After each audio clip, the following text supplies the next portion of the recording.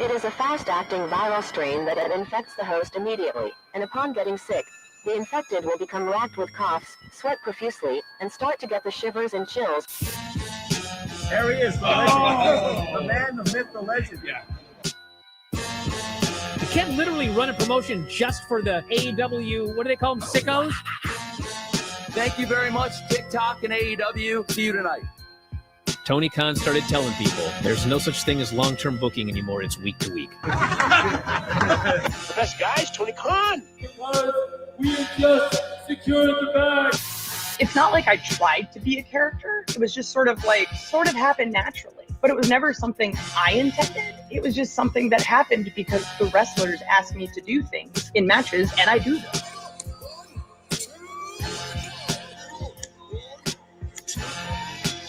If you run a promotion just for the sickos, you're going to do 400,000 viewers eventually. Effing Meltzer. You know that SmackDown actually went over and everything? Yeah. You know, What's the point? the point of SmackDown. What are you getting at here? That the DVRs didn't pick it up. Did they not pick it up? Mine didn't. Let's get into everybody's favorite moment, and it is called Dave Meltzer's Dumb Moment of the Week. What would you like to listen to in your ears? I'd like to hear the flute. Well, if you'd like to flaunt your flute, then we can find you a flautist. We just secured the bag. It doesn't help me. Okay, so complain, but I won't complain. Let me have my misery. And when I heard that, I was like, what? Thank you, fuck you, bye, boom.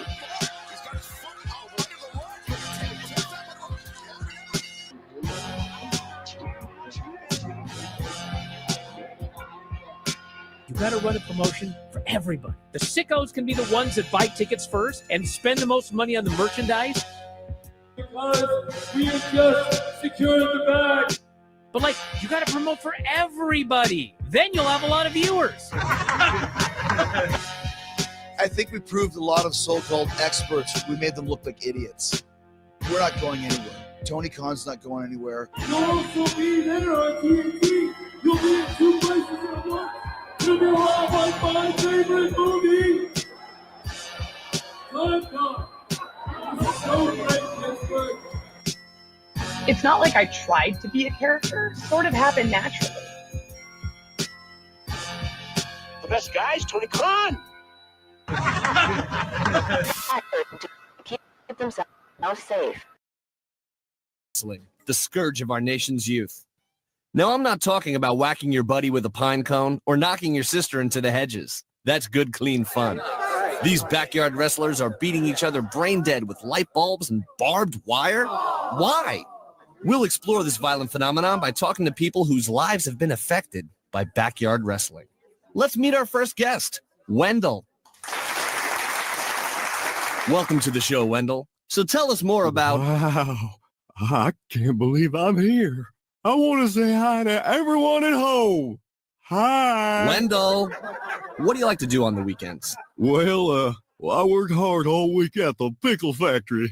And when the weekend comes, I like to fire up the grill and do some kick-ass barbecue. Ribs, chicken, burgers, dogs. Oh, yeah. Nothing wrong with that. So what's the problem? Backyard wrestling, that's the problem.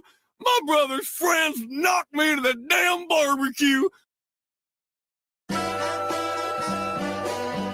Can you give me a beat? Subliminal, lyrical, rap megastar, cynical. Here's Johnny Cornette Lamar, Jungle Jack, son of a TV star. Who the fuck do you think you are? I'm hearing those jungle drums. Used to hang around with chimpanzees. What is his gimmick? He's a homeless bum, poo flinging, swinging in the trees. He's going to sit in one of those little kids' seats. Jungle Jack wanted to use broken glass, real glass. The medical staff said, we don't think you ought to do that. This is where this fucking clown's head's at. Lil Jack got his panties in a bunch, so it was brought to CM Punk. He said, we don't do that on Saturday night. They're going to Wembley. He grabbed him by the goozle pipe. Real glass. You, dick lick. He did not punch a person. He choked one little nitwit. Curly-headed, entitled little prick. What'd you think he was gonna do, dipshit? Ride me a river. Mine for wrestling of a slug in a sewer. You're not a TV star. You're tired. What the fuck? He looks like a minor.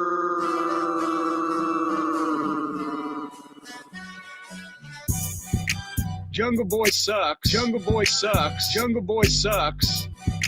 Jungle Boy sucks. Jungle Boy sucks. Jungle Boy sucks. Don't run your fucking yap. Don't fuck around and find out. Jungle Jack, what, you gonna do something about it? Yeah, apparently. Oh my God, he grabbed me. Tony ended up firing his biggest star. Punk should have sent Jack off a Christmas card. Look in my eyes, what do you see? CM Punk to the WWE. What's Jack Perry gonna fucking do?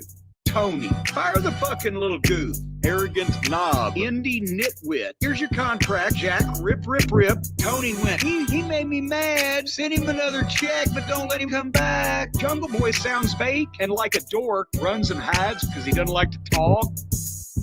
Homeless Jack living in a box under an overpass on cocaine, shot into space. Jack is slapping himself in the face. He's ready to get butt fucked by Sonato, the Cucamonga Kids, Mr. Okada, and the independent legal team. They get through a bucket of Vaseline. Hey, scapegoat, Nanny Goat, Billy Goat, Rick. Hey, Sweet Chin Music, you're a fucking kid. Hey, he caused the thing with CM Punk, which he did. Hey, this place is a joke. You're a clown, and I quit. Hey, he's got very feminine hips. Hey, he might look good in a bikini, bitch. Hey, Jesus, I'd want to snatch him around the neck. Hey, bland, boring, mumble mouth dreck. Hey.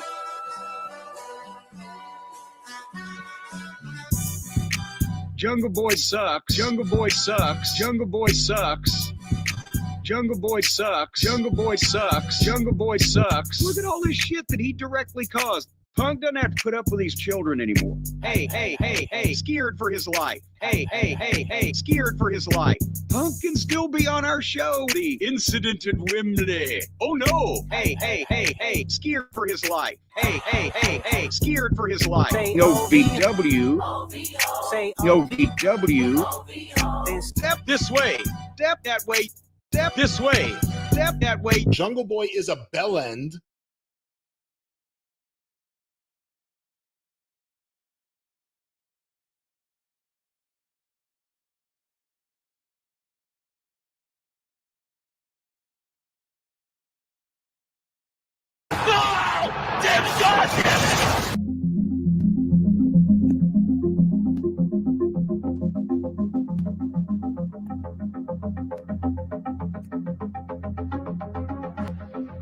Ladies and gentlemen, shit's about to hit the fan.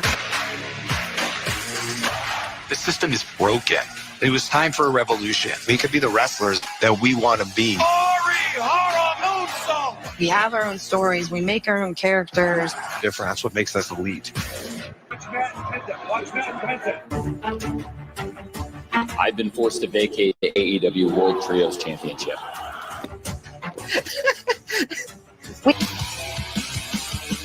Fun created a revolution. Show days, super chaotic. A lot of times we get here and we don't know what we're doing till hours, minutes before we go out there. There literally are, I think some weeks, 100 talents running around backstage. At that point, it caught Tony Khan's ear, and he started thinking, maybe I want to do this. Let's get together. And I guess the rest is history, right? We're just getting started, but it's a great fight to start a great night. Orange Cassidy in serious trouble. This will be fun, right? I'm excited. Ready to go? Quarterback. Figured it out what works as a heel in the ring for me. Austin wants to be here so bad. Is it a break spot? Not yet. We need to build an army right now. It was good. That's good match. You thought everything looked okay? Yeah. I just feel like You tonight. That was big. We've seen this time and time again out of Jericho and Guevara. That's awesome. That was great. Ah! Yes! Sick! He's going to tell it. And Claudio Castagnoli was Is that heavy, Tony? No. I gave you extra time. 6 to break for right now. Go. They're really flying through. Hey, that was great. That was perfect. 1, 2, 3. Are you okay? That was great. Way to get him up at the end. You got him back. That was great. Pick him up. That was a great finish. Oh, yeah. Going into the card rundown. We'll feel out the ending, and then we'll go into the card rundown bumpers. With Ty Mello, Dr. Ty and Anna, and Will Nightingale taking Britt Baker with Sky in her sights, and now Sky Blue goes down. My catcher. The team match right there. Jamie Hayter. Coming up right now, the Elite versus Death Triangle. The sooner you get to the Death Triangle, the better, man. Good. All right, the Bucks are attacking. Oh, this.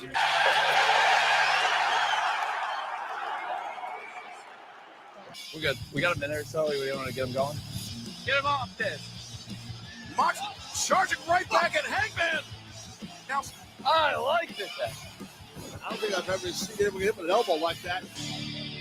Oh, Pop Day Pro Wrestling. Danielson. We're doing good. We're doing good on time. This is good. Hey, hometown hero. Way to go. Welcome back. Yeah, it's great. Welcome back. Loved it. Welcome back. Hey, welcome back. You okay? Oh, I'm great. Whenever you're ready to get it going. A secret. What do I say? What am I saying? Oh my God! They snuck in. It's beautiful. Thanks for getting in. Of course. So it felt great to see Tony. He has been incredibly supportive through this entire process. Of course, we had communicated and talked, but it's not the same as seeing someone face to face.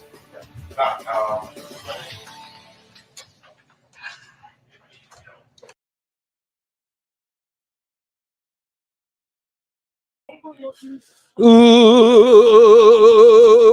what's happening, guys? Welcome to PWT 100. Let's go.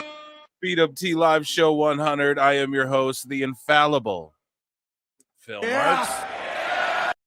And I'm a little late for you guys, at least here in my ugly voice, but you guys got a little good pre-show there, as we like to put on. So Vengeance Day's going down. I'll quickly on the Clips channel put a poll in the chat here. Guys, you know the drill. Run the likes up to 100. We got Vacair versus Fallon Henley. I'm going Vacair is our girl tonight as far as who's winning this North American title. Or she gets fucked out of it and then she gets to go to Julia or something like that to pull the Meltzer. But I'm just going Vacair as my solid pick. Okay. Let's see. Happy 100. Thank you guys so much. You guys can hear me all right, chat? Okay, so let me start a poll over here. Who do you will win the Women's NA Championship? There you go. So over on the Clips channel, if you're on the Times channel, consider switching over or don't. It's not a big deal, but well, my polls are the biggest deals, let's be honest. But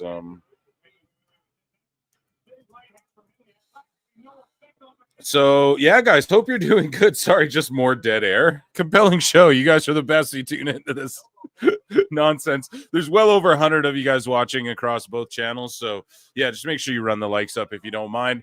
Vote in that poll. And yeah, how y'all doing? Patreon, if you guys want some content. Phil Marks out coming soon.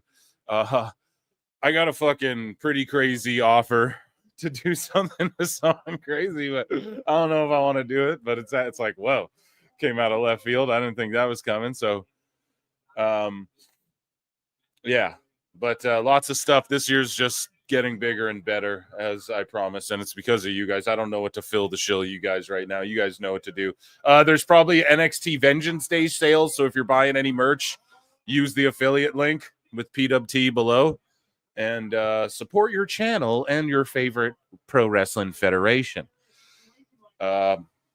If there's some sort of sale, I'm unsure. And then also, what else? Just hit like, hit dislike, leave a comment, spit at your computer screen. Just show me you care. That's all I care about, okay? And I was hoping to get to some hot news. So I thought this was like the kickoff show started now. And then we could do hot news and then fucking watch some graps. But right now we're locked in because it's Vac Air. My locked in, set in stone pick is Vac Air.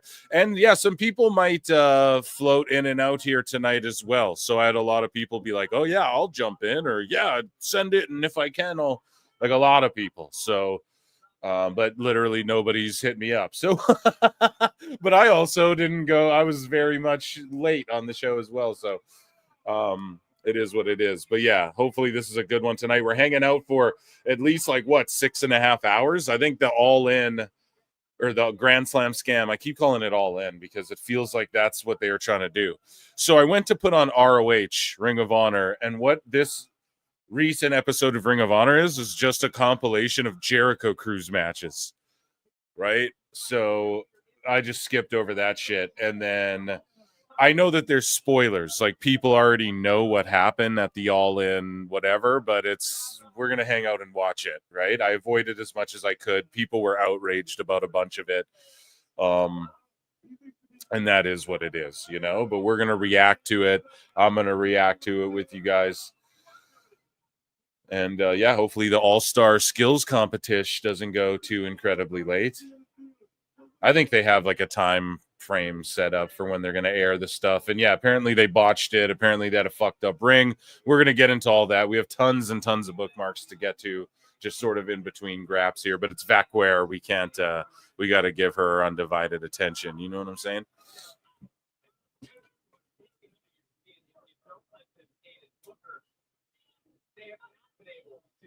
The blunder down under. Yeah. But yeah, thanks for tapping in, everybody who's here. Yeah,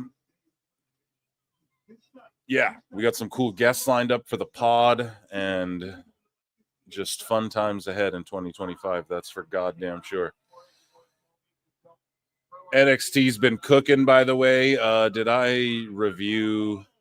What was their last show? Yeah, I reviewed it. Ricky Starks showed up, so we talked about that. And then SmackDown was pretty good, actually. I don't know. The Charlotte stuff, unbearable. She's unbearably cringe, man.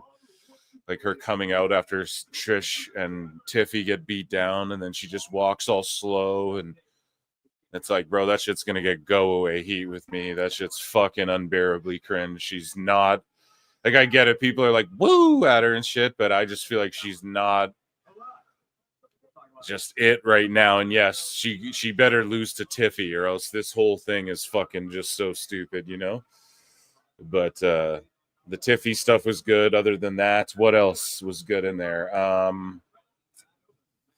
What else? The triple threat stuff was good. The solo spiking Tama by accident was good. Cody Rhodes did his thing. The Machine Guns did their thing. It was a decent show. There you go. There's my SmackDown review. Run the likes up, guys. Please and thank you. I'm gonna check in with chat. I'm hurting. I might need to take something. Just my arm's fucking hurting right now badly. I thought it was chill, but yeah. I have been feeling like I'm catching a cold, so I'm just like power drinking these like fucking vitamin water mixtures and all that, and nipping it in the ass. So that's been good. Here we go, though. Vac Air. I don't know. It seems like Fallon Henley is kind of just bumbling around in there a bit. No, is that just me?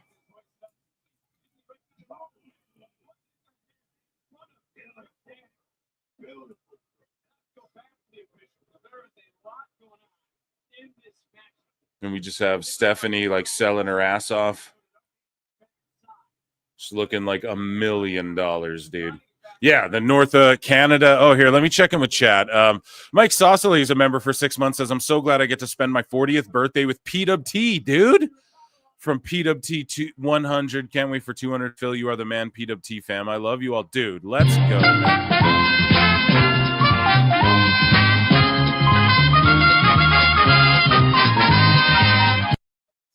Happy birthday. And also, man, PWT 100, insane, man. The live show. We're at PWT 90 is the next podcast coming out with Grapple Vision on like Monday.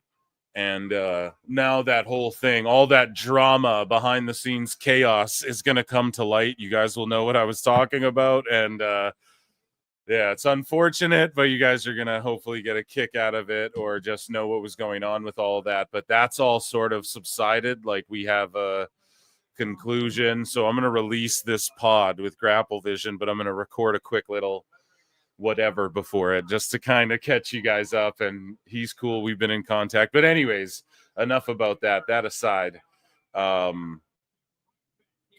you know, PWT podcast 90, live show 100, and then we're gonna get the pod to 100 soon as well.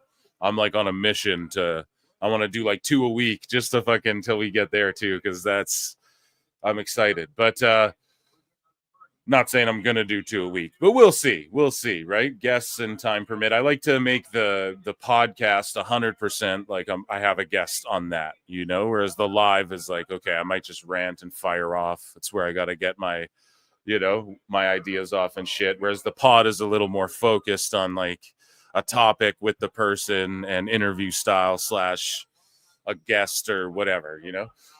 Anyways, though. And that's sort of been the metamorphosis of PWT. But anyways, yes, 100. Thank you so much. It's insane. I'm grateful for you all. And yeah, let's do it. We're definitely doing another 100 of these. What the fuck you talking about? We're getting to 6K subs very soon as well. We're at like 5,900. It's crazy. Devo for $2 says, I'm out shopping, so no elevation for a couple hours.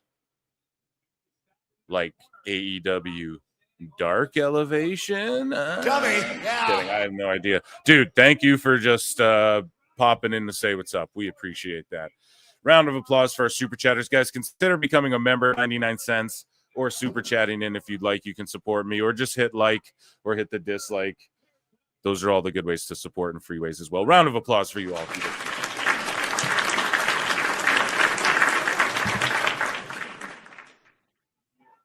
Excellent. So now Vacker's starting to get all of her shit in as I was babbling there. I'm watching on Netflix, by the way. I don't know where you all are at or what you guys are watching on. You guys can let me know.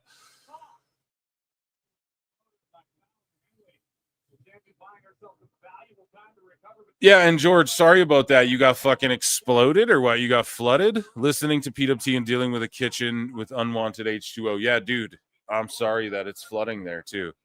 It's pretty crazy. It's raining and shit, hey? That dragon screw, yeah, it's beautiful off the middle. Oh, shit. Nice kick out there.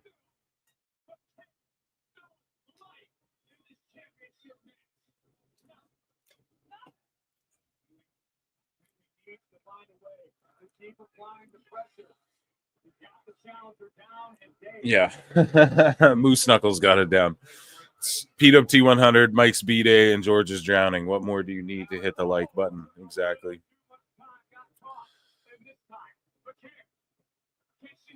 Package driver or what? Here we go, Steph.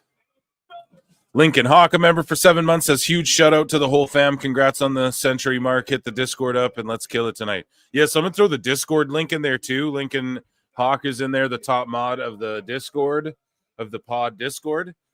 And George is, of course, dealing with a flood, but he is the top mod of the YouTube chat. So Lincoln, though, link up with him in the fucking Discord. It's a beautiful place. It's a beautiful day. Yeah, the Discord is funniness and always shit going on in there, too. It's awesome. And it's where we organize stuff. Super kicks everywhere. It's a super kick party. Super kick party. Alt Jake, a member for 10 months as well, which is awesome. We got multiple Alt Jakes in here. We have Alt Jake and then Alt Jake takes on. Taking over, bro. You got hacked, bro. No.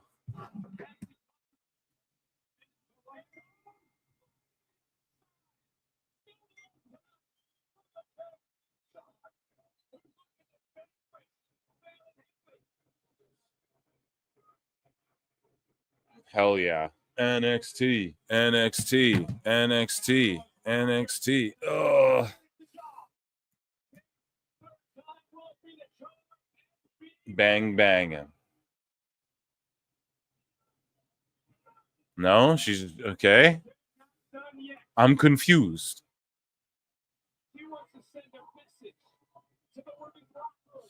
I'm motherfucking fuse.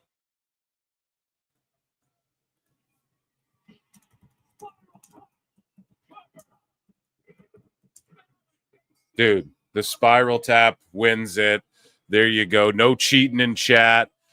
90% of y'all thought Vac Air. And round of applause to her winning the fucking North American Championship.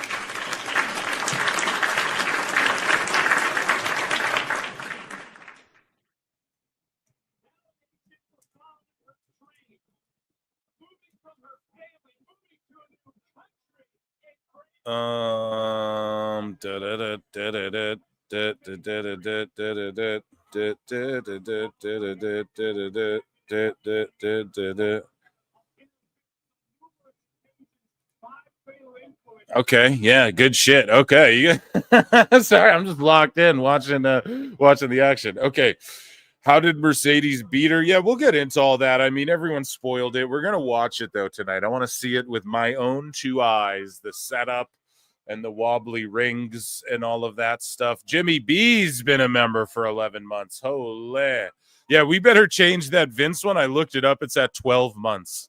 So I better change that if I'm able to. And if not, PWT Universe, who've been members for 1 year, sorry. Just explain it. You're going to have to explain that one to your friends, okay? It's not my fault. It's not my problem.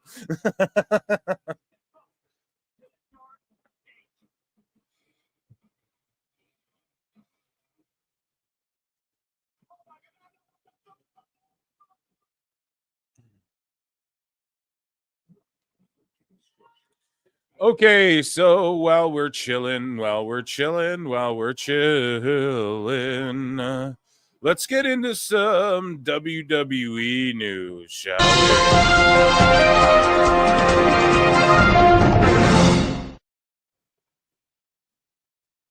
So here is sexy BJ Bray starting a fight on WWE LFG that's about to air on A&E.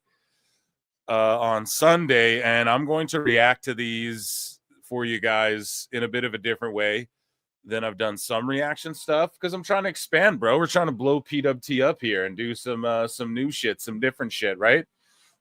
But yeah, you guys are gonna like it. It's not gonna be like my Vince review docs either. It's gonna be, or my Vince doc review rather.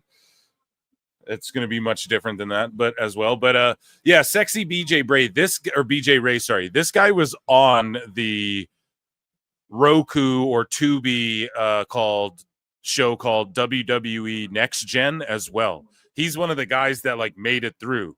Now a bunch of them got released, and the ones that made it through that show are now on this LFG show. It's pretty crazy. I don't know what happened there, but this is like tough enough too. Like some of these kids, this kid in particular has already had a camera following him around for that whole Next Gen show. So, and he was a dick on that show too. But Bubba on your high horse over there. Fames, and I have more championships, and you have shower time. Cool, I'm glad that defines you, Bubba. I'm glad that defines you, Bubba. Dude, it does define him. Yeah, like that's the whole thing. That's the reason why you're in that position and he's in that position. So it's kind of funny, his cope. And yeah, it is funny too. I was like, "Oh, you're high horse, Bubba," and then Bubba's like, "I'm not on my high horse," and then he starts flexing every title he's won in every company he's been in. So they're both kind of, I don't know, not to say hypocritical, but they're both just fucking saying what they gotta say to own each other. They're super funny. Can't wait for more of that. Samantha Irvin was on Busted Open, and I quote tweeted this and said, look, Samantha was on America's Got Talent and The Voice, I'm pretty sure. with the singing and other stuff. That stuff didn't connect, but led her to the thing she didn't know she'd be considered one of the GOATs at, ring announcing. Then she thought she'd be able to trade the ring announcing in to do what? The stuff that didn't connect before. I'm not one to judge anybody's journey, but this comes across like she just wants to be the main character somewhere. And that might seem harsh, but listen to what she says. And shout out Busted Open, David LaGreca, Nick Nemeth. And I'm a Samantha fan, you know, but just listen to what she's saying here. It's like, she's like, I just wanted the chance to speak. And it's like, bro, you had that chance to connect with the masses in this way on America's Got Talent and shit. It didn't work, bro. The singing career didn't take off. I'm sorry. It led you to this weird thing you didn't know you wanted to do, but then you still want to be the star of the show, is what it sounds like. I am more of a fan than a ring announcer and an employee. Samantha, come back. You know, Uh-oh. I just wanted to have an opportunity to challenge if maybe it wasn't just the ring announcing people loved. I just wanted an opportunity to challenge that notion. Give me a chance to see if maybe it's just Samantha. Maybe it's just Samantha. No, it's not just Samantha. That's the problem, right? And we would have known if it was just Samantha when you were on The Voice. You know what I mean? Like, the masses would have picked up on it. It's not that. And I'm not trying to shit on her at all. But you guys get what I'm saying. Like, she's like, I'm more of a fan than an employee. Like, and then it's like, okay, then why don't you do, like, every fan's dream is to just sit there and go, making their way to the ring. That's like every fan's dream job. It's the easiest job. You get to sit right next to every match. And so what's more of a fan thing? Well, I just wanted to give a chance to see if it was more than Samantha. So you didn't want to be a fan. You want to be on the show as like a main character, is what you're saying. And she even says at one point, which I don't know if it's in the bookmarks or where it's at, but she says like she wanted to be a referee even. So it's like she just wants to be in the ring with people looking at her. And it's like, that's why they didn't make you a ref, because then you get an Aubrey Edwards, dude. Put me in some other positions. Let me speak. You know, I never spoke. Not one time, except for when I said... Except for every show when I said, making their way to the ring. Weighing in at 245 pounds from Pensacola, Florida. The winner. I didn't get to speak except for every show ever when I had the mic and was told to speak the fucking ring introductions. Thank you, Lillian, when she hugged me up for the thing. But I've never said a free word.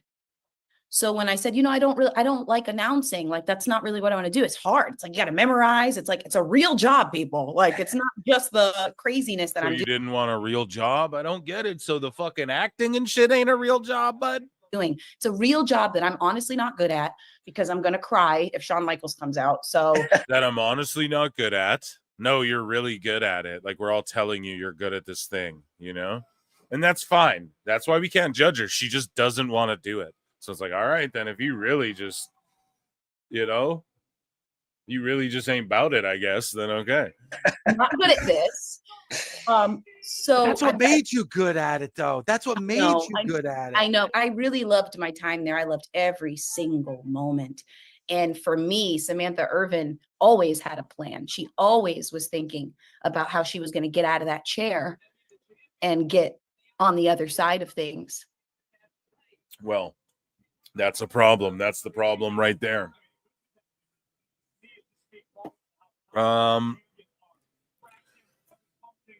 Here we go. I'm going to put a new poll in the chat here for this tag title match.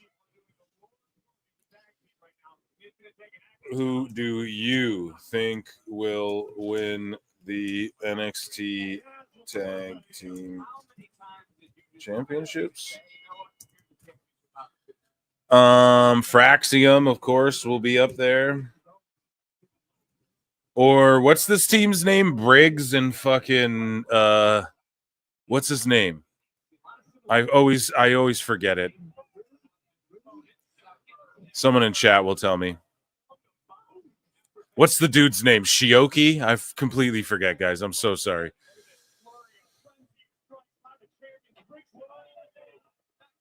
Let me just see here.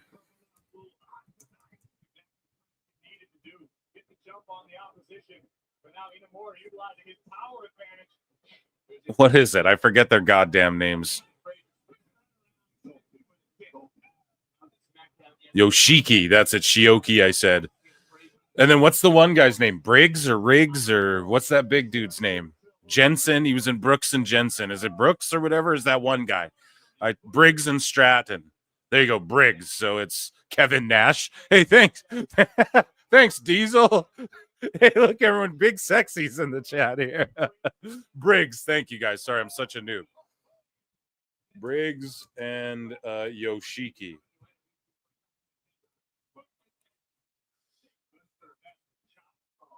There we go. Everybody, now everyone 10 minutes later. Neckbeards, congratulations on 100 episodes, Phil. Dude, thank you so much, man. Thank you. Thank you for being a friend. That's all I can say, dude. Thank you. Really appreciate it. Yeah. Shout you out, Neckbeards. Thank you for being a member and being here in the chat. There's a lot going on today, so I'm sure you know. Damn, that was cool. Yo, I love this Yoshiki guy. They're obviously not going to win the belts off Fraxium, but I really like this dude. The pairing is whatever. He could really just team with anyone. But he's like a little sumo, like a little baby sumo, you know? Denisha says, Phil, I'm excited for Vengeance Day and congrats, 100 pods. It's amazing to see how far you've come in this channel. Yeah. Just showing you some love. Yeah. Okay. Well, thank you, D. I really appreciate it. Let me give you a yeah. And dude, you've been here for fucking ever. You've been here since like a long time ago, you know? The first live shows had like 37 people watching. And then now on Wednesdays, it's like we hit 370 casually, you know? That's like a casual fucking number to hit. We're looking at like the 4 to 450 now, hopefully moving forward, on Wednesdays when it's, you know, when people are hunkered down watching shows. So thank you very much. And thank you everybody who super chatted, hit like, become a member, any of that. I'll get you guys Sometimes know in what life they you gotta say, be right? a hoe. So there you go. I appreciate you all.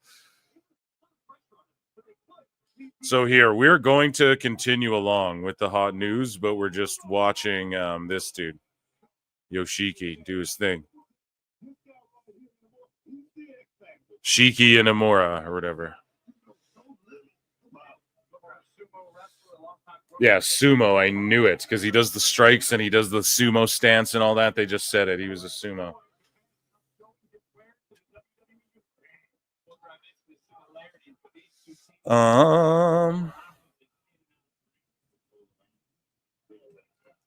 Over here.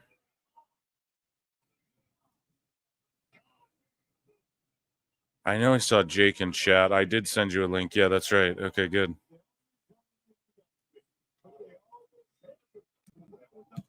So do you guys want a Husey allegedly who's going to be pissed because I sent him a link after he's like already told me. He's like, I'm not going to be able to make it. But he told me in allegedly that,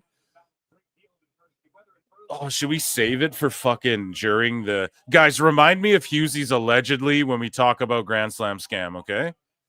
Because he has like some pretty good news that who knows. I mean, this is just whatever.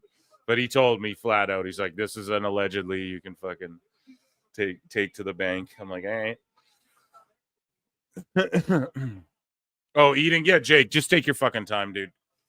And Chad, if you guys hear me eating on air, I won't do it right in the mic, but I will definitely do it tonight. We're about to be on the fucking air for 6.5, 7 hours strap. Oh my God. Did y'all see Axiom just kick?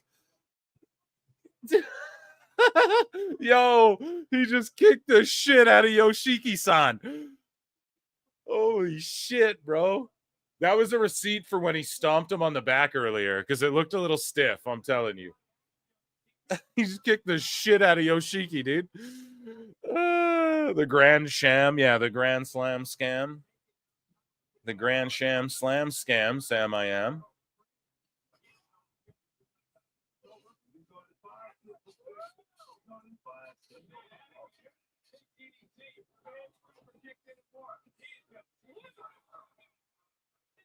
Is it poutine? No, my wife made some delicious pasta with some meatballs or whatever. I'm gonna start posting pics of all the delicious shit I eat and get cooked for me because I'm truly I'm truly spoiled. Okay. What the fuck was that? Dude, Frazier. So Frazier did like a front flip. He's too athletic. I don't think that was supposed to be a 450 splash. But he went for the 450, landed with like the boots to dude's nose, and he has not let it go of his face unless he's just selling his ass off. Damn. What I like too about the Frazier, damn, man, this dude's just hitting them Obafemi moves right now. The thing I like about Fraxium is that their story was like, oh, we might collide, we might super kick each other, like we could break up, what, da da da da, but it's only made their relationship stronger. Holy fuck. This is an AEW delight right here. As Brendan Shaw would say, a peaches delight. But this is an AEW delight right here, dude. A back body drop into a power bomb. This is fucking every move the Young Bucks are gonna do.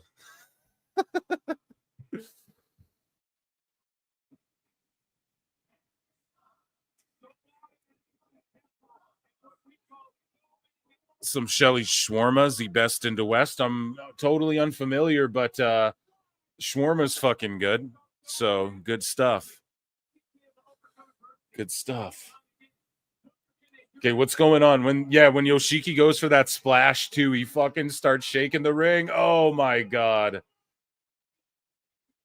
The Spanish fly. And then look, what? Frazier's gonna clear 7/8 of the ring. Dude's going top rope. Okay, come on. Do y'all see this? This is the AEW special right here, dude. Oh, shit.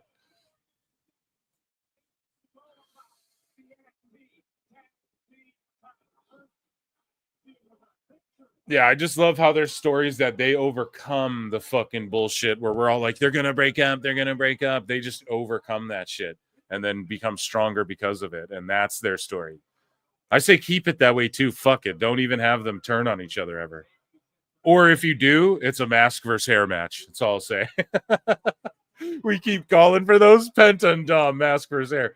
But for real, right? Frazier's gold locks versus Axiom's. I know it's more of a lucha thing, and he's like South African where's A-Kid from? Is he from Spain? I think he is from Spain. Oh, he just got pounced into the buckle. Dude, Yoshiki. Hey, listen, if anyone's going to beat Fraxium, I'm down if it's Yoshiki. Single-handedly. He could fucking team with that blow-up doll. Meltzer's girlfriend. That's his name, right? I'm not botching it. I keep Spain. Thank you, Brad Becker. He's from Spain, yeah. So yeah, dude, this guy's awesome.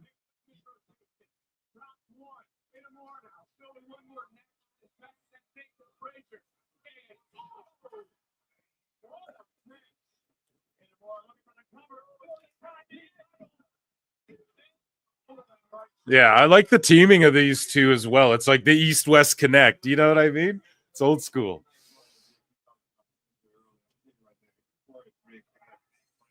This little sumo wrestler baby guy. I fucking love this guy. We got lots of hot news, dude. I cannot stand Fraxium. Oh, well, to each their own. You know, I wasn't the biggest fan. If you go back, I was kind of like, okay, I get it, but I'm tired of Fraxium being the champs. It's ran its course, but now it's just the storytelling they're doing. And then the TNA crossovers really helped that.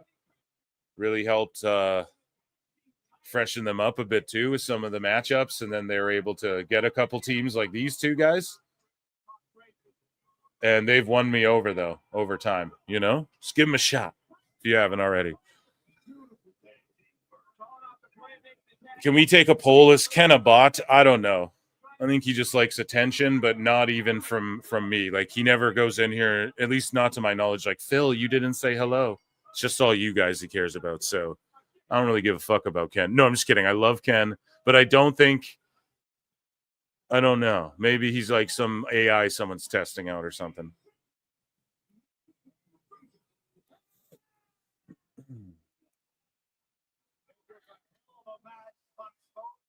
Yeah, see? Ken just ignores what I said, starts talking to Moose. Tatanka's son is on NXT. No, Ken, you goddamn racist. No, I'm just kidding. I'm just teasing. No, but Tatanka's sons are fucking ripped and should be in NXT. But no, Eddie Thorpe is the other native dude.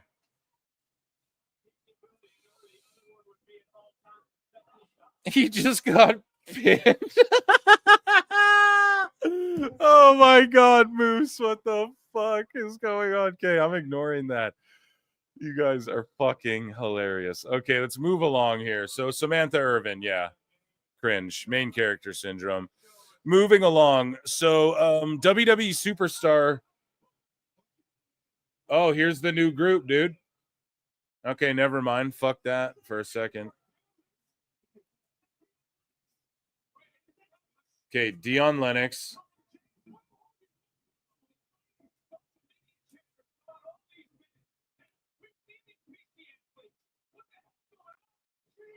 Oh, Jesus, like that? Okay, yeah. We've seen these PC athletes. They fucking injure Fraxium. I mean, that looked really good, but like, holy boys, why don't we calm down a little bit? Like, need a little more fucking time in the PC or what? You guys gotta go to reality of wrestling for a bit or what? Like, what the fuck was that sloppy? Just fucking dropping them on each other. Okay. So that was that secret group that was hacking the show. Just some fucking goofs. I think they run out a few times tonight. I don't think that's the only time we see them tonight. Anyways, so back to the news. Okay. I'll hit another.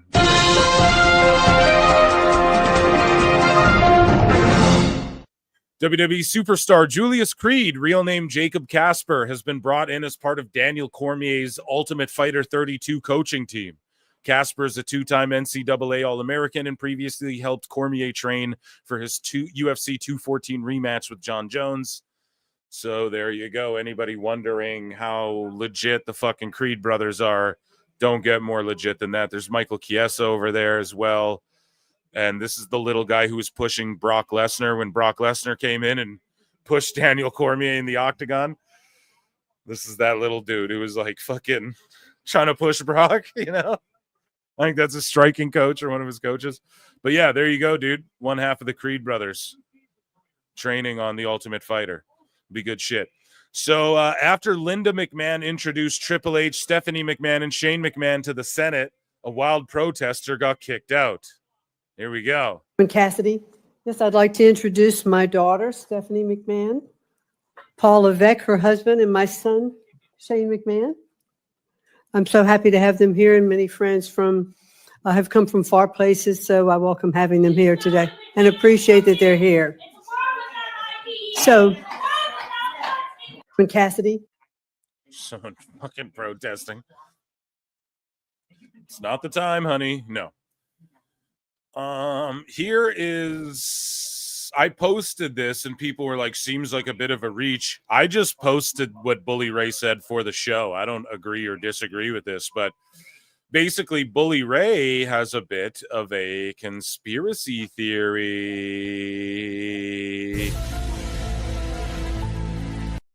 So Bully speaking on cutting Blair Davenport over Will Ospreay's comments on Triple H. So essentially, just listen. He's like, Dave, remember how I've always said that pro wrestling is like the mafia? They don't screw with you. They screw with your family. From my understanding, the mafia, a lot of them had like a no family. Maybe that's not all mafia. I know that there's mob movies and stuff, but I thought a lot of them too had like a you just go after each other type shit. No, I don't know. Maybe it all depends. I know like obviously different, the New York mob and then like Whitey Bulger's mob probably operate differently, but I don't know. I don't know why I thought that, but maybe Will Ospreay never should have made those comments about Triple H and Stephanie McMahon. So he's talking about Blair Davenport. Like Ospreay's been broken up with her for a long ass time. So I don't think it's pettiness on Triple H's part firing Blair Davenport. I just, you know, but how it still could have played into WWE's decision, even though the two are no longer together. And Bubba says, sure, it would. Absolutely, it would, without a doubt. Whether or not they're together, I don't know. They could have been together at one time. But yes, it absolutely would have something to do with it. Don't kid yourself. You've never spent a day, in the WWE. You don't know how they work. And that's fair. But I don't know. That's a little conspiracy theory-ish. I just think that's too much. I don't think they give a fuck about that, or they would have never called her up. They would have fired her in NXT. They would have never hired her if that was the case. So, yeah, moving along. Sexy Red was reportedly offered a permanent role as a wrestler in WWE. So this is speaking with Dazed. She says, one thing Sexy particularly enjoyed was making a cameo appearance with legendary wrestler Shawn Michaels for the WWE last year. She actually got offered a permanent role as a wrestler in WWE, but couldn't find the time to train properly, so settled for a cameo instead. Regardless of what the future holds, she says the wrestling world is a good analogy for how to handle the myriad pressures that come with being a popular recording artist. So she says rapping and wrestling are pretty much the same. It's not quite acting, but it's kind of acting too, right? Because when we go home and take off all our jewels and gold and remove costumes we wear, we then have to go right back to reality with our families. Yeah, and it's the same thing with like all the shit that these rappers peddle, like all the gang stuff and everything. Speaking of mafiosos and all that, right? Like the one, if they're out there rapping and saying all this shit, very few of them are actually living that life. You know what I'm saying? They're out there saying this shit because they're not, or a lot of them, that's why they get caught up like stooging on each other and shit. So yeah, it's, I mean, just the acting part of it is what she's saying. So they're both a lot like acting is what she's trying to get at. I don't know how much wrestling is like rapping, but it is entertainment. It is acting, right? You put on a costume, you put on makeup, and you make people believe in some shit. So anyways, Hulk Hogan and his Real American Beer Company, the WWE's newly signed official partner, are being sued by a woman after she was hit on the head with a can of beer last August. The impact caused the woman to have a big open wound to the forehead after Hogan and other promoters were riling up the crowd with free cans being thrown. Well, you know something, dude? We just call that color the hard way, Jack. We just call that getting color the old school way, dude. So, I don't know. She got hit in the head with a fucking can of beer and was bleeding. I'd sue them too. Fuck it. No. No, in America, you guys sue for everything, dude. WrestleMania 42 is being held at the Caesars Superdome in New Orleans, Louisiana. And it'll be announced before this year's annual event. It's all but confirmed. Pretty much everybody knows it'll be back in New Orleans. So, yeah, good luck getting out there. I mean, fuck, I would love that's, I mean, that would be fun as shit. A lot of people don't like it there, though. They think it's hard to get to and stuff. I get it. But look at that crowd, man, in that stage. Y'all remember that? It'll be fucking huge, man, for next year. If they continue the way they're going, it's going to be like 70K probably both nights, you know? WWE has signed Demolition. So I called it. I was like, these guys are probably getting signed to a Legends deal. I bet we'll get them in the video games and shit. It only makes sense if all of a sudden they're moved to the alumni section. So Phil, don't miss. WWE has signed Demolition, Bill Eadie and Barry Darsow, however you want to say it, to official WWE Legends deals. This one is surprising as Eadie and the then WWF were involved in a long drawn-out legal battle over the rights to the Demolition name for many years. They were also part of the CTE lawsuit against the company that was eventually dismissed. Yeah, dismissed and like... Yeah, I don't know. UFC's going through that shit too. It's just... I honestly feel like, dude, if you're signing up for a physical sport, you sign that right away to complain about CTE later. And that might sound like vicious.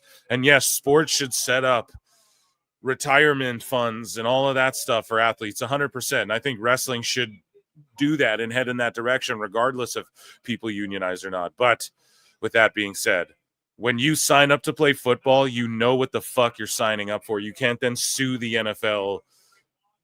Now, let's say they don't do let's say like you get concussed and they force you to work and you get concussed again and then da-da-da. Yes, then you have a case.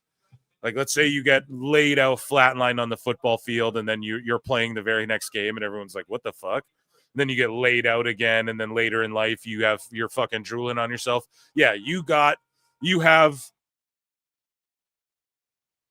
a case there for sure if there's like negligence. But as far as just everyone teaming up and going, well, CTE, we're all going to sue you. It's like, no, man. Everyone, even soccer players, they find CTE in people who run now. Like everyone's got a touch of it, bro. It's just it's an accumulative thing. That's what we know about CTE now. Like everyone gets it to some degree over their life, basically. Now, it might not be diagnosed CTE, but we're all just damaging our brains, basically, every fucking day till you die. Okay? So we all accept that. And if you want to take the risk of physicality and add that on top of it, okay, I think that's on you more than anything. So I'm glad that it sort of gets settled. And yeah, we're whooping that Trick right now. I'm going to do a poll in the chat here. Trick's so fucking over, man. I can't wait till he's main roster, dude. Here, new poll in the chat. Who do you think will win this?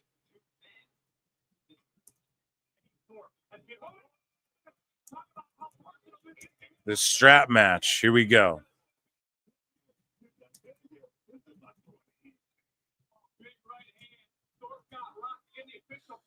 Okay, poll in the chat on the Clips channel, guys. Make sure you vote on that. Thorpe or Trick Willie gang.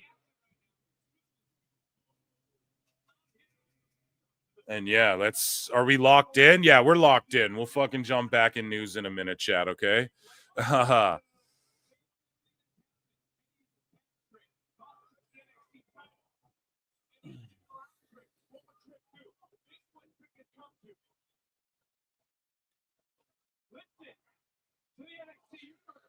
Whoop that Trick. Whoop that Trick. He just came out too. He didn't even he milked the entrance, but Trick just fucking went for it, He just came out like with a purpose.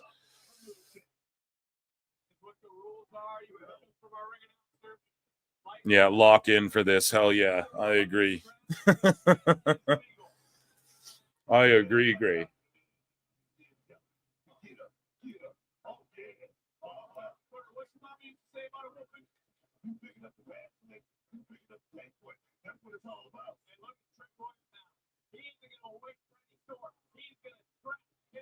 Booker T, what'd your mom say about whoopings? Yo, how good was Vic Joseph on fucking SmackDown, though? Dude. Yo, it's like Testator. I don't mean to be that guy. Come on now, Eric. Fucking look out, bro. Tess is good, but dog. Vic's chemistry, even with Barrett, and he didn't fuck up once. He didn't once go on NXT, like him calling it SmackDown, knowing the superstars, knowing the story. What have I told you? Go back to PWT 1. We're at 100 tonight, dude. Crazy. Go back to PWT 1. What did I tell y'all? He's the fucking future Michael Cole. That's what Vic Joseph is. Go back to PWT Pod number 1. And I'm saying Vic is Michael Cole of the future, with the handcuffs off now that Vince isn't there.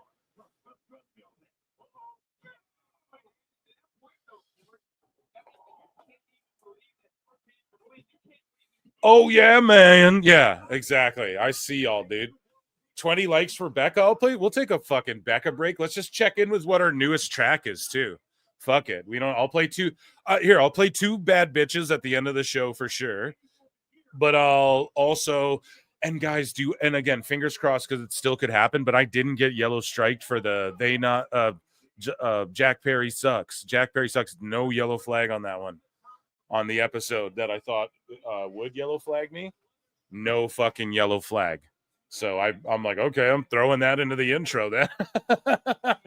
So.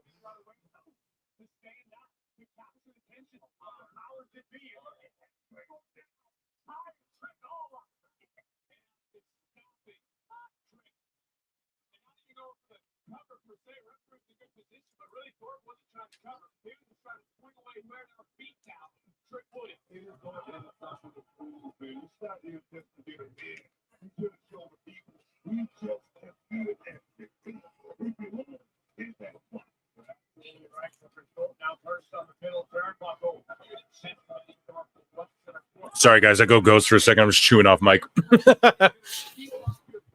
Here we go. So I'll turn this up a bit too. Maybe you guys get a little background noise. I like that.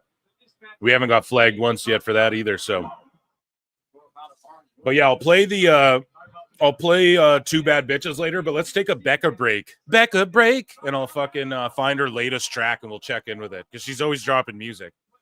And her most viewed song is Two Bad Bitches. That's because the PWT universe. Like, I don't care what anybody's got to say.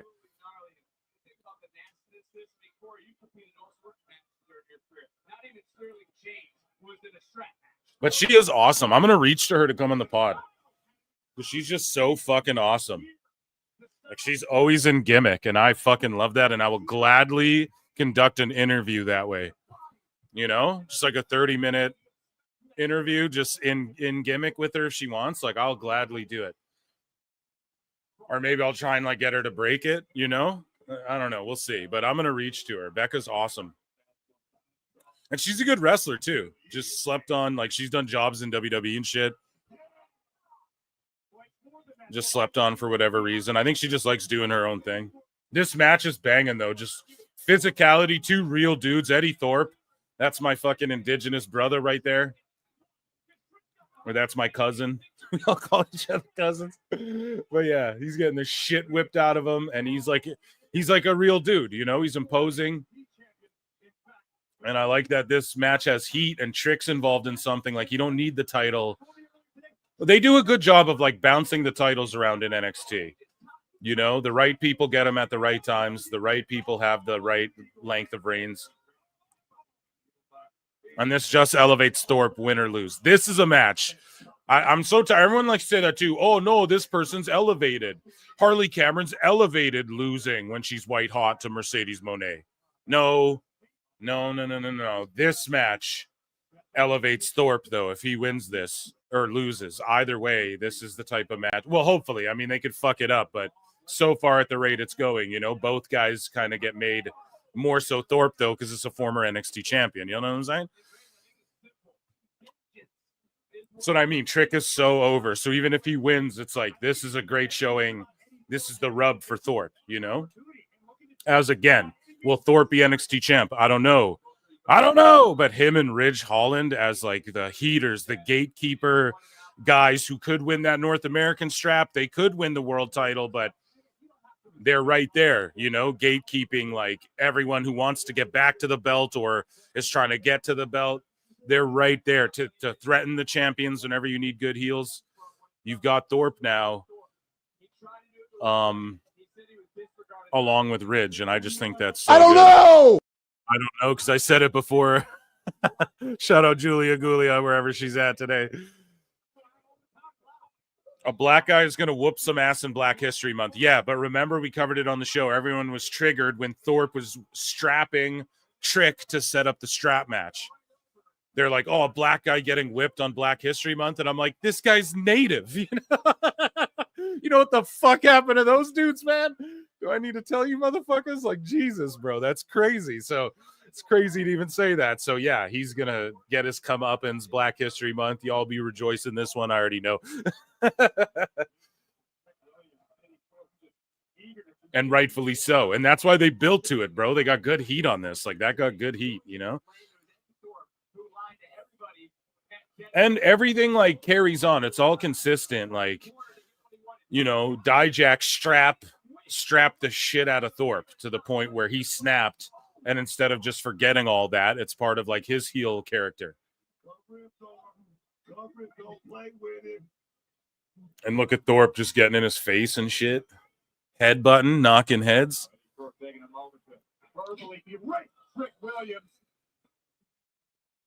And as this match progresses, you can see the confidence building within Eddie Thorpe. This is a dangerous man.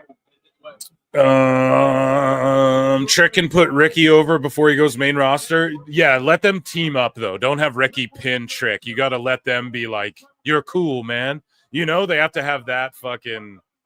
They have to have that dynamic first. Like, we're cool with each other, right? And then Not even a match. I don't even want to see them feud or anything. I want to see Ricky versus Ethan, Ricky versus Ridge, Ricky versus Eddie, Ricky versus who else are nice heels on the program on NXT. You have Waller and Theory floating up and around, which I don't know, actually. I maybe would keep Theory and Starks away from each other just for the time being.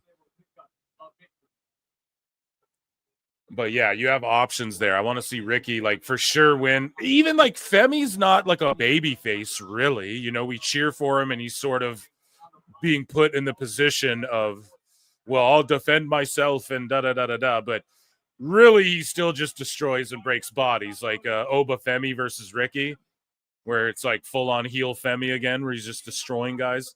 That would be awesome. You know, you have tons of options, tons of money options. Joining us now on the show, ladies and gentlemen, is your friend and mine, Senor Evil Dose is here, ladies and gentlemen. Dose, hola. Hola, what's going on? Man. How you doing? Doing good. Just Good, enjoying man. the show. You watching Vengeance Day? I know NXT is your favorite show. Yeah, of course I'm watching Vengeance Day. And of course NXT is my favorite show. Isn't it everybody's favorite show? No, man, a lot of people hate on fucking NXT. You should see the Wrestling Observer Awards, which we're going to go through in a bit, and what those motherfuckers voted. Well, why would I look at the Wrestling Observer Awards and take them seriously? No reason. What did you think of Vac-Air winning the title off Fallon, and Fallon kind of like bumble fucking her way around the ring, it seemed like, in that match? I don't know if it was boo-boo face or what it was, but she just seemed not into it, really. They both seemed a little bit clunky in the match. I'm glad you saw that also. It didn't look like they really worked very well together. It looked like they were both trying to be too speedy and look like they've worked together for a long time. But I mean, you know, the end result was good. I mean, I think that elevating Stephanie to that title was what everyone's wanted to see. You know, they brought in Julia, Stephanie, and Zarya at the same time to make a big splash, and now they both have titles. So, you know, it was sort of to be, and the Fatal Influence group is, you know, there to elevate others and to, you know, look good. I really wonder what poor Jasmine keeps doing to like break and re-break her nose. I think it's what they call a gimmick there, Dose. Yeah, I don't think so, because it's not always on. It comes on and off. I mean, you know, Nathan Frazier, he was wearing it also. I don't think that's a gimmick, but Yo, chat and Dose, y'all see Trick Williams hits that move, goes for a kip up, lands on Eddie's face by accident, like lands with his foot on Eddie's face with the kip up, and then he looks at the crowd and just shrugs and goes, "Oh well," and then they just applaud. That shit was awesome, man. That's being in the moment. That's why Trick's money, dude. What do you think about this match? Who pulls it off? I mean, Trick Williams has to win this. I don't get Eddie Thorpe. I don't understand why they keep investing in, why they keep putting him in these high tier matches. I mean, I know he came through the New Japan Dojo and all that other great stuff, but I've seen nothing out of him.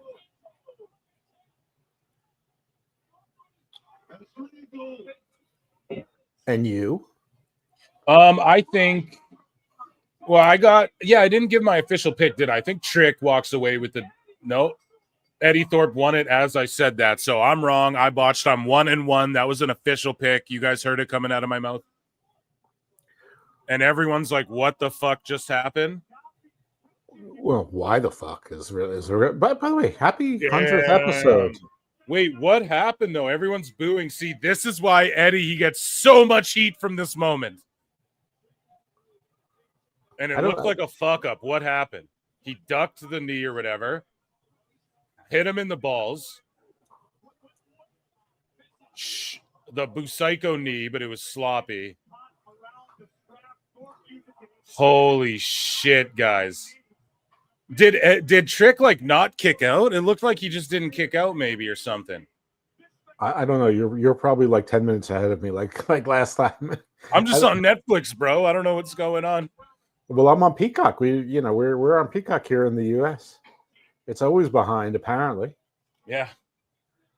Man, what a fucking finish. What a shocking finish. Like, I don't even think we're close to the finish on this end. You got to refresh your shit, dude. I mean, I don't know if there's anything to refresh. It's all been. Anyway, you ever try to deal with Peacock? It takes forever for anything to happen. He just kipped up and landed on the face and just shrugged. Oh my god, dude! Yeah, that shit is on a 30-minute delay. What the fuck? yeah. You watched the entire episode of I Love Lucy in the interview. Yeah, yeah, dude. My wife watched an episode of fucking. What's that show you're watching? Parenthood. Parent. No? Yeah, that's my reaction too. I'm like, what the fuck are you watching every time? Sounds like it should be a movie. It's got like one guy from every show. So like Ray Romano's in it, and then like that chick from the Gilmore Girls is in it, but just the one, and then like the dude from Cobra Kai's in it, but just the one, and then like the dude from Punk'd is in it, but just the one. You know, there's just like one person from every other successful show thrown into this fucking show. Is it a reality show or is it like a comedy? No, it's like a show about being a parent and different forms of parenthood and stuff. I don't know, dude. It's cringe. Okay, it's some girl shit. I don't know. Anyways, ew, icky cooties. Well, yeah, Eddie Thorpe just won, so yeah. Okay, well, I'm looking at I'm looking at Cora Jade right now. Okay, it's Jade Mania running fucking wild right now. Okay, so let's get back into some fucking hot news. Bailey played in the All-Star game yesterday, as we're looking at Bailey on the screen now. Or if you're in the future, like Phil of the future, Time Cop, you're looking at Bailey on screen. But she's so happy. She's at the NBA All-Star game. Here's her warming up. I don't know how it turned out, if her team won or not, but I don't either. Yes, sir. Forgot all about it. Oh, yeah. He's knocking triples, dude. Yeah, I saw that. Was she a baller in college? I'm sure a little bit, you know, hitting those PS triples, dude. So Ricky Starks has officially signed with WWE. And again, Phil, don't fucking miss. So all the dirt sheets are like, oh, his name is just Starks. And oh, it looks like he's Ricky Starks. And internally, he's Ricky Starks. Yeah, because his fucking real name is Ricky Starks. That's why, okay? And the reason is they did this shit on 24 hours. Dose. I actually said I need to get Dose on because I'm sure he's smarter than I am with this shit. And Ricky Starks right now is on the screen on Vengeance Day, and he's cutting a promo. I'm going to listen. Yeah, I'll see it in 20 minutes. Yeah. So he's saying, what's next? I got the answers for you on Tuesday. I'm going to be signing my official NXT contract. Sure. And then you're going to have the absolute truth from the man himself. And they're just still not calling him by his name. Why? Well, my thing was Dose. All we heard was the dirt sheet said Ricky Starks is released. Fucking less than 24 hours later, or like 24 hours later, he's on TV in WWE NXT. Even though he owns his own name and all of that shit, the same way AJ owns his own name and he allows WWE to print merch with his name on it, there's still legal shit that goes in all of that for WWE. So I was like, bro, give them a day to a week to like lock in the legal stuff before, like, yo, all we heard was dirt sheets say he's officially released. We didn't even know if that was a for sure thing. All of a sudden he's on NXT TV. So I was like, they just need a day. And all the rumors are now from the sheets is he's just called Ricky Starks. And basically another told you so on my end. Dose, is there any, like, obviously they needed like what, more than a day or two to do some legal stuff before they just call him Ricky Starks on TV, right? Well, I don't know. I mean, there's two theories. One is that they're not giving him a name just so that there's always speculation. You know how they like to control the news cycle, even if it's just mindless kind of stuff. The other is that you're right, and it's interesting because if they've already signed him, Ricky Starks actually has the leverage. Because if they want him to sign something, they don't. What are they going to do? Give him a different name and then get all the backlash from it, and test him to see if he's going to be a malcontent there too, or they just say, listen, this is the same contract AJ Styles signed, Samoa Joe signed. Keith Lee sign, and basically we print and we make your merchandise and we promote it at our expense, and you'll get the same royalty, but you're gonna, you have an opportunity to sell to, 10 times more people, 1,000% more people than you did before, or probably more than that, since AEW really doesn't make much of its own merch, so it was just PWTs as opposed to Pro Wrestling Time. So I don't know. I mean, it could be that he's playing a little hardball with them on the royalty. Maybe he wants to get more of a Cody Rhodes, CM Punk kind of split.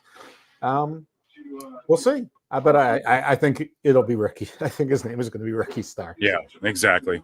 Guys, so we actually had boots on the ground at the Grand Slam scam. So there's 200 of y'all watching across both channels. We're only at 85 likes, and I actually have boots on the ground chat at the Grand Slam Sam I am. If you all would like to know, and he's finished his green eggs and ham. And Mike Saucely says we need Jericho, only 85 likes. Joining us from Australia, none other than Chris Jarrett. I look and see it's not just me. So many others have stood where I stand. We are the young, so raise your hand. They call us problem child. We spent our lives on trial. We walk an endless mile. We are the youth gone wild. We stand and we won't fall. We're one and one for all. The writing's on the wall. We are the youth gone wild. Let it get wild! Yay!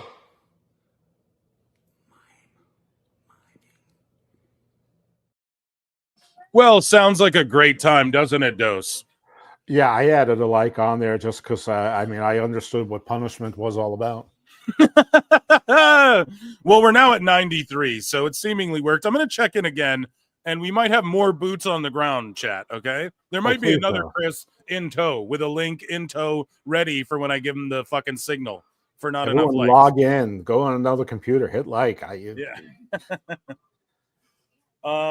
Who is going to win this grudge match? So I'm putting another poll in the Clips channel chat. Okay. Ethan Page or Javon Evans. And sorry if I put the apostrophe in the wrong spot, Javon. You got one of those names, my brother. Here we go. Boom. So again, great heat on this match. This should be solid stuff. We got tons of news to get to. We're hanging out a long time tonight. We're only an hour deep. 5 more to go. 5.5 more to go. So, are you spoiling the Grand Slam results? Well, we already kind of know. Everyone knows, like Mercedes went over, etc. But we're gonna watch it tonight. Like I'm staying on the air after Vengeance Day. I'm switching over to Collision, and I'm gonna stay and watch it with chat until it's done. So yeah, we know some of the results. I'm gonna talk more about it when it comes down the pipeline here, but and we got tons of AEW news, of course, before that show commences. Okay. And yeah, I don't know. Yeah, so obviously he fucked it up. He fucked the booking up of that as well, which, of course. Yeah, so I mean, not just the booking, everything along the way. Though it looks like they had a pretty nice crowd, so at least that turned out right. Well, but they were miserable. I got sent so much shit of people just being miserable, Oh, so really? I don't know if hopefully people had a good time. I saw 1 or 2 people being like, no, it was a good time. But mostly I just saw people being miserable about everything. And it was like, fuck, man. Yeah, it's what happens. Like, imagine you paid $4,000 Dose, and then they just lower the seats. And then the day of, you can get a ticket for $50. And you're like on the floor. You get tickets for free. I mean, I mean, we knew this was going to happen, but this happens with every AEW show. So, but yeah, the people in Australia got rooked. I mean, they got rooked, multiple times over. Apparently, it wasn't even broadcast in Australia live. It might be on something tonight on, I guess, Triller or whatever it normally airs on there on delay, just like the rest of us. I mean, I'm not watching it, but it's been 44.5 weeks since I've watched AEW, so not about to start now, especially for that show. But yeah, I mean, I thought the crowd seemed like they had a good time and they were alive. Sometimes because of who like you and I are and sort of what our reps are, we're probably going to hear more from the people who didn't like it than the people who did like it, and hopefully most of the people who did like it don't spend their time on X. Period. There's regular normalist wrestling fans who they go to the show, they go home, they went to work today, or they rested. I'd have had a blast. I'd have had a blast just chugging beers and fucking screaming at wrestlers and stuff. But just imagine you go there, you pay $4,000, and then you go there and it's a collision, and then they're taping fucking a Ring of Honor show after. Absolutely, I mean, that's crazy, man. I'd be fucking so mad, dude. No, yeah, I would absolutely as well. I mean, unless you just really enjoy all wrestling, or you got a ticket for $50, or pay $50, get 4 tickets free or whatever. Then I mean, I probably wouldn't be thrilled about seeing Ring of Honor, but at that point, you're right. You just get drunk or stoned and have some hot dogs and just enjoy yourself. Yeah. I mean, live wrestling is a good time. I think it's weird to have this match after the strap match. This grudge match right after the strap match. I agree. I would have opened with one of these and then had the women's Vac Air go on after, but I don't know. Yeah, me too. I thought the choice of the opening was a little bit odd. I probably would have started with the tag match just because it was going to be fast, but this would have been a good choice also, especially since the face almost has to go over, and to protect Paige, this is a good place where maybe they have Ricky Starks, come in and finally let himself be known. By the way, what do you think of that that new faction that came in? I was just gonna ask you that, Dose. So that new fucking faction they just ran in. I don't think that's the only time we see them tonight. I think they run in again at some point and get involved in some shit. What do I think of them? I don't know. I don't care. I'm over spooky groups with skull masks who hack shows, and I just don't care. Yeah. Hopefully they do something. I do hope that it turns out that they've been the hackers and they've been NXT Anonymous this whole time, that they've been sort of plotting and planning, that at least to tie those loose ends up. As far as the faction is concerned, I don't know what to think. I mean, the only one I recognized was Dion Lennox. I know one of them is Josh Black, who's going by Osiris Griffin, I think.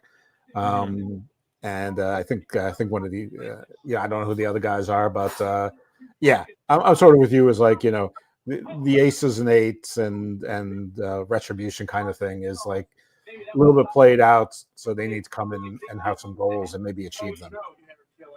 So Bipolar Mind Dropping said something really great in the chat. So NXT has gone to the point they don't even use the NXT branding for their pay-per-view style events now, just the WWE branding. That's insane. Yeah. Fuck yeah, dude. What's insane about it? Why if you're Major League Baseball, would you go with AAA, or would you say it's just Major that League they Baseball? look at it? It's no longer. I think he's just pointing out like it's no longer even considered the minor leagues. That's why Evolve's the thing. I'm trying to tell y'all this. You can't. Some people do their best shit in NXT to where it's like I don't even know if they could replicate this on the main roster. This shouldn't be on TV. The level that these young guys on NXT are doing stuff, none of this shit should be on TV for us to consume, and they shouldn't be doing 90% of this shit. There should be a regional like Evolve, but again, they're putting that on fucking Roku or Tubi where it's gonna Tubi and it's gonna outdraw fucking Dynamite on Max. Can we talk for a second about the fake outrage that there's like, oh, WWE has more titles? I mean, don't they understand that for development there has to be titles because they're trying to figure out who can hold the championship, who knows how to be face and heel, who knows how to chase, who knows how to carry, and they want people to play different roles so that they can advance up from single A to double A to triple A to the major leagues to the All-Stars. Hell yeah. Yeah, there's going to be an Evolve championship. I don't know if people are pissed about that. They're fucking dummies, dude. They need a belt for that, Right. I mean, the dumbest thing is that they don't have NXT Women's Tag Team Championships. They have those sort of still merged with the main roster ones, which that's dumb.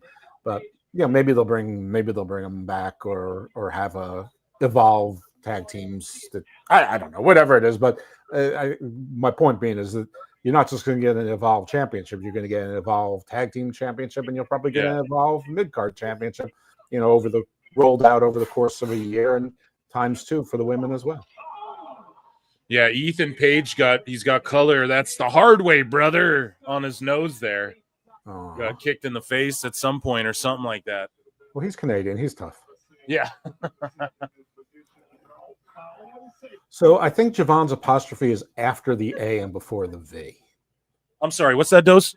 I think Javon's apostrophe is after the A but before the V. Okay, I put an E in there somewhere, so I fucked up royally. No, you might be right. I could very well be wrong. Just because I say I think it is doesn't mean it is. I mean, out of these two, I prefer Ethan Page wins. I mean, that's not going to happen, but I know what everyone likes about Javon Evans, but he's exactly the kind of wrestler I don't really like. Was that hard way? Yeah, he got kicked in the face or something. Congratulations on 100 episodes, Phil. Dude, thank you. Super crazy. Yeah. Super crazy. I've done 100 of these shits, man. You got a couple of shout outs on Twitter tonight. Soup did. I saw AEW Neckbeards did. Nice. Yeah. I appreciate you guys. Sorry I haven't checked notifications and shit. I've been slacking. For real. You've been doing a show. I mean, you could just say Dose talk for 30 minutes and I probably could do it and you could check. But, yeah, exactly. Those people are hitting like for you, not for me. Here we go. Where's old Jake? What's up with this? He's literally sitting in the fucking green room right now. That's good. Cool his jets. Here, I'm retweeting this. Yeah, I see. I just want to show. Sorry, Jake. I'm just seeing you now too. I'm fucking word. Yeah, everyone's shouting me out. That's amazing. Thank you all, everybody. And some more people might pop in. It's a long one tonight, so just be ready, folks, in case this thing goes off the rails a little bit, or if it stays tame. That's cool too, but we got a lot of bookmarks to get to, and I know that's that's what you guys really care about here. No, I think Jake shaked out again there. Yeah, sorry, Jake. I'll let you in. I just didn't see you, but I was fucking doing a million other things. So if you come back in, if you hear this, you can come back in. I'll let you in. And I know his internet's been a little shaky, he said too. So shaky Jakey. Yeah, shaky Jakey tonight. So it's all good. He's rebooting, George says. Okay, reboot. That was a great show when I was young. A great Canadian cartoon 3D type show called Reboot. I don't know. Hello, Senorita Dose. Senorita Dose over there. Shout her out, of course. Mistake. Senora. Yeah. So it's funny. I was talking to one of our mutual friends. I won't say his name just to protect the innocent, but there are going to be some wrestlers in town tomorrow who he's friendly with, and I'm like, well, if they need anything, I'm in Baltimore, and where they're going, in case they don't know, it is not Baltimore. It's nowhere near Baltimore, and there's nothing there. So if they need anything and they needed some tips or whatever, just let me know. And he's like, okay, well, I'll give him your cell phone number, and one of them asked for a picture of me, and I don't really have any pictures of me that are recent, so I send him the picture, of from the wedding, and I go, I'm the white guy standing up, and he's like, oh, you're not the lady in the silver dress? I said, that's my disproportionately gorgeous wife. He goes, really? I said, yes. He goes, you deserve a lifetime achievement award. She's literally perfect. I go, I know. Yeah, you definitely won, dude. I know. Oh, he kicks out of the ego's edge. Was that not an ego's edge? Like, that's what that was, right? I'll tell you. Even though it was off the buckle. Yeah, you'll tell me in 15 minutes there, Dose. Do you know what we had for dinner here? We had basically butter cake with ice cream sundaes for dinner. Can I challenge you to something? Sure. Dose, you need to. There's a stand-up comedian in quotations. He's terrible. His name's Brendan Schaub. He made a comedy special, and it's only 25 minutes long. It's on YouTube, and it's called The Gringo Poppy. Okay, and he's married to a Mexican woman who he's like, she's here illegally, but she's really not even that. She was born in California, right, in Hollywood, and so it's really funny. But just tell me, you watch that with Senora Dose, and let me know if you guys can even stomach it or make it through the entire fucking thing. And okay, I will, but I'm going to make a prediction right now that the whole time Senora Dose is complaining about Mexicans. the whole time Mexican women don't have education and they're not classy, and it's this dude just being so. Trust me, just try watching it. and then get back to me. It's a homework assignment. I'll DM it to I you. love all We'll of my talk about it on Latino Garden brothers of and Doom when I sisters. come on here eventually. I will love come all on my soon, Latino dude. brothers and sisters. It's the Latinos themselves who aren't so fond of each other. Yeah, this match is going pretty goddamn good. And yeah, Dose, I'm gonna come on Garden of Doom soon. Okay, we're gonna fucking do it like ASAP. I hope so. I did find a backup guest for tomorrow. So Okay, a good, backup to good. my backup. Good. And so, like the Sunday after, let's fucking do it. I'm in. Or the one after that, if you already have something planned or whatever. I'll record twice. It doesn't matter. Yeah, just let me know, and I'm in. We're doing it. We'll figure it out. You let me know when, and I'll work it out. So yeah, no, I met a UFO guy. I mean, it's not the UFO guy that I wanted, but he got sick, and so we had to reschedule. The twist of fate, or whatever he calls it. Boom! I love how they did it, where Ethan catches the flippy shit with just like an elbow strike and knocks the fucking mouthpiece out. There are people really mad. A bunch of people are going to be mad on X, going like, "Oh, the black people losing in Black History Month." That's about to happen. Even though Femi's going to retain his belt, but the whole thing is like people are going to be outraged that Javon and Trick both lost on this same event. I know that people are going to be fucking mad about that. That Undertaker dive was amazing. Though. Only because, I mean, unless this was his farewells and he's going to the main roster, and this was him doing the honors. Yeah, this match cooked pretty good. I got to end the poll in the chat here, you fucking cheaters. No, it's pretty split, really though. Good. It was about 55% for Ethan, the rest for Javon, regardless. So pretty even, guys. You guys did good there. I'm just surprised that they let Ethan win this one. That's one courageous booking. Yeah, I honestly thought, and then you see Javon like selling. He got like his jaw broke again. Really? So does this make him more of the sympathetic baby face? I'm not so sure. Joining us now on the show, ladies and gentlemen, making his way to the ring. I'll take it on.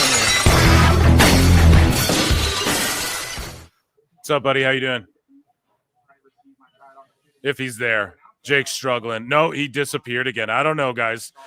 Jake might not be able to make a run in. It's storming where he's at, or I think some shit like that. Either way. Maybe he's getting abducted by a UFO. Yeah. He'll be here. He'll be in eventually at some point. Let's move along with some fucking hot news, man. Let's keep it rolling. Rolling. What? I mean, since I know who's going to win this match now. Yeah.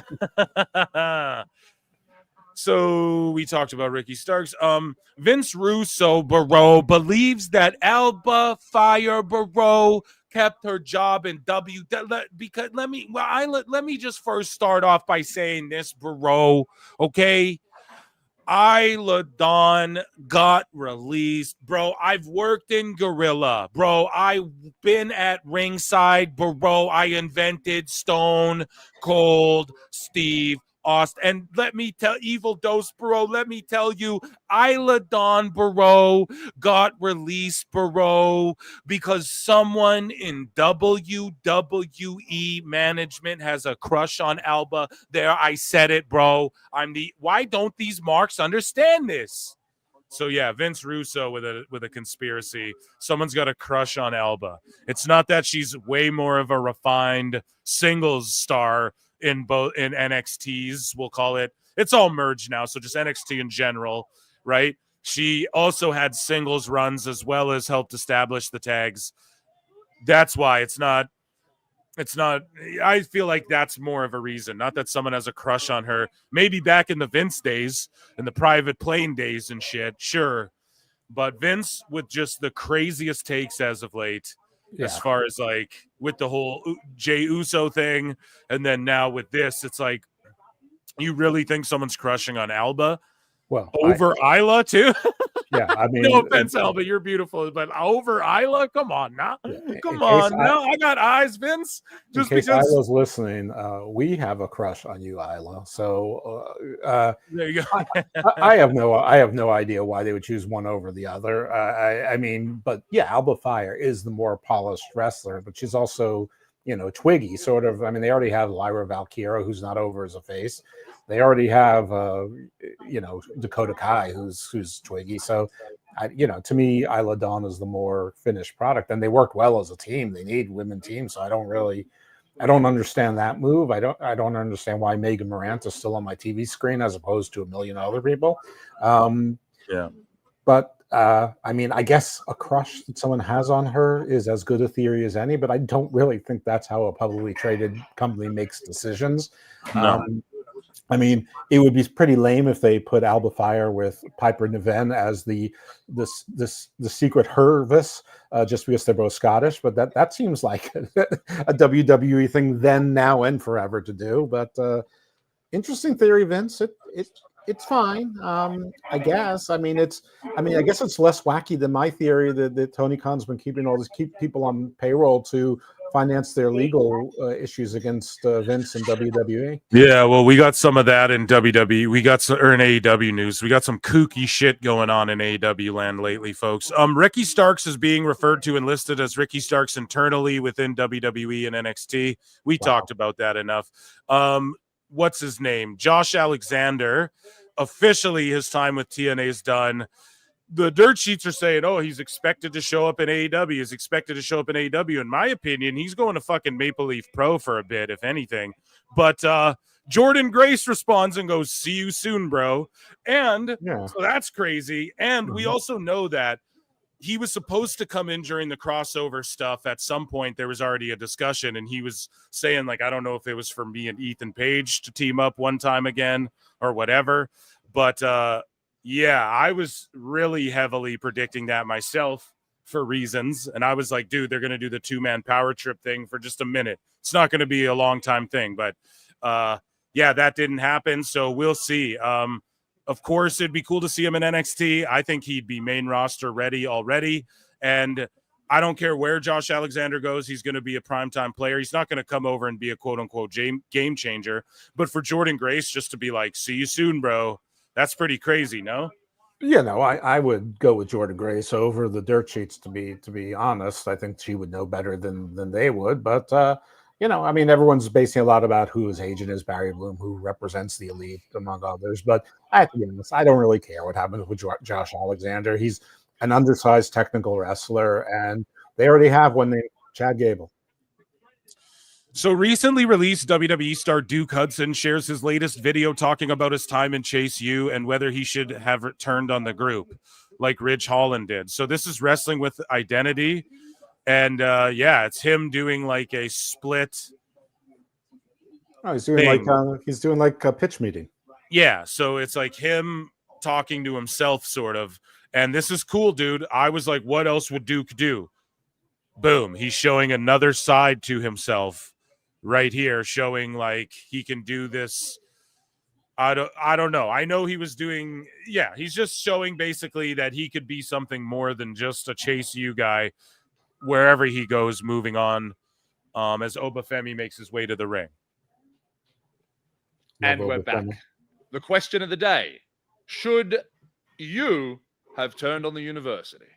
No, I love the university. I believed in it. Oh, really? We were the heart and soul of that show for 2 years. And look at everything we accomplished. We won tag team gold. We got action figures. They put us in the video game. Well, congratulations. You settled for the minimum. Those were childhood dreams, but we deserve so much more. Not you and them, but us.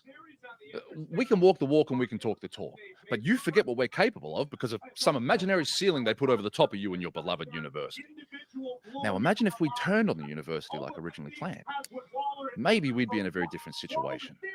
Maybe. You wouldn't have a reason to sit around on your ass and mope all day. Okay. Well, I'm proud of what we did together. But look at what turning did for the others. Look at the undeserving scumbags that benefited from the university's hard work. Dempsey, JC, Ridge for crying out loud. I mean, come on. Okay, if you start taking shots, I'm out. What do you mean? What else are we here for? Grab that shovel and start digging. Okay, this is why we are where we are. Why? Why? You could never keep your big mouth shut. I didn't keep my big... You didn't speak up for us enough. What was the point? You said it. We weren't chosen. We weren't allowed to mess up or step out of line. We weren't allowed to fail upwards, and you knew that. All right, so you admit it. You admit that you stopped trying and you gave up. I don't know. Kind of interesting, you know? What do you think of all this? He's doing this whole I don't know. It's creative. It's a lot better than I was in prison, and when they finally see what I can do. He's actually showing a little creativity. I mean, yeah. Listen, Duke fine. I mean, I think Chase U rightfully has a glass ceiling, which is NXT.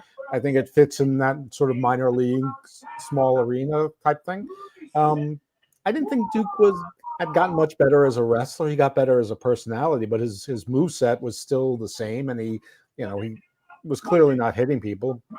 Big guy, I think he'll do fine on the indies. I mean, I think he would be great in some place like NWA and trying some other things. But this was creative. I like to see people do something creative, and he did. And most of the people who show some creativity, it turns out well for them. Yeah. Well, here's part 2 to it. What else are we here for? Grab that shovel and start digging. Okay. This is why we are where we are. They argue more. I don't know. There's more of that. Check it out. Check out Duke Hudson's Twitter. And as we get into this NXT championship match, NXT did 801,000 with a 0.18. Triple ouch, Brian Alvarez. Yeah, triple ouch, Brian. So yeah, let's watch this match here. Here, I'll put a poll in chat here. Don't worry, guys. Put me down for Oba retaining. Yeah, that's what it's got to be. It's got to be that.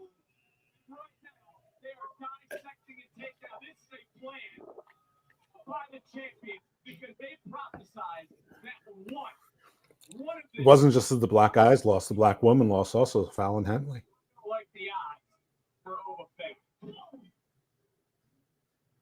And the air just got sucked out of this building.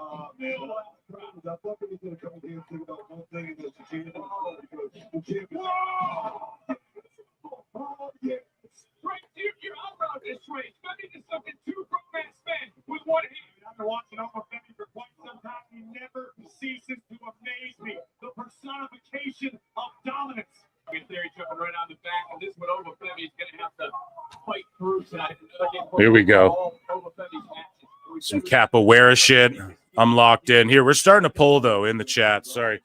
Who do you think wins the NXT championship match? Who do you love? So here we go. We got Oba Femi, Grayson Waller. I wrote Garyson by accident. Gary Sinise. And let's start a poll. Okay, you guys vote on that. Ashton Kutcher. Yeah. Ashton Kolchak. And Alt Jake says, no Storm, I'm switching internet companies next week. Oh, sorry, buddy. And they must know it. Keeps dropping below what I need to stream. Annoying as fuck. PWT 100. Well, dude, awesome. But you know what they say. Sometimes in life, you got to be a hoe. Yeah, definitely. If you can, check in. You know what I mean? If you can't, then that's chill too. But God bless you, Jake. And thanks for being here. Make sure you chill and chat if you can. Praise Yahweh.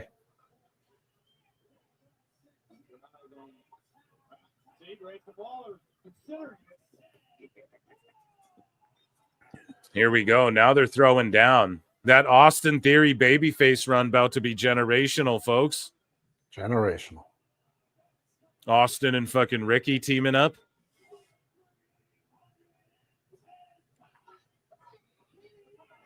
Yeah, Waller's good, but fucking Theory clears him for sure, in my opinion. Waller's that dude you just want to see get shit kicked, every match. That part's true. Theory's just sort of there. He's just sort of there as a face. He's just sort of there as a heel. He reminds me very much of like Jim Powers. If Vince didn't pick him as like the next chosen one, pal, people would fucking love him. Well, yeah, I mean, he's got great size. He's good looking. He's young. Theory just ate that right hand. He is down for the count. The act in the way certainly worked. I think that was another one that was probably an NXT miracle. But We'll see. I mean, what's he? 27. He'll get it together. So, some people say Sheamus didn't learn how to work until he was 40. Yeah, if Brian Alvarez saw fucking that AEW did 800K with a .13, and if he saw Dynamite did that, and then NXT did a 700K, like if the shoe is on the other foot, Meltzer would be like, "Oh, well, more people watch Dynamite." You guys get what I'm getting at? Overall, it's more people, but then he tries to play the key demo game and if it's a high .16 compared to a low .16, then oh my god, it's so ridiculous. He started doing that, like half of halves of decibels and shit. Decibels. Yeah, I'm getting loud. I'm getting turned. Yeah, pal. No, he's crazy now. He's completely crazy. I mean, at this point, Dynamite is lucky to do 600, let alone 700, and so NXT has 200,000 more viewers. Do you think a .001 or a .0005 is more attractive than 200,000 people with a lower percentage in the demo? Of course not. No. I mean, the whole Netflix numbers shit, measure to the amount of people. I mean, so with the whole Netflix craziness too, like he had a whole meltdown about like Netflix lying and making up numbers. For one, we already chronicled here how Meltzer was like, "Oh, the video amp says this," and then everyone's like, "Yeah, Dave, that's what Netflix uses to get their fucking numbers." So he just showed he's an idiot and doesn't study the business so much as he doesn't even Google what the fuck he's talking about. But also, he's doing all this cope about all the amount of viewers, blah blah blah. He doesn't get it. Like, there's no key demo. I remember him trying to say that too. Netflix, well, I mean, they likely want an 18 to 49, and it's like, bro, they don't care about that, and they look at like view minutes and shit like that, watch time minutes. Right. That's what they're looking at. They're looking at it way different. They look at it more like YouTube than traditional TV. And you don't know shit about that because you're an old fuck. You don't know shit about YouTube, Dave. And so it's hilarious to just see him spiral more, and it's only going to get worse as he exposes how little he understands about streaming and how they view things versus how like traditional TV views things. I mean, at least if he was consistent, if he didn't mock the WBD stuff when they used to say that the AEW programming was viewed by over 4 million minutes a week. I mean, that's at least as nonsensical, if not more, and at least as manipulative, if not more. I mean, Netflix is at least is reporting that stuff as part of their, their reports as part of a, publicly traded company selling to advertisers and stuff. I don't know if WBD is using that for that purpose as well, but whatever they're both doing clearly is allowed because the FCC doesn't understand streaming either. Yeah. And I guess the SEC doesn't understand streaming and the measurements. Maybe they just don't care. I mean, maybe it's just like that's up for the shareholders to care if they care about that stuff, or just for Netflix, it's all about it's all about viewers and the retention rate and the fucking minutes watched, and it's all about with the live stuff now. It's all about retention rate and minutes watched live and then minutes watched after. It's all YouTube style, bro. That's right. Exactly what I look at when I'm trying to crunch my numbers and shit, I'm looking at these different things, short form versus long form content, etc. So that's the way Netflix part of me is looking at it as well, more than what Dave thinks they're looking at it, like, trust me on that. It's fucking, the whole game's changed now, and he's so behind, so behind. Right. Podcasts, they can go by impressions, they can go by downloads, they can go by listens, they can go by the amount of minutes, amount of viewers or listeners listen to the whole thing. I mean, there's a million different stats you could use and rely upon, and you always present the best ones to the public, and you try and work on the worst ones. I suppose that would be a normal person's goal. Me, I just keep doing the same thing because I don't know any other way. But And Kevin saying, yeah, in chat, but NXT has increased 30% year over year and AEW has decreased 25% year over year. And if those numbers are, let's say those are inaccurate, but you're like loosely on point. Exactly. That's the other thing we're not looking at, like, or that they refuse to look at. NXT's growth versus AEW's decline. That alone, the fact that the discussion is NXT and AEW still after 6 years, after all that shit was talked, just shows you exactly the conversation is now, will GCW outdraw AEW in the same building? Or TNA, which they've done. So that's what the conversation is now. It's not about competition with WWE. So hey, MLW is starting to sell out those buildings too. Some of the same ones. Yeah. I mean, who knows what NWA is doing, but they might as well. I mean, because they're all finding like their own little brand and niche to make them a little bit different. And AEW, the only thing they found to make them different is to be a mess. What's going on here? This match has been pretty good though, but just like more mayhem. There's been 3 matches that have kind of just been carnage. Yeah. To where I'm like, damn. Like we had the strap match, the Ethan Page. I mean, they were going over tables and people, there was people bleeding and shit. And then you have this where people are going through tables and stuff. It's very but I thought the tag match was the show stealer so far. Yeah, so far that was the best match in my opinion too. I mean, I didn't think the strap match was, I mean, it was fine. It was better than the North American Championship match. They could have just had, I think, Javon and Ethan on like an NXT. They didn't need that on this whole PLE. I feel like. I feel the same way about the strap match. Yeah. There you go. Yeah, that too. That too could have just been on NXT. I mean, I think at least Ethan and Javon's been playing out for a while. I mean, I don't really get the Eddie Thorpe thing. He seemed to be bothering Obafemi for a while. Yeah, I know. They're just trying to build him up, like I was saying earlier. I think maybe before you tapped in. But as like, they have Ridge as sort of that gatekeeper heel guy. Right. Eddie's that guy. Like he's not going to win the NXT title, but he could. And you are worried that he fucking might. Remember when he beat Trick? Yeah. So we're all going to be sweating bullets that he might beat Femi or whoever he goes after next. And they have him and Ridge, and they're doing a good job of just sort of establishing those like gatekeeper heels that'll probably be North American champions and like tickle the fucking world title, but they'll just be there to like validate some of these guys. And you got to think Trick's going up to the main roster soon anyways. So does he really need wins right now in NXT? I mean, I would say, yeah, he should. Oh my God. Femi's just throwing bodies around right now. Like this is why here we go. Now it's picked back up. Now I'm like, okay, let's just watch him be Goldberg for fucking, 3 minutes now. Because he's just eating chair shots like Sting here. Yeah. Femi's that dude, man. Oh, yeah, for sure. He's got it all. Yeah. I mean, he's exactly the kind of wrestler I like. So he's the opposite of Javon for me. Damn. Judas, yeah, Corey Graves, that damn Judas. Oh my goodness.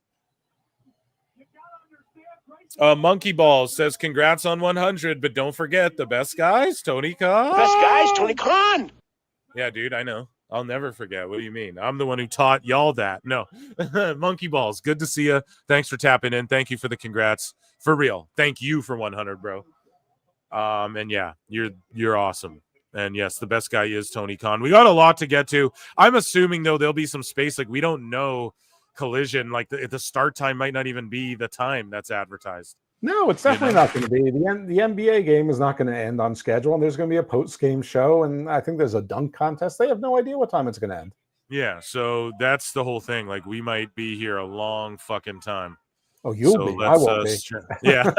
Yeah, you can dip out whenever, but yeah, let's all. I have to. I have a prior obligation. Oh, okay. Next day. Yeah. Oh, and Femi gets the win. There we go.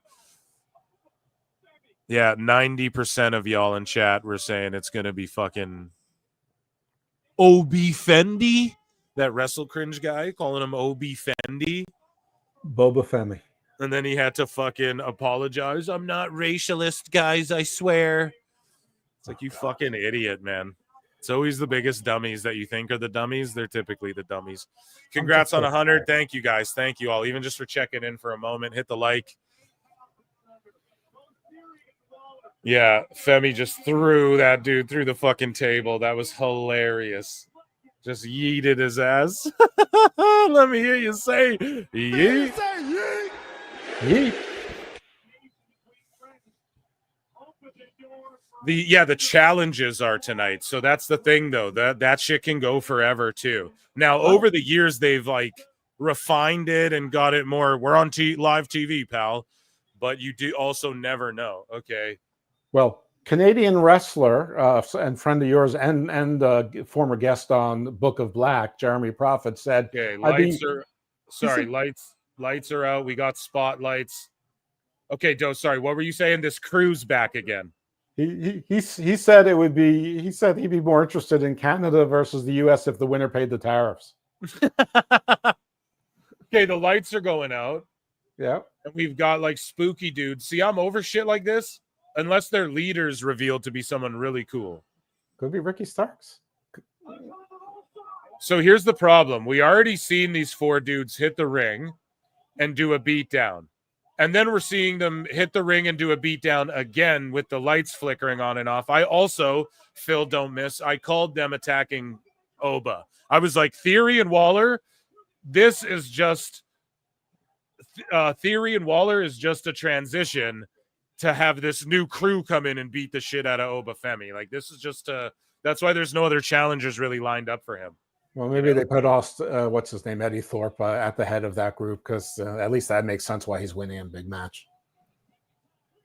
So this looks like one of those guys from the LFG show, in my opinion. That white dude in the group, unless I'm wrong, that looks like that dude from the LFG show.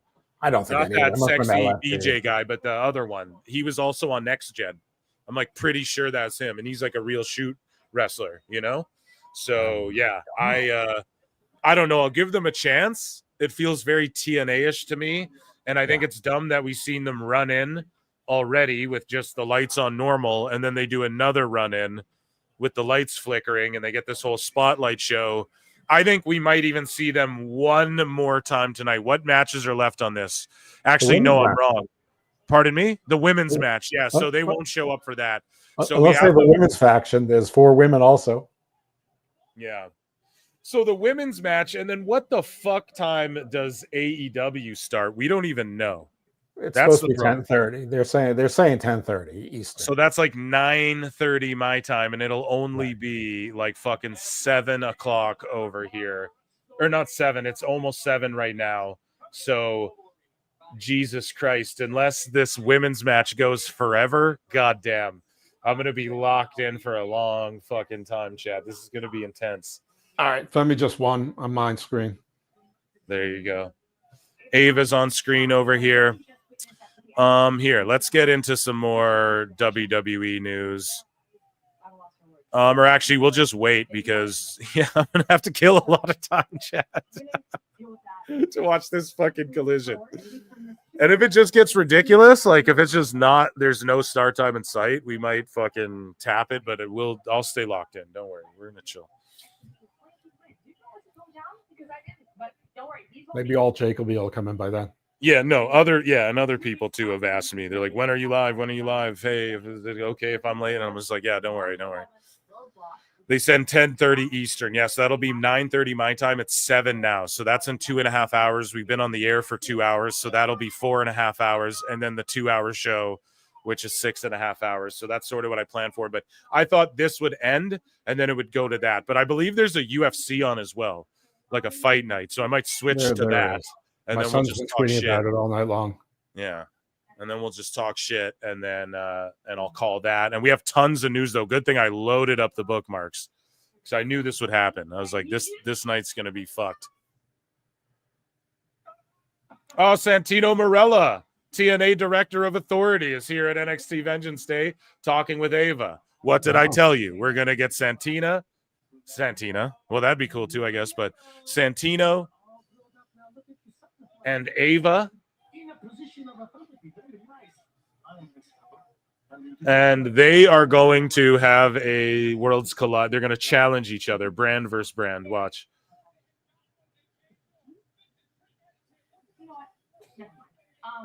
Ariana mentioned you had some ideas. I have some ideas. Shall we go discuss? Yeah, let's do it. Okay, great. Ariana, great to see you. Sarah, thank you as always.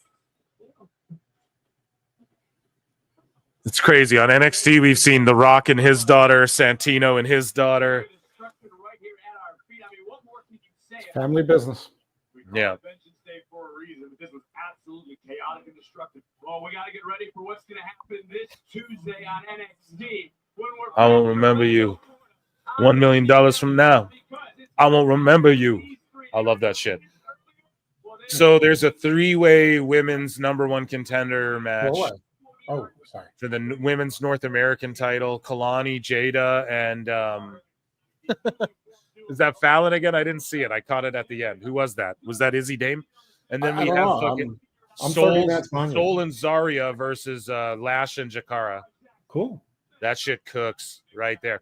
I don't know about like Soul and Zarya being together. That's not my favorite shit. And then we have Stacks versus Spears. They're like Team Hell No. Yeah, Team Hell No. Yeah, you're right. I call them Team Hell Noel. Phil, you have to put on the hockey game, eh? Who's playing, bud? Someone let me know. We're hanging out all night, guys. This will be fun. Fuck it. Oh, I think I got some wine, a little beer, maybe. I'll crack one in a while. Wow. It's main event time here. Bailey versus Julia. Julia Gulia, not our Julia Gulia, but WWE's Julia Gulia. And then we have Cora Jade and Roxanne Perez. There's going to be miscommunication here between Jade and Perez. I think Julia escapes with the title. And here, I'll put a poll in the chat. I think she escapes with the title. And then we get title versus title. Vaquer versus Julia. And then they make history like that. They have one girl carry 2 of those titles. Now, I know that seems a little redundant because they, it just introduced a women's mid-card title. However, I think some of these women are getting called up, like Roxanne, for instance.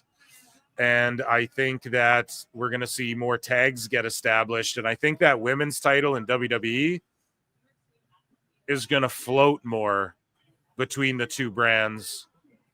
Or they just introduce a set of NXT women's tag belts again, which I think would just be a travesty because the way they've established the main roster women's tag belts has, like heavy hitters have held them, but like the division, now it's starting to be fleshed out a little more. And so I'm willing to give it another shot. It just wasn't my vision for it. So I can't have boo-boo face because it wasn't the teams I thought. Like releasing fucking Isla is, to me, I'm like Isla and Alba are who should be main players in your tag division. What the fuck? So that made no sense. Yeah. I don't know. I think Alba's going to get a run at the IC then, the women's IC, right? Like what else was the angle there? Why did she not get released? But Isla did. I'm sorry if I'm fucking up their names. Alba's going to get a run at the IC, but why would Isla get released? It makes no sense to me at all. They work so good as a duo. I think Becky's going to come looking for the IC title to make it feel important. Yeah. So I don't know, man. Oh yeah. It's America and Canada are playing. Yeah. And everyone's fucked. Crosby's record is like 21-0 when captain, like he's captain Canada, bro. His record's like 21-0 when being captain of Team Canada. So that's great. He's got that C on. Everybody's fucked, Wow. Here, let's look at some news. I'll put a poll in the chat actually as well. I forgot to do it. So who do you think will win the... Oh, it's Carmen Petrovic is the third in the... Oh, sorry. Yeah, I didn't see it. I was like, I just saw like the polka dot. She was wearing like cow print or polka dot gear there for a second. I was like, wait, was that Fallon or was that... Yeah, it was a little confusing. Yeah. So I would like to see Soul and Zarya win those tag team titles. It's probably not going to happen. Stacks. How does that guy still have a job? You're all the way at the Stacks thing. I'm like 3/4 done the Time Cop. Done the fucking vignette promoting the women's match. That's crazy. I don't know what's going on Peacock, but it's like way behind, I guess. I don't know. The world loves Canada. I guess, dude. The world's trying to fucking absorb Canada. I don't know how much. The world's trying to. I think only one place is trying to. America is, I'm not the even leaders I'm of sure, the free world. I'm not even sure that America is really all invested in it. Yeah, I think it's a fucking psyop. They don't. That's like some one world shit. Not to be all conspiratorial, but it's like that's all a distraction to get people worried about some dumb shit that no one should really be worried about. You know. Well, I just think it's very interesting that the people were complaining that the government doesn't work for them, so they elected people to destroy the government, and that's exactly what they're doing. So, congratulations, everyone! You're going to get exactly what you wanted. Who's the fourth? Roxanne. And Cora then, Jade. Yeah, Cora Jade is the last. Gulia and NBA superstar. I know we got Bayley. fucking Lincoln freaking out and people freaking out. How dare you not remember Cora of all people? So there's a poll in the chat. Oh Hit my it God. up. Did Vote you for see the who you think. pre-show? No, I didn't. What happened in the God. pre-show? When Cora was as a tourist looking at the Washington Monument and turned around in her outfit. My God, I did a little Washington Monument myself. So Samantha Irvin, more news about her. We covered earlier. She has a bit of a main character syndrome going on, and she believes that Vince McMahon would have taken her off of ring announcing. Okay. It's like, girl, what the fuck? So she says Vince would have taken me off of ring announcing. He would have been like, put her somewhere else and have her do something else. Put her on my plane and have her text me. I mean, don't do that. It's so weird. If you're not happy with where your spot is or was, Vince is your hero. If you are happy, Vince was the worst. Exactly. In my head, I always thought that's what would happen. I mean, I don't know. Even man. Corbin said that. Corbin's like, Vince wouldn't have released me. Well, I know. And that's what I mean too. Husey came on my show and said it, and a lot of people got mad at him in the comments. They're like, he's just talking shit and stuff like that. But he was kind of right. He was like, look for some of these like Vince contract people to start leaving the company as well, like a Corbin, like a Sonya Deville. That was someone I speculated on. I was like, everyone knows she's like on bigger money than like her position will likely ever be in the company, because Vince had a thing, liked her, saw it in her. She was a GM. We talked about this a bunch, but she was the GM. Yeah, oh yeah, she was good and all that stuff. But it's just like, now she's just in PFC. Like, okay, I guarantee they would have kept her if she's willing to take a little less money, and her contract ran up too. So I bet you if she's willing to come back but take a pay cut. Now some people might think that's shitty, but I don't know, man. Someone like The Miz would take a pay cut, and he's a pretty famous guy. But to just be in WWE and be a part of it, Miz would take a pay cut and just be a glorified jobber, help get other people over, and transition to a manager or something one day for sure.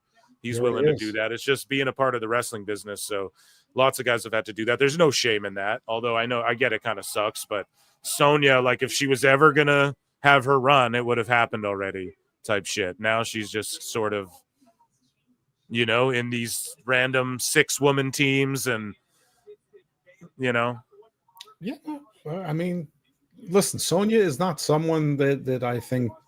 I mean, this is not hate, but she didn't add anything to the promotion, and neither does Shayna, to be frank, and neither really does Zoe Stark. I mean, they're good workers in their own ways, but in the old days, they would have been your people on Superstars that lost every week. Yeah. So Michelle McCool was on Giga Chad Chris Van Vliet show, and she says her and Undertaker's daughter wants to be a wrestler. Speaking of Santino and his daughter, and The Rock and his daughter being on NXT, we could get a moment with Undertaker and Michelle McCool and their daughter as a wrestler. And let's take a listen to what she had to say, and check out Insight with Chris Van Vliet. Do you think your daughter aspires to do what mom and dad did? That's all she wants to do. That is all she has been obsessed as long as I can remember. I mean, she was probably 3 or 4 watching something, and even Mark turned to me. He's like, "Oh no, she gets it." She asked this question like, "Why would they do that?" or this doesn't make sense, or wow, that looked really good. And we're like, oh, she gets it. She loves it. Yeah. She wants to do it. And look at the genes that she has, right? Like between you and the Undertaker, she's going to be like 6 foot something, I'm sure. She's almost got me. She just turned 12. She's 5'5", same size shoe as me. Heck of an athlete. But we've also let her know, like, if you do this because of who your daddy is, you're going to have the biggest target on your back. Yeah, like it wasn't easier for. I remember I told that story. My wife asked me, like, well, isn't Charlotte Flair just kind of nepotism because who her dad is? And it's like, nah, not really. Like, in a way, yeah, she had a for sure shot in WWE because of that name, but they didn't even let her use that name. Like in wrestling, it's different, man. You get a big target on your fucking back. You got to overperform if you're related, like Braun Breaker. Yeah, you can say what you like about if that shit didn't work, bro. If he wasn't able to make that work and he was just like the look and he was just the shits in the ring, people would shit on him 3 times as hard, you know, for being in the spot he's in. So. Right. I mean, look at Ava. People shit on her. Oh, dude, people went hard on Ava, bro, just because she couldn't talk yet. And it's like, that's what NXT's for, motherfucker. Now look at her. She's come such a long way. But yeah.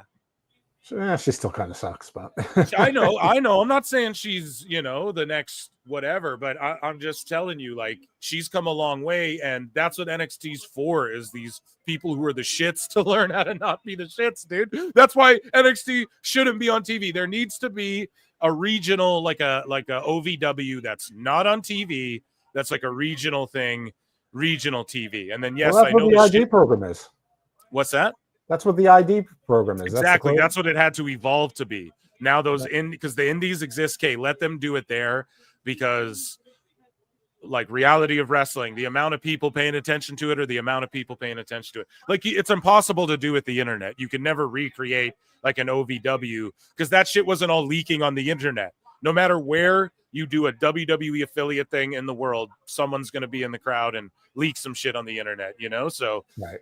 It's inevitable now. So you better work with it than against it. But that just lends to what I'm saying. Like, some of this shit shouldn't be on fucking TV to begin with. Well, yeah, they could do it in North Korea. There's no internet there. Okay, Dose, that's a little extreme, but wow. You have to outwork everybody. You have to prove yourself 10 times over. And I just got a little dose of that, just being with him. She got a little dose? Obviously, eventually marrying him, but she wants to do it, but we're also, we shoot straight with her. Yeah, that's good. Did you hear her? She said she got a little bit of dose. Yeah. I don't want to heat with the Undertaker, but it's good. You might, dude. I was gonna say I'd watch your goddamn tongue. I was watching Kill Tony, and the Undertaker came out to, like, if people went over their time limit, he would like come out instead of, they usually have the West Hollywood bear. And it's like a bear sound. I don't know, but it was the Undertaker's gong instead. They were in Austin, Texas. It was pretty funny. Me and my girl had a laugh last night. CM Punk is reportedly not expected to be added to the WWE Undisputed Championship match at WrestleMania. And Wrestle votes, the real ones, Wrestle, not Westel. We can confirm the Mania card is still being completed in totality. No shit, stupid fucking dumb dirt sheets. Oh, hey, I can fucking confirm the sky's blue. What the fuck kind of shit is that, dude? However, the high-level matches are likely set. There are people that want Rhodes versus Cena versus Punk. However, it doesn't seem like everybody wants it, and those people that don't want it look to be holding the power. Whatever. Okay. I mean, they'll get us the card. I mean, they solidified the women's side for one of the titles. So, I mean, they do things at their own pace. So Samantha Irvin also reveals that she wanted to be a WWE referee before leaving. She wanted to do anything to be in front of the screen besides the one thing that everybody wanted her to fucking do.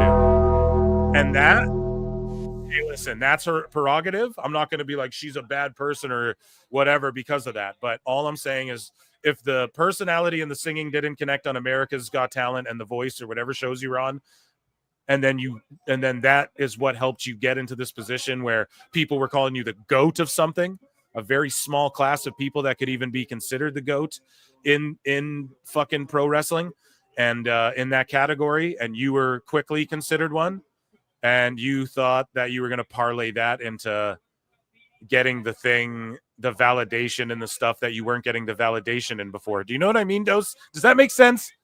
Yeah, I wanted- now know she- exactly why she's with the guy she's with. He's got the Yeah. same issue. Yeah, the ding. Yeah, Undertaker's ding. Thank you, George. But yeah. So back to this match here. We'll read the rest of the news in a moment here. We're gonna focus in on this main event. And this match has been going, by the way. I want Chelsea Green to walk in between the three of them like she did at the Royal Rumble and think she belongs. Actually, I don't want that, but it would be funny. Samantha would be the next Aubrey Edwards. Yeah, and for people in the chat saying she's ungrateful and shit, I don't even want to go that hard. It's just to break it down, psychoanalyze it, okay? She wasn't accepted in that world of like, you're the main character singer girl. All eyes on you. Everyone wants to get to know Samantha. People wanted to get to know her and what made her such a passionate and good ring announcer, and they considered her like the GOAT at that. And all of those things that she failed at led her to something that she was taking massive W's in. Now, it doesn't matter if those massive W's, like there's one-hit wonders who sing songs and they're like, fuck, I wish I didn't have to sing this one song. And then there's people like Rick Astley who fucking embrace it and they love the fact they have their one-hit song all these years later or whatever. The thing with her is that she thought she could parlay her goatness in one thing in something that already didn't work before. Like, she knows it doesn't get bigger than America's Got Talent. You know what I mean? And she made it far. She was beloved on that show. So it's like, if it didn't work out there, ultimately in the end, what made you think the WWE ring announcing, you were going to parlay that into an album or whatever the fuck else? Sometimes it's about knowing your role and shutting your goddamn mouth. No, I'm joking about the last part, but it's like accepting your role. Like, I just speak from experience. Like, I wanted to do so much different things than I thought I'd be doing. And then now this is such a huge part of my life. Like doing PWT, it's like my life revolves around doing it now, to where it's like, it was sort of just a side thing I was doing. Right. And, but it's the thing I'm most passionate about, and it's working out seemingly. So it's like, okay, put a lot of energy into this. But you got to understand that, you know, sometimes you got to be like, shit, this other thing I was doing, maybe I'd just be, you know, maybe it all led me to this or whatever. And I'm not here to judge anyone's journey. Okay.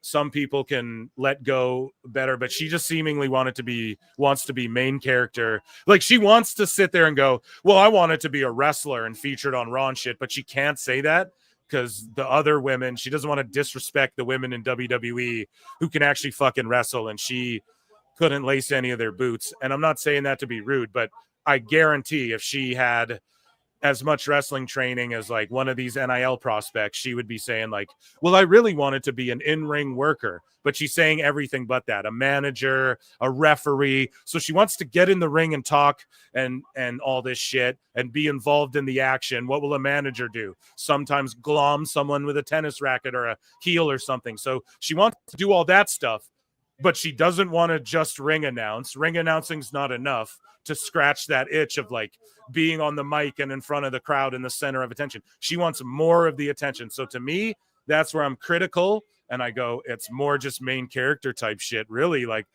I don't know that, because she keeps going, I was a fan, but I wanted to be a ref and I wanted to be anybody. Look at Joe Rogan. He's like, I'm the biggest fight fan. I have the best job in the world. I just get to sit there and commentate. Maybe she wanted to color commentate, but then you cannot sit there and complain about, oh, ring announcing's hard, and then think you would be a good color commentator and fucking color commentating would be easier. Fuck no. That's like one of the hardest jobs. What Michael Cole and Vic Joseph does and Corey Graves, that is a fucking difficult job. One of the most difficult. What like a John Anik or a Mike Goldberg does on the UFC, that is one of the hardest jobs in show business. So I know I just rambled on there. But yeah, that's my thoughts on that. She's giving off, if she was a ref, it would be fucking Aubrey Ed. As my wife would say, it's giving Aubrey Edwards. That's what she would say. Yes. No, so I mean, I agree with you to an extent. I mean, not as strongly as you do, but Yeah, she wanted to be a bigger star in wrestling, even though, from the outsider's perspective, she was a pretty big star in her role, but she wanted to be a bigger star without doing the work of becoming a wrestler, taking the bumps and all that. I see that, but she also gave notice that she wasn't going to re-sign her contract, and she wants to pursue it, and she knows that there's this doofus out there that'll pay big money for people who are unproven just to let them all follow their dreams or, to add to his collection. So, maybe this is the time to take her shot. Maybe she'll show us all. I doubt it, but whatever. I'm a cynic. I don't know, but she did it the right way. She gave notice. She said, "I'm not going to resign." It's not like she walked out. It's not like she pouted. She worked till the end of her contract and moved on. So good luck to her. Cora's titties are falling out of her fucking top, bro. David Carradine's closet says Samantha would be the next Aubrey Ed. Yeah. You what? Yeah, that's pretty much it. That's Which pretty is much scarier, it. David Carradine's or Keith Carradine? I don't know. I think David Carradine, because he was the dude who he's asphyxiated himself or whatever. Yeah, he was Kung Fu, right? Yeah. Yep. He was Bill in Kill Bill. Yep. He was Bill in Kill Bill. Yeah, he was a wild man. Kill Bill is a crazy mess movie, man. That's Those like movies are so fucking good, man. Probably maybe the greatest revenge movies. Yeah, those two, Volume 1 and Volume 2, man. Those are two of the best fucking films ever made, man. My opinion, my humble opinion. Yeah, tough to watch at times. But he cut off all 4 limbs of his assistant and rolls her down the hill to the hospital. Or when Lucy Liu gets the top of her skull cut off, and then her brain is that's great sitting there, and it's fuck, man, all that stuff. The 1-inch punch out of the coffin, everything, man. Uma Thurman's so good in that fucking movie. Everyone's good in that movie. Yeah, everybody is really, but she carries it all, Oh yeah, great. Yeah. Good. You know what? I heard that. What's her name? Samantha Irvin wants to be in Kill Bill, the remake, and she thinks she can do it better. Oh my god, dude! Are you for real? No, I'm making that up. But she's going to do it as a one-woman show. She's going to play all of the roles. Yeah. God bless Cora Jade. I can't wait till she's NXT and Impact Women's Champion. Damn, they're all just hitting moves.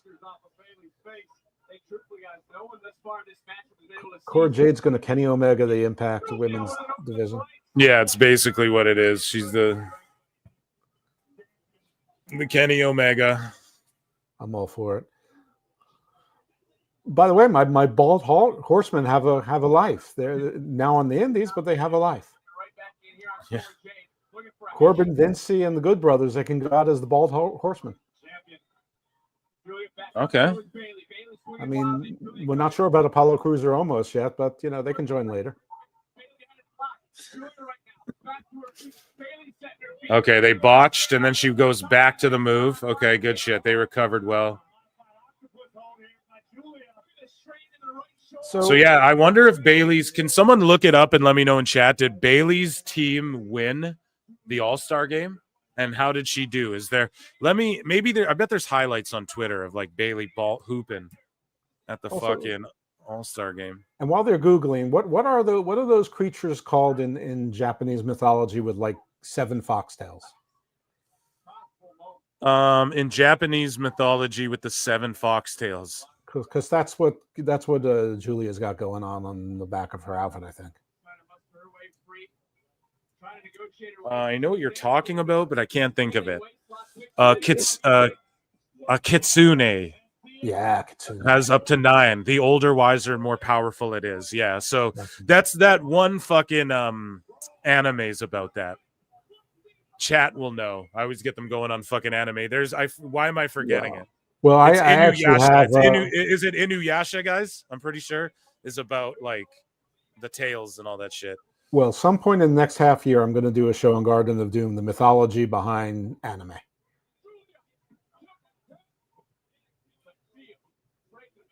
And Hell she, yeah. the Superior, is going to be the researcher on that one. Tomorrow's show with her is dropping, where we worked on the peacock in mythology.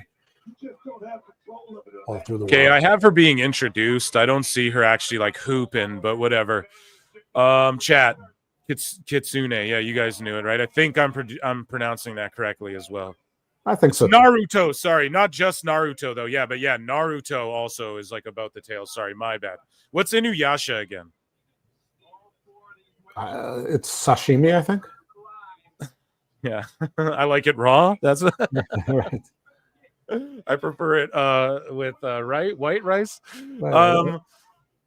Let me think though. Guys, did Bailey's team they lost? Okay, that's fine. That's fine. Thank you for the update. Cora, why'd you pull that up?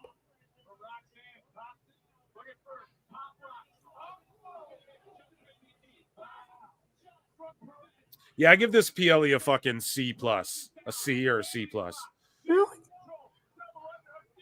Hasn't been my favorite overall, not gonna lie, but wasn't the shits or anything. I don't know. I know that Yari's going to ask me for a grade, but I don't have to decide just yet. Huh. Oh, I blew where I'm going to be later.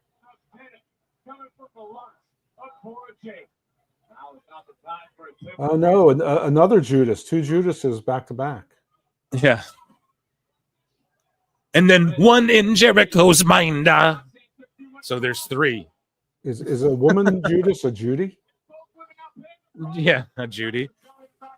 Inuyasha's about a wolf demon. There you go. That's why I got it mixed up with the animal, the bestial shit. Here's the thing. Fuck Naruto. Fuck all that shit. No, just kidding. I'm a Dragon Ball guy myself. That's like my all-time shit. And then like the old Cowboy Bebop. I've been meaning to rewatch it. Oh. But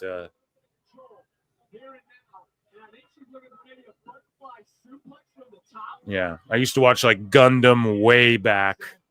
Gundam style? Gundam style. No.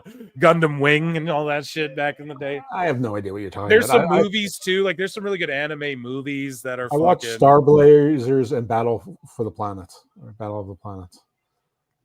But I really like Invincible. I'm banking up episodes right now. I haven't started the latest season or second half of season. I forget if it's season 4 or the second half of season 3, whatever the fuck it is.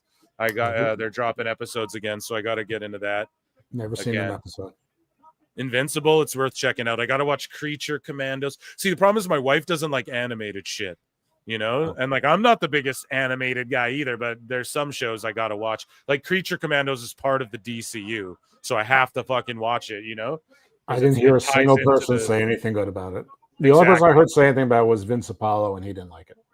Yeah, well, that's just it, is that like no one's saying anything good about it, and it's like the kickoff of the DCU. Like that's the same world that the Superman movie exists in. Wow, is that animated show? So that Superman movie looks like ass. Also, do you think, man? I think it looks pretty fucking good because it's gun doing gun shit, man. It's not like I don't know what people expected it to be like emo Superman again. We gotta have fucking. I don't know. I agree with having crypto and all that shit, but we'll see. I'm pulling for that movie hard. Here's the thing, though. That fucking Captain America movie looked like ass, and apparently it's just straight ass, dude. And I'm so disappointed because I want to go see it, but now I don't fucking know, man. It just sucks how Marvel fell off so hard. I mean, even so, Disney Plus, even with hits like Deadpool versus Wolverine, it's on Disney in 2 months. Yeah. So, I mean, I don't see any reason to go out and see it, and you know, maybe I'll see it like the day before Thunderbolts comes out, and maybe I'll. That's what I'm saying. Thunderbolts looks better than Captain America. Let's be real. It does. I mean, it does look good. I don't know why people shit on Thunderbolts. It's like, bro, it's like an action spy movie type shit. You know, I think it looks good. Like, I like these more grounded heroes. You know. Yeah, I'm not interested in that female Taskmaster, but you know, I'll give it a chance. I mean, fuck, whatever, bro. That's like the most minor thing. You know. Well, it is if it wasn't. I'm less interested in female Silver Surfer, Dose. Not to interrupt you, but I'm less like they're, you know, Silver Surfer. They're making a female. It's like, no, that was in a comic one time in like a what if alternate universe one time. Well, I agree. His his wife got and like, because that's one of my favorite characters, so I'm pissed. I'm like, that's dude, why no. the Taskmaster bothers me, because it's like this it's not even like trying to be edgy. It's the pattern now. Yeah. No, I get you. I get you on that. Yeah, because I get triggered by the fucking by female Silver Surfer. It's like, no, bro, that's fucking dumb, dude. Unless it ends where they kill her and she gives the power to Norin Rad, then that's cool, I guess. But the end of this match happened. I mean, I don't want to spoil it for Dose, but I'm gonna Julia Gulia 1 chat, and I give this PLE like a C. Not even a C plus. I give it like a C. Round of applause for the NXT Women's Champion defending.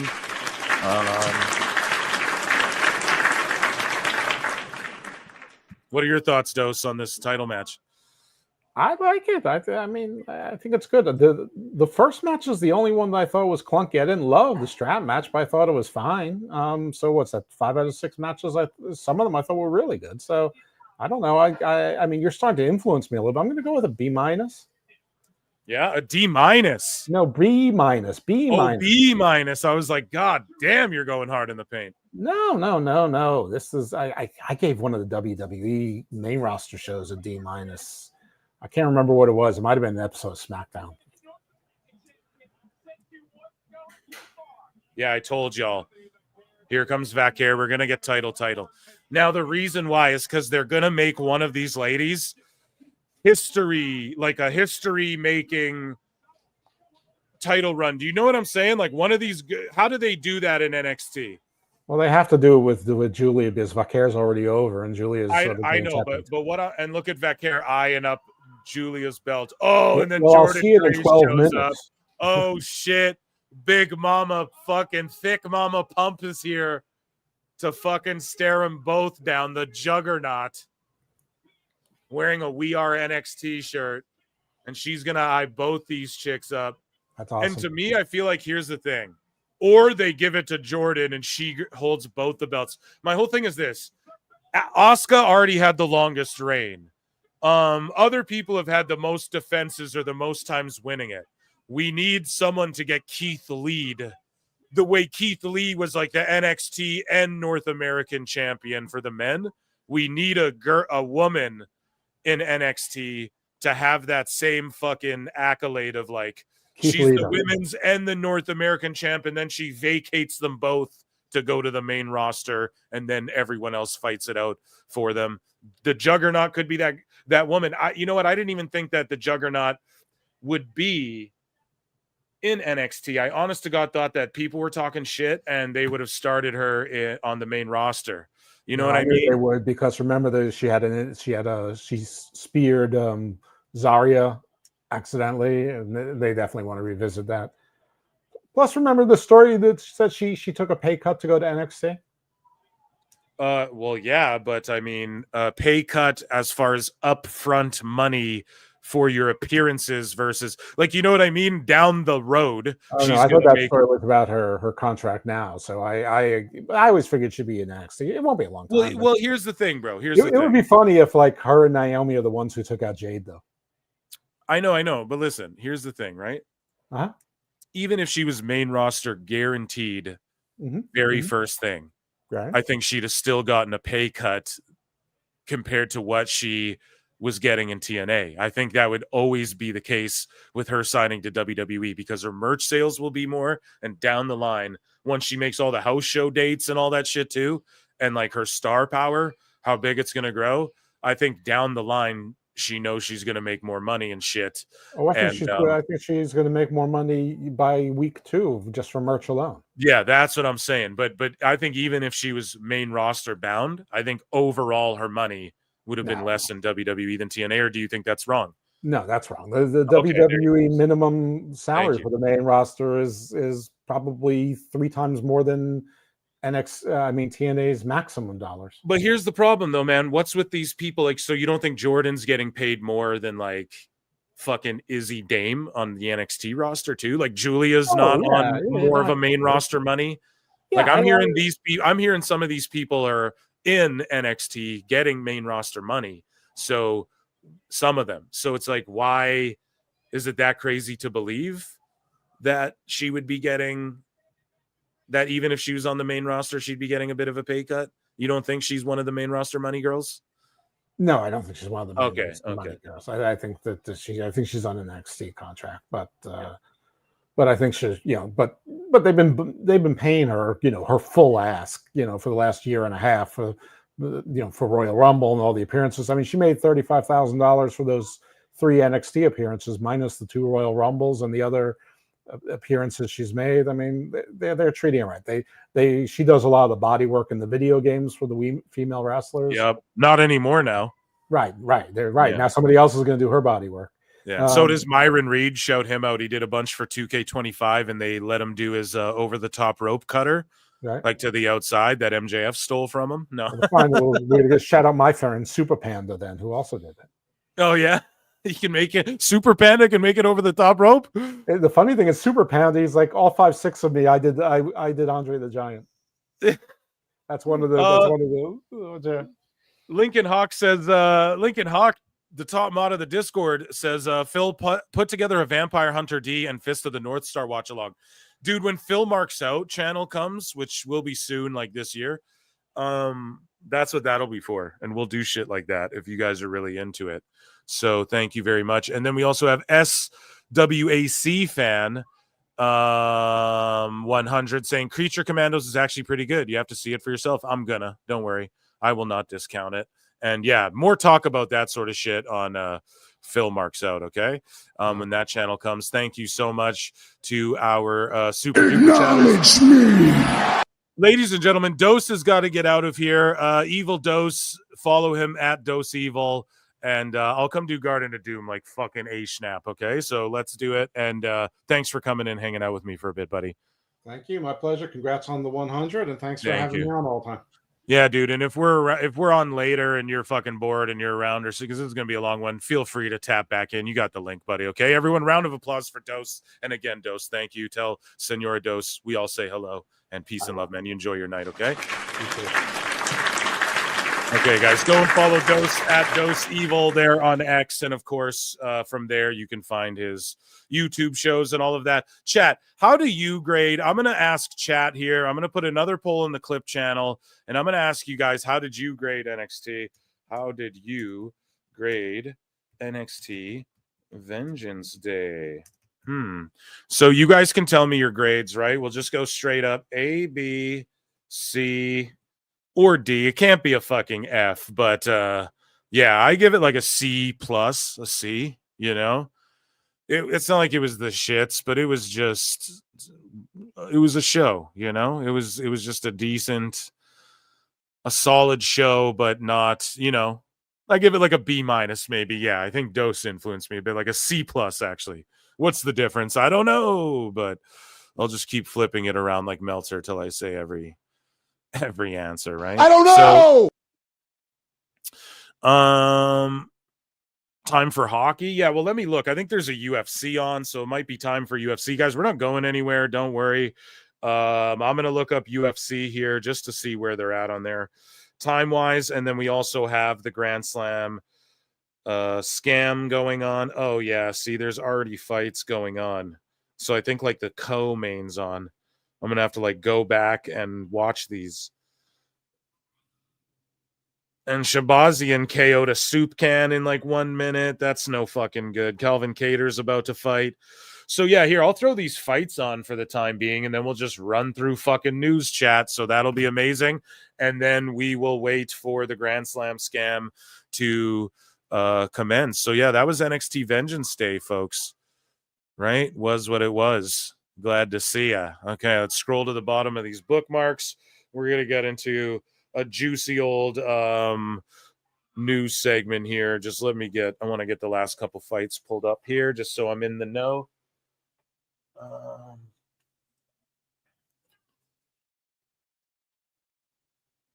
Hon, you grab me a soda water whenever you get up. Yeah, thank you so much. I appreciate you. Round of applause for Mrs. Marks, ladies and gentlemen, always dealing with my bullshit. Round of okay, so fights. We got to get these pulled up. Just got to find the right place here. So any UFC heads in there? We just got a solid fight night. A couple fights, I think, left. So we'll check those out. Cannoneers fighting a guy named RoboCop. So you have like this black dude who's like the blackest dude you've ever seen, and he's from Alaska, Anchorage, Alaska. So it's just hilarious, and even he laughs at it, you know. So no one get triggered, okay? But here we go. He's in the main event. He's like a 40-some-year-old or something. Here we go.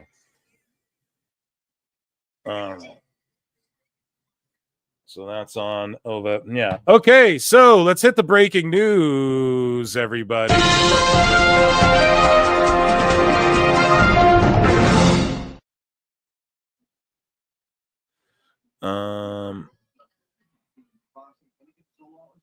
Here we go. So, breaking news. As announced by Triple H on Get Up ESPN, Michelle McCool is in the WWE Hall of Fame, class 2025.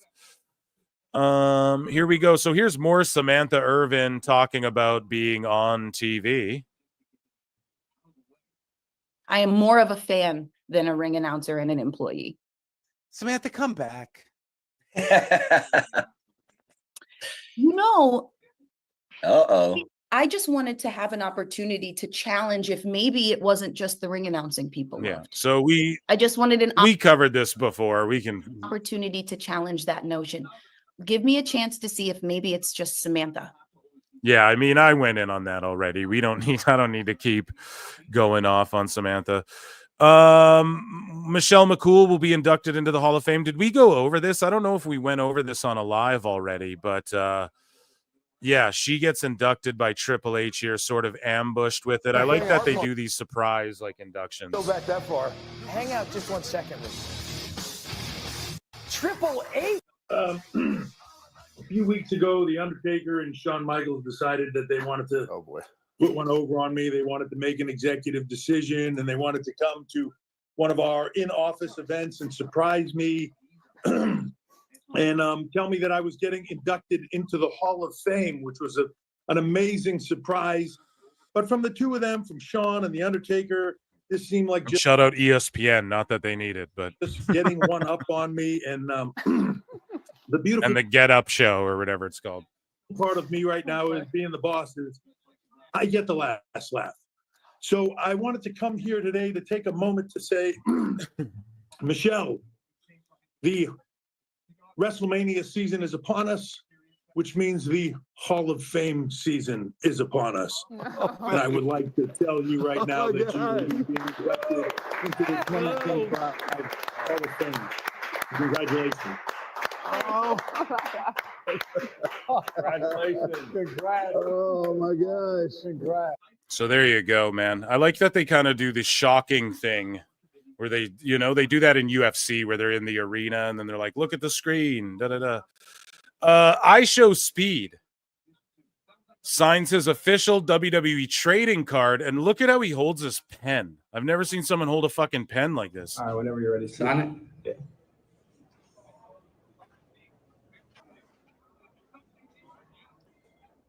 Do any of you guys hold a pen like that? What the fuck? His card is him getting tossed by Breaker. And like, there you go. The people who are I Show Speed fans who might try and get that card, and then Breaker's on there forever. Like, that's amazing for him. That's so fucking mainstream. All right, whenever.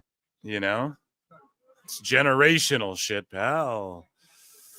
So the next set of WWE Evolve tapings is scheduled to be held at the WWE Performance Center on Friday, February 21st, and we'll see the introduction of a WWE Evolve Championship. The belt has already been made, so I bet it'll look something like this with this spinny shit like in the middle, and I bet it'll have like a purple strap, or maybe not. Maybe it's just black and silver, whatever, but premieres March 5th. I'll definitely be watching it on Tubi. I hope you all will be too. Lodi 7005 70,005 says, what do I get when I join the PWT Patreon? So basically there's like a bunch of watch alongs. So I watch along and react to like the way we EFAP stuff. I'm watching all the Botchamanias. What else? Me and Jake are watching Tough Enough. There's other things like the full. So like if videos get cut from YouTube. So like on YouTube, there's the 10 minutes of Tony Khan video. Okay. It's only 6 minutes on YouTube because they made me edit some shit out. You can go see the full thing on Patreon with commentary and shit. I do commentary over stuff, things like that. So just bonus content. I'm doing like a content dump as well soon on there. I promise. It's been a minute. It's been a while, but yeah. By the way, Phil, you owe one plug. Kidding, maybe. What plug? You want like a soundboard plug, or what do you mean? You what? I don't know what you mean by that. But thank you very much. I don't know. And yeah, just I'm not sure what you mean by that. Yeah, let me know in the chat. Very Ape 77, Mike Glass. Oh, this is Mike Glass says Palpatine is here. Dude, you fucking love Palpatine, right? I did that bit on the show where I was like, good, let the hate flow through you. And this motherfucker is coming through with AI Palpatines with flutes, and I love it. Anything with flutes, you know I love that shit. Thank you very much. Who is that? Lodi. I'm trying to think. Ring announcers aren't employees? No, they are. Yeah, they are. Yeah, just let me know what you mean. One plug. Chat, what am I missing? One pegging. Yeah, Moose Knuckles, shut the fuck up. Anybody? Yeah. Not that kind of plug. Yeah, no doubt. No doubt. I'm trying to think. What do I got to plug here that I'm forgetting? I don't just, yeah, elaborate, Lodi. Moving along here. So where are we? Baron Corbin, aka Tom Pestock, says he believes one person influenced his release from WWE. Karma will come back on whoever that person is. So this is crazy too. He's like, one person, karma will bite them on the ass. It's like, Corbin, I just think you ceilinged a bit and your pay is a little more. You're on that fucking Vince time. You're on that Vince contract. You know what I mean? I don't know why. And Randy, we chatted a little bit, and shout out La Greca, Dreamer, Bully, and Tom Pestock, Sirius XM Busted Open. I believe there's one person that made this decision or influenced this decision, and I think that's what put me in the position I'm in now. But I'm gonna still I'm not gonna let one person control me or my fate or my destiny. Karma will come back on, whoever that person is. I'm just not putting their name out because I just don't need that negative energy. But I think I'm going to create some magic over the next year or two. Hell yeah, that's the right attitude though, is saying I think I'm going to go create some magic and shit. That's a good way to go about it. 2 years, and who knows, maybe that door, they'll be like, hey man, come on back. And I'll be like, well, you're getting Bishop Dyer. You're not getting Baron Corbin. That man. You're getting Bishop Dyer. Yeah, so sorry about the Tom Pestock too. Bishop Dyer. That's the fucking name. And maybe, yeah, dude, if you make a name and then you come back, sure. That's the beauty of this. Dead. So that's what I'll have to offer. And that's what they're letting people do. Sean Spears, Cardona. I was going to kind of shit on him, but he's being very optimistic about things.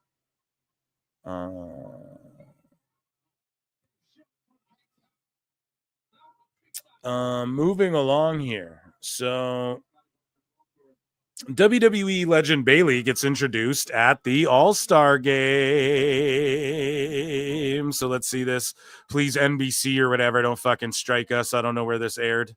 Tubi, I don't know. She throws you into it.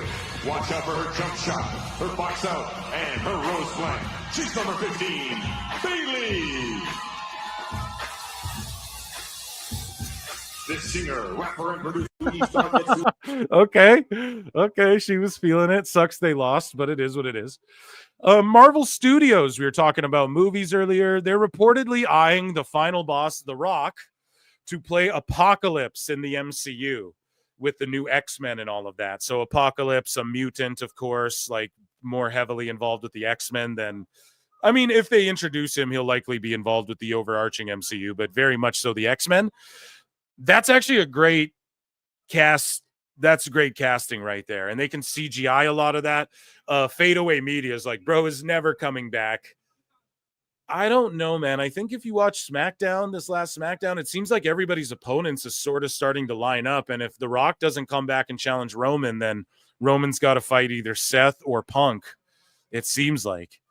So maybe, yeah, it means The Rock isn't coming back, but I don't know. So, like, Hughesy's like, bro, Rock's never going to wrestle again. Like, that just ain't even going to happen ever again. So I don't know about all that. I like to remain a little more optimistic. I could see him even doing like a run-in or something like that. But also, they're not filming Apocalypse shit right now. Like, if they're eyeing him up for the role, then they have something in mind. But it's not like they're filming right now during WrestleMania. So we're never going to get a full-time run, but we'll get The Rock. Okay? I have faith. I hold out the faith. Bailey, here's Bailey shooting, getting ready for the All-Star game. Okay, been sort of the through line of this segment.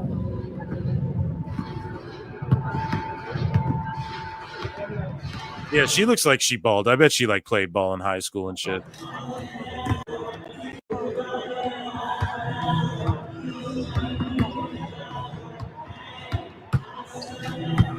She doesn't have like the girliest jump shot either. A lot of girls shoot the cert. Is that Drewski? Drewski already sweating fucking buckets. That's good shit, pal. Okay, so let's see. Former WWF star Gran Hamada passes away at 74. If you guys are unfamiliar with Gran Hamada, I don't know. Just some people would consider him a legend in the wrestling space, if you will. A notable name, nonetheless. And yeah, our greatest condolences to Gran Hamada. 74, pretty full life. And yeah, just prayers up, everyone. Round of applause for Gran Hamada and his legacy, and round of applause for That Was WWE News, ladies and gentlemen.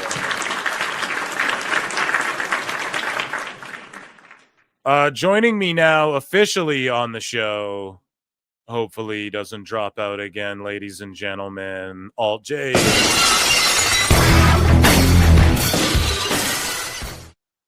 Now we're troubleshooting this time. I'm on my phone with a different headset, but we're making it work because the damn internet company's trying to mess with my life. Okay, well, you still come through decently. I mean, it's perfect. No problem. So, what's up, man? How you doing? How did you? I'm good. Were you watching NXT? Yeah, I had to watch it. I had to watch that through Peacock on my phone. That's why I wasn't chatting much. I could only the internet just cut out. But I got a new internet coming on Wednesday, so switching companies. Damn, I'm like Ricky Starks. Yeah, more or less, eh? Right. What's good though? How you doing, buddy? You're like what, halfway through your super long stream? Yeah, I guess so. Hey, it's actually flying by. It's not so bad or anything. It's not so bad. It's not so bad. But yeah, that James Cutler guy is one of those dudes in that group. And yeah, it just seems like they're names we've seen. It isn't like a big reveal or anything, but yeah, it definitely. The only rumor I heard is that one of them or two of them might be Finley's kids. I mean, that would be cool. It would be awesome to see Dave Finley or whatever, or what's his kid's name? Yeah, Dave Finley coming into WWE. Yeah, that's what I want. I want, if they do have Dave Finley, they need to go back to center stage and have Dempsey versus Finley in a Finley match kind of situation, since they went at it forever back in the 80s and 90s.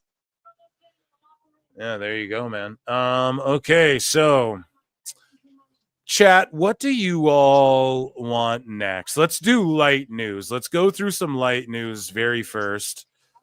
And if you guys have anything, tonight's a long show. Feel free to tag me if you have any Dave. We have a great Dave meltdown to get to. But if you guys have anything, free to throw it my way. We also had some miscellaneous stuff. Actually, here. This is one I was going to do on Patreon. It's been sitting in my miscellaneous forever. It's on the TLC network. Fuck it. We're just going to do it here on the show. Hell yeah. This is just some funny stuff we're going to get to here that I've wanted to do. Hopefully TLC doesn't fucking pull us down. We'll try and pause and EFAP this as much as possible. I am going to share this tab. So yeah, let's get into some miscellaneous news here. I guess I'll play a fucking banjo. I don't know. Right? And actually, we'll head over to this tab. This is the world's cheapest wrestler on Extreme Cheapskates. Okay, chat? So let's take a look here. The world's cheapest wrestler on Extreme Cheapskates TLC. Let's see if this guy grosses us out or not. Jesus, I fucking wish, but then you gotta drink banana peels. Right? Shit. You know what I mean? I don't hate myself that much. Yeah, no doubt. One plug for a product I'm selling. Of course, I'm kidding. Oh, Phil, LOL. Oh, I don't know. Yeah, you were just joking. My bad, bro. I didn't get the joke. I was trying to think. There is one thing I'm plugging for a bud of mine, but I'm like, how the fuck would you even know about that? And like, I wasn't going to do it yet. I got to wait till it's their moment. You know, I can't fucking do it when it's like PWT 100 and all this shit. You know, it's got to be like, look at this thing that my bud's doing, you know, that's really cool. So, right. But I'm like, how the fuck would you even know? So I don't know. That's the only thing I could think of, unless you're just trolling me hard. And now I'm all paranoid in my head, dude. Fuck, dude, way to get paranoid. The black helicopters are everywhere. We own 2 pairs of underwear. Let me tell you something, guys. It doesn't save you money if you own 12 pairs. Hey, buddy, this will save you money and not looking like such a disgusting motherfucker. Ready? Get 17 pairs so you're not gross. And it just however this guy's about to tell us he washes them with his fucking tongue or something disgusting, I'm sure. Like you can get more pairs, dude. You know what I mean? Like that doesn't make it because if let's say a hole gets in that, you're gonna have to buy 2 more anyway. So it doesn't make you you're not saving money by only wearing 2 pairs of gitch, bro. That's disgusting. Not surprised by any of that, fucking mama's boy. Like, dude, come on. This is disturbing. And then Jake just fucking bounced out while saying this guy is a sicko. Sorry, I didn't mean to click on that one. I'm glitching out here. Sorry, Jake will be back, but he just absolutely disappeared for a second. We know his internet's being fucky. Buys all my food, and I just buys all your food. So bananas and eggs. Smells it. Chat. He smelled the cup. You what? Jesus Christ, man. What the fuck? That is crazy. And dude is like, a lot of wrestlers are like, we don't wear cups, you know? But that shit is fucking nasty, bruv. Jake is back. That shit is nasty, I don't even know what to say. No, yeah. Yeah, why did he sniff the It made me cup? drop my phone. It was so gross. Knuckle, why did you let TLC follow you around and chronicle your day-to-day life like this? Mike Glass for $10 says, hello, Jake. I made it, Phil. Congratulations on your 100th. I have a special flute picture that my apprentice took. Oh, hello, Jake. I made it, Phil. Congratulations. No, wait, that's not even a good Palpatine, dude. On your 100th, I have a special flute picture for my apprentice that my apprentice took of me. It will be under your Twitter later. Yeah, thank you so much, dude. I'll give you a fucking e-flute. How about that, dude? May the force be with you, dude. Actually, let the dark side flow through you.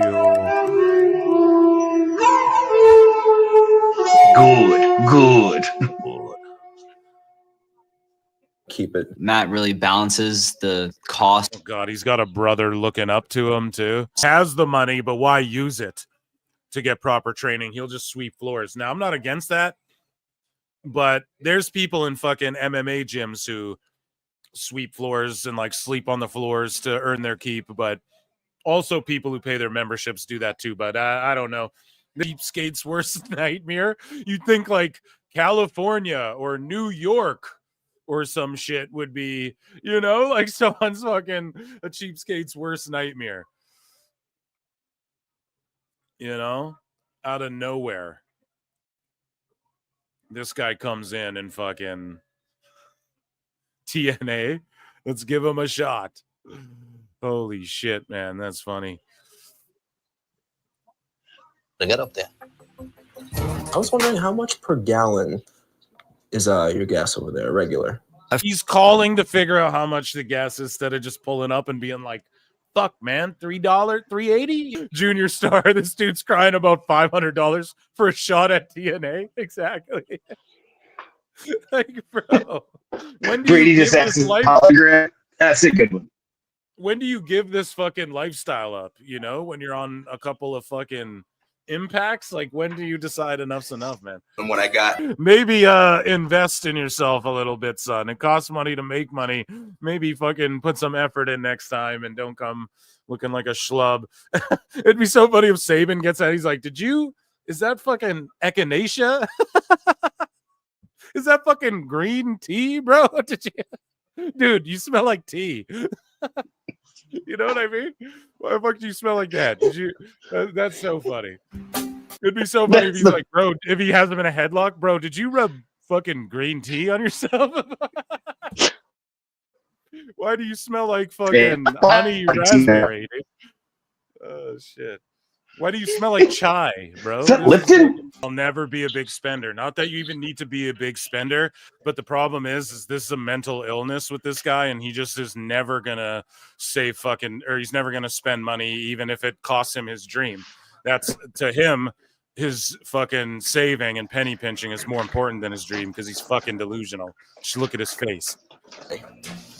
He puts more focus into how he's going to penny pinch than how he's going to fucking actually wrestle and look good. And he rubbed tea bags all over himself. Like, that had to be a rib for the show. But being cheap and saving money, that's my life. There you go, dude. Being cheap and saving money is his life. Okay? Just incredible stuff. Let me share this again. Round of applause for that extreme cheapskate, motherfuckers. Round of applause.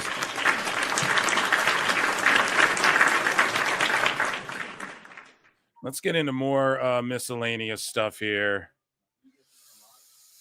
Sorry, I got people DMing me.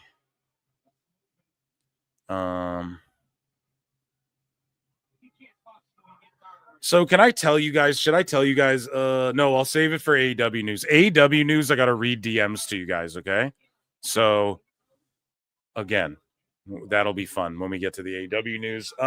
Okay, let's stick with miscellaneous for now. Yeah, I just got a DM while I'm on the air, and it's fucking crazy. So anyways, let's see here. We only got a few here for miscellaneous. Kenta has signed with Pro Wrestling Noah. This was confirmed in a press conference by Noah EVP Naomichi Marufuji. And so Kenta dropped the Defy Championship to Ricky Starks. Kenta gets signed by Noah. Ricky Starks the same day shows up in NXT. And he's still the Defy champion. So he's going to be making indie dates as an NXT guy. And then Kenta is a Noah having matches with WWE guys going over to Pro Wrestle Noah right now. And so, I don't know, people are saying we're one step closer to getting Kenta versus Punk, which is like everyone's dream match, although apparently Kenta just doesn't want to do that match. AEW tried to do it. Martha and OG Hart meet with Janelle Grant's attorney and Callis. You what? Let me read that again. Martha and OG Hart, or Oj or OJ, I'm not sure, meet with Janelle Grant's attorney and Callis. Why are they meeting with Janelle Grant's attorney? Now, as we'll get into with AEW news, AEW's into some fuck shit, okay? They're into some fuck shit lately, especially Tony Khan. And we're going to get into it more and more. as the show progresses tonight. But yeah, weird that she would be meeting with, Janelle Grant's people. What does Martha Hart have to do with any of that? Do you think Ric Flair should step away from wrestling completely, or does he still have one last moment left in him? He revealed he had a heart attack and never knew it also. So he had a heart attack in the ring and he had one and he didn't know. So I would just say, Flair, fucking just hang it up, buddy. You're done. It's all good. We love you. Your legacy is set. Just be a WWE video game character and do legend shit, and put over the shop and just get people over, go on the kickoff panels and shit, Flair. You don't need to still get in the ring and fucking die. No one wants that, okay? And yeah, so that was miscellaneous news. Let's head over and do some TNA news. And then I'll check in with chat for a minute. We'll take a moment before we get into sickos. Dave Meltzer, we have AEW news. We got lots going on. So let's head over to TNA news. I'll play another banjo. Might as well. Boom.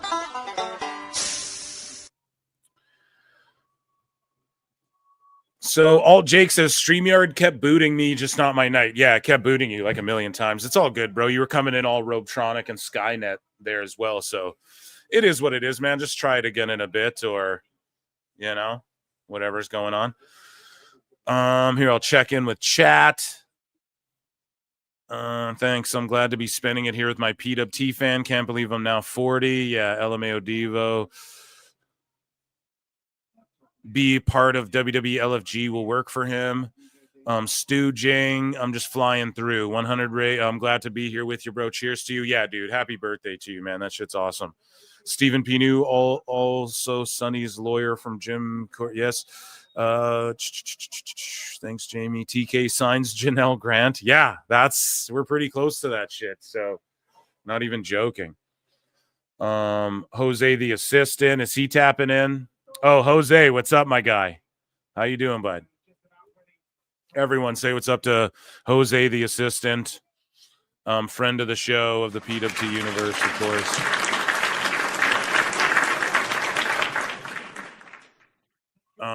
Okay, Magic 8 Ball says, yes, Moose. Okay, would you like me to sing to you? Okay, let's go. Let's get into some TNA news. So, Mike Gilbert. Okay, so there were some changes in the office at TNA. I guess some people were laid off and they're getting new people in positions, etc.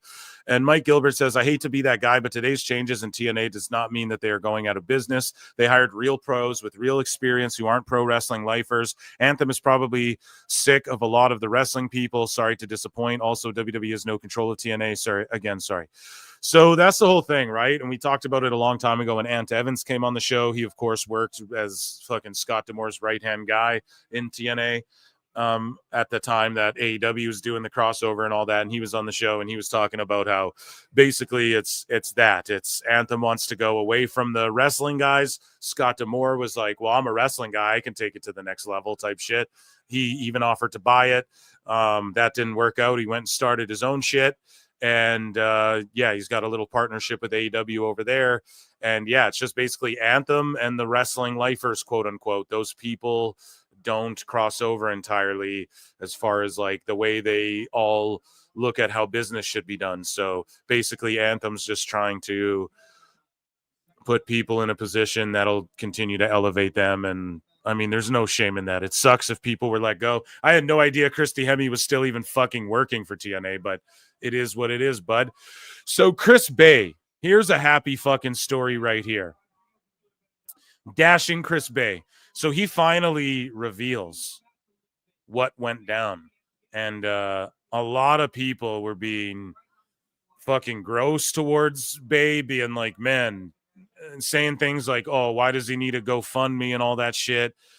They kept it close to the chest, respectfully and luckily and thankfully and all that stuff, because usually the stuff leaks. But yeah, dude, I said it on the show, like, we don't even know if Chris Bay will ever be able to walk again. Okay, God forbid. And I'm just happy to show you guys this. He fucking can. The dude can walk. His arms can move. He had almost likely no chance of walking again. The dude's getting up, walking around.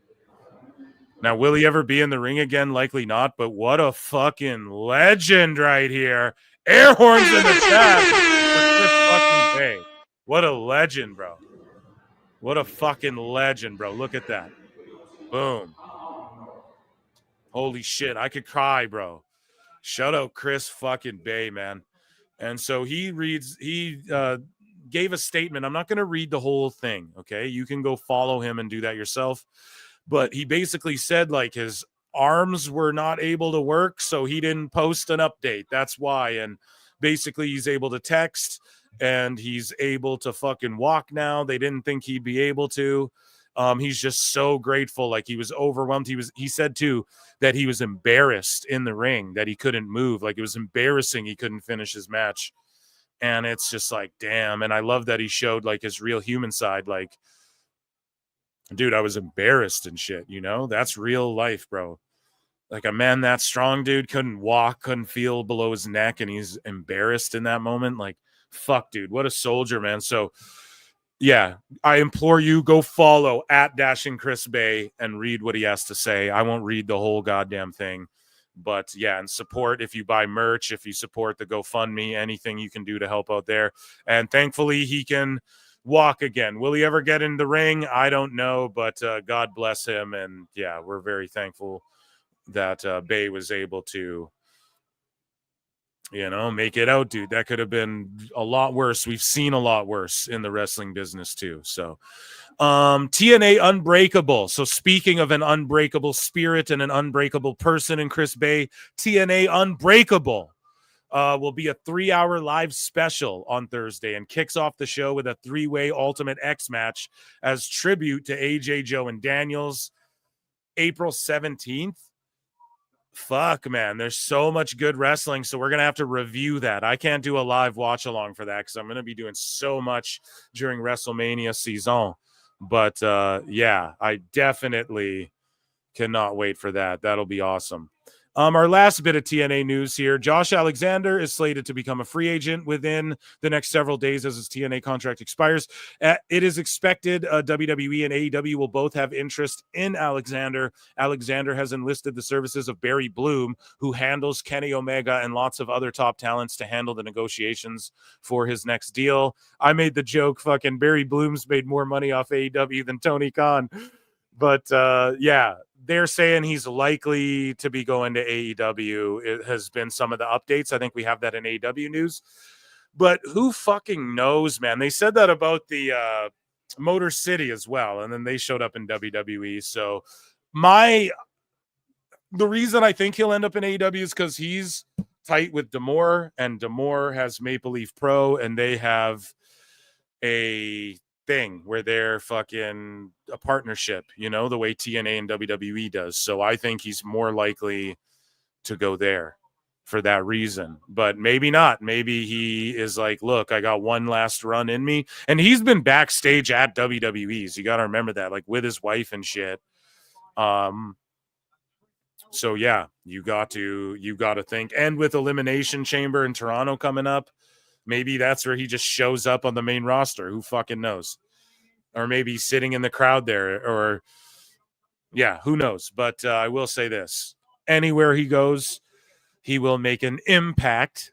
Pun intended. Yeah. So that was TNA news, ladies and gentlemen. Lincoln Hawk for $50. Holy fucking shit, dude. Thank you. Phil, congrats on 100. Everybody, fucking air horns and applauses. Congrats on 100, dude. Thank you, man. You've been here for so long. For Lincoln, you've been here for so much of it, bro. And you're always holding it down on the Discord. So I just appreciate the shit out of you, bud. This has been a great venture for everyone in the PWT family. Lots of people are always going through stuff, and PWT is a great release and getaway. I agree. On behalf of everyone this helps, thank you. Holy shit, man. Well, thank you for a fucking... Oh, come on now, Eric. You know, a very sweet message, you know, as they say. Sometimes in life, you got to be a hoe. No, but thank you, dude. I really appreciate that. And to anyone going through shit, yeah, it's good to escape, right? And it's also good to like make light of and laugh at a lot of the wrestling shit that some people take way too fucking seriously. And some people might say I do too, because I yell passionately about it, but I just fucking love the graps, dude. And Cannoneer just got a sweet finish over RoboCop.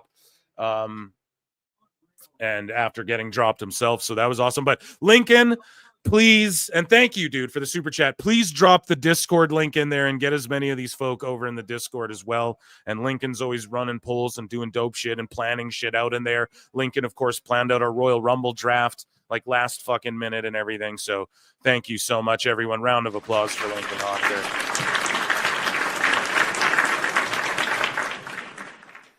Okay, so here we go here. What are we going to get into next?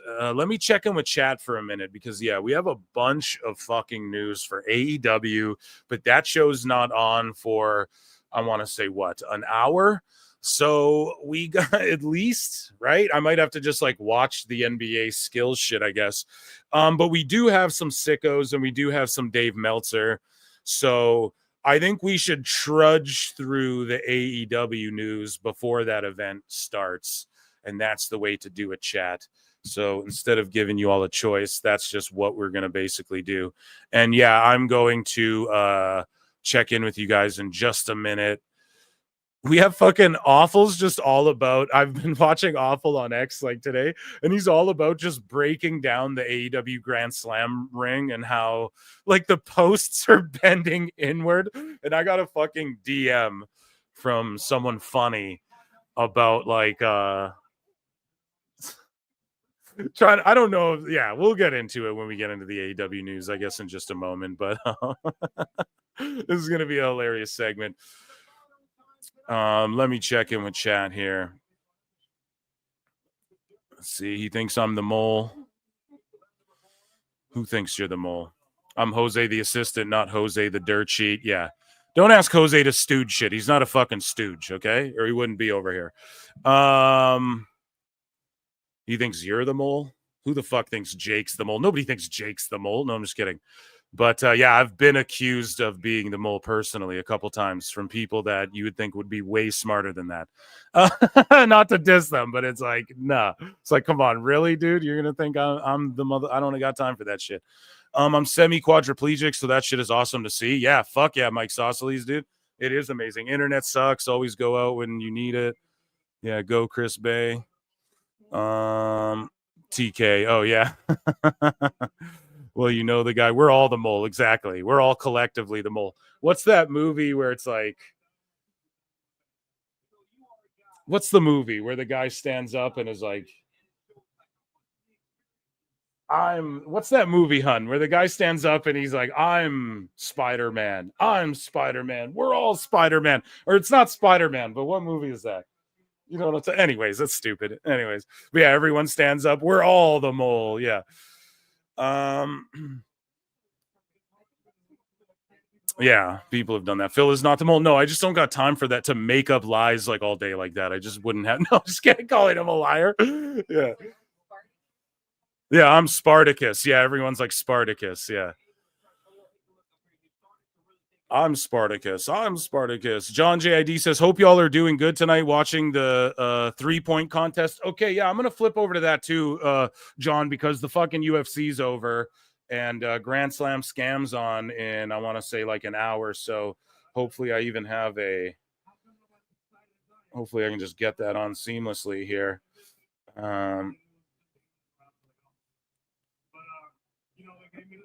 Here we go. Let me see. Spartacus. Yeah, we know, guys. Martha Hart's a moron. Yeah, where were you fucking 12 minutes ago on that one? But no, I'm just joking. Hockey games 1-1. Okay, let's get over to March Madness is coming up next month. Well, that's a whole boatload of fucking excuses for AEW ratings being in the shits or whatever, right, guys? Can't wait for Dave to fucking melt down with that stuff.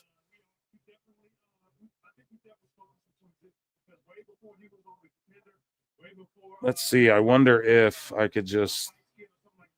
There we go. Okay, yeah. Let's get into. How are you not watching US versus Canada? Because, bro, there's 8 million things on. So for me, MMA and wrestling overtake everything, period. I don't give a fuck what's on, you know? Those two things usurp everything for me. So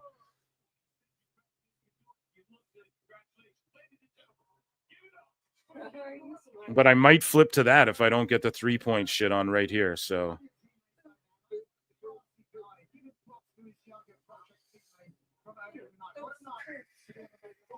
there we go. Okay. 3-point shows on Discord link. Everybody get in the Discord there. More Meltzer impressions. Yeah, I got you. Don't worry. It's coming.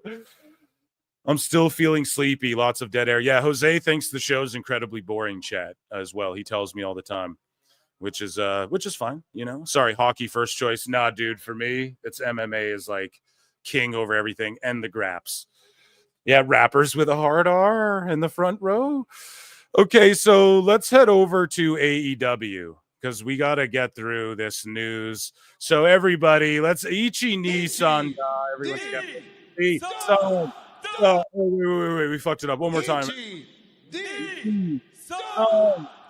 Okay, I think we got it that time. I think it was good that time. Okay, so where are we here? Post Wrestling post that Rita Chatterton reveals she was under contract to AEW for 1 year and calls Tony Khan a gentleman. You what? Why the fuck would he have her hired for a year, chat? That's what I don't understand. Either the dude just really loves helping people he thinks that have been done wrong in the wrestling business, or there's some weird slime ball type shit going on behind the scenes with this, or she's fucking lying. Because listen, a lot of people have called her a liar over the fucking years, but as time has gone on and we know about Vince more, it's kind of like, liar! That's what it's got to be. It's one of those three things. I'm pulling a Meltzer here, but I think that's some kooky territory to have Rita Chatterton on contract for a year for nothing. And she goes on to say, like, she didn't do anything. He didn't ask anything of her. So, like, good for him if he was just like, I'm going to take care of this person I felt was victimized. But a lot of people are starting to speculate, again, with, like, Martha Hart meeting up with Janelle Grant's people. A lot of people are speculating, you know, there's some nefarious conspiratorial, the black helicopters, you know, are going on around AEW land. So we'll keep an eye out there. All right. We'll keep an eye out there on this stuff. Moving along here. We have, here's I guess an audio clip of Post explaining it. And I don't know why I double bookmarked it, but here we go. Shout out Post Wrestling Cafe, by the way. And let's take a listen. Power and Glory podcast, where Rita Chatterton notes that she was under contract to AEW for a year.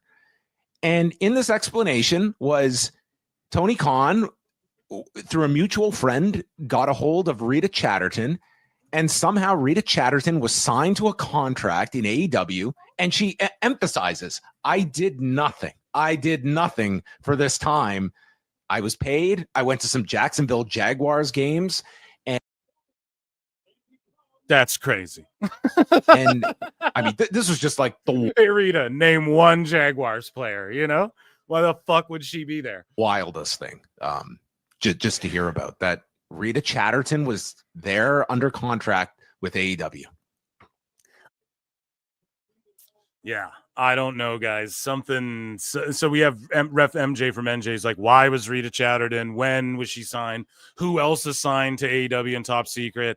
Where was this guy's laying it all out? Who, what, where, when? Hi, wow. So where was any previous report on this by any of the wrestling media reporters? Well, they only know what people tell them, bro. What was she doing for AEW? According to her, nothing. Yeah, so you have the answer there. And how does this not get previously reported? Well, you asked that before, but yeah, he should get asked about this at the next press conference, right?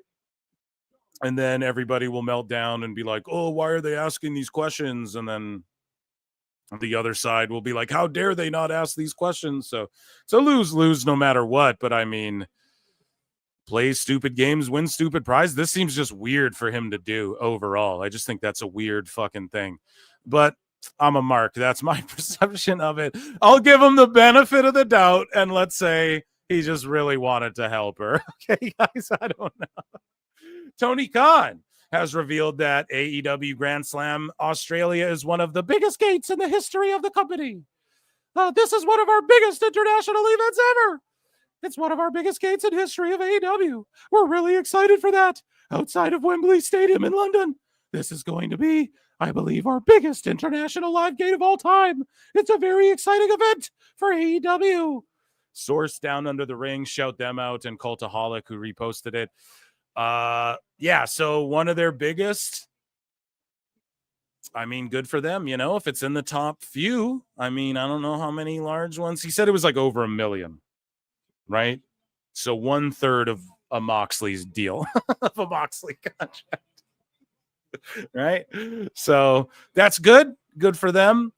However, a lot of people are outraged, and like I said, when I was scrolling Twitter, all I fucking saw were people just outraged at, like, fuck, man, they've been making us wait for 2 hours over here. And I know, like, people voicing their displeasure gets pushed the most, right? But I don't know. I've had some people like DM me directly, like, bro, I spent this much and there's people walking up getting tickets for this much. What the fuck, you know? And it's a messy situation. I can't wait to see it on TV. We already got spoilers and shit. I don't fucking know. Awful wrestling posts. AEW Dynamite rating, terrible. Got spanked by NXT. Yeah, so, you know, coming off the back of what I said was a good Dynamite and a good Collision, I thought overall, and then leading into this, well, it's not a pay-per-view, even though they fucking said it was a pay-per-view like innumerable times. We covered it here on the show. Tony said it. The fucking AEW's own account tweeted out it was a pay-per-view. The fucking dirt sheet said they asked about it and they said it was a pay-per-view. It was supposed to be a pay-per-view, okay? So the go-home show for what everyone thought was a pay-per-view, 579K viewers, dude. I could not believe it.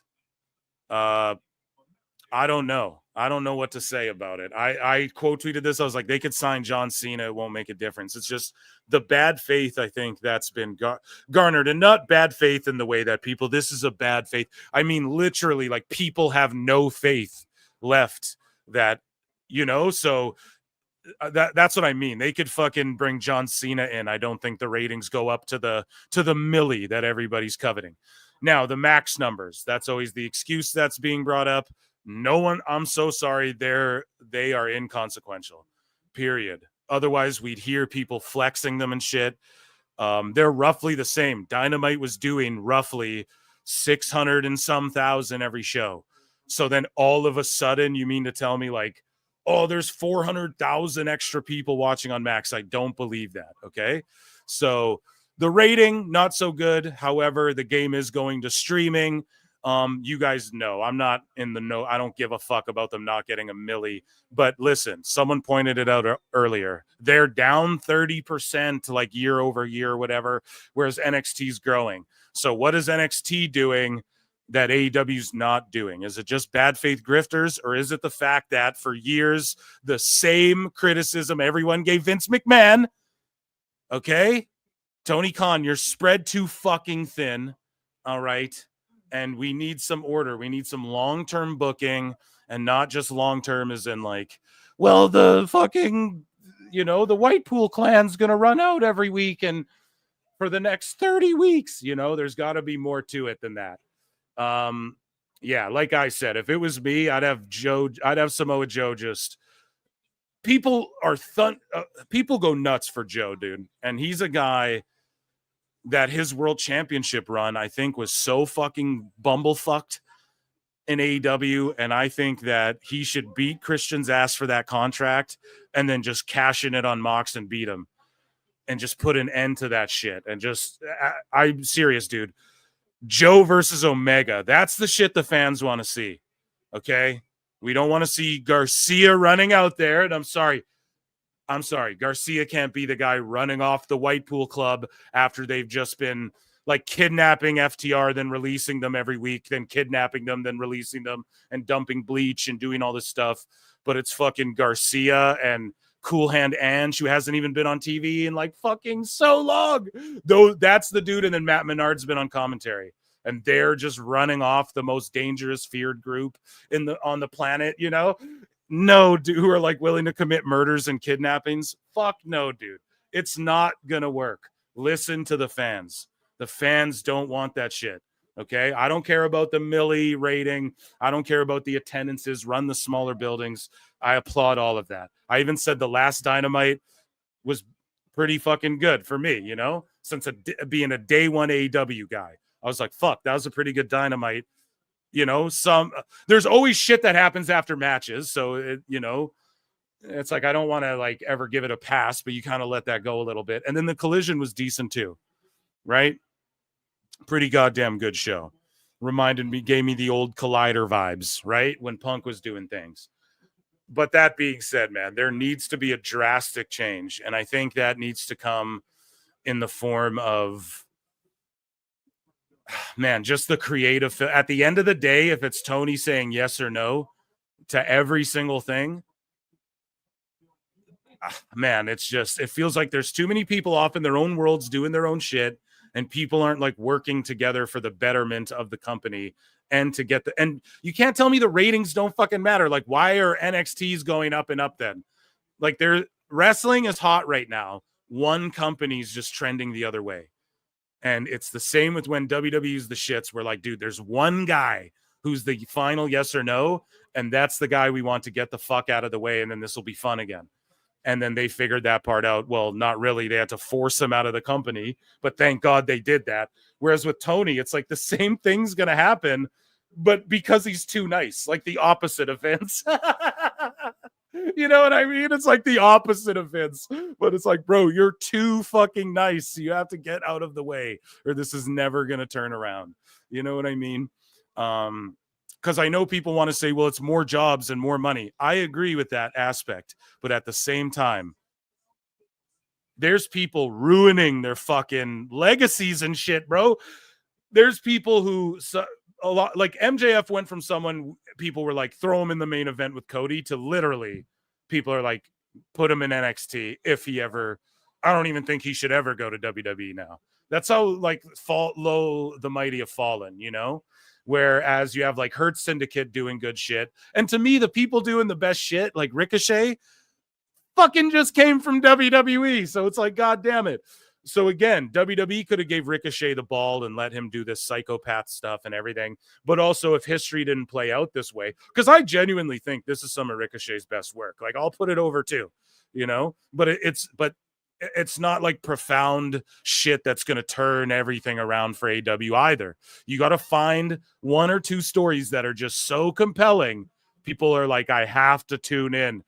Watching Edge beat up a briefcase with a spiked bat, like reliving all his old shit from WWE, bro, that's not going to do it. I'm sorry. Pushing Daniel Garcia down our throats is not going to do it. I'm so sorry to whoever that offends, even Garcia. I'm not even a Garcia hater. If there was like a junior heavyweight division, a light heavyweight division, perfect.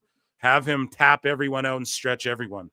But it's just like, yeah, there's just certain guys that Tony's insistent on pushing that just, and then there's a bunch of guys he doesn't put on TV, like Ricky Starks, thank God he's gone. Like Miro, thank God he's gone. Like Roosh, thank God they're starting to fucking run vignettes for him again and shit, you know? There's a bunch of these dudes we want to see. Fans are like, give us this. And it's not like book everything the way we think either. That's what WWE's doing well too.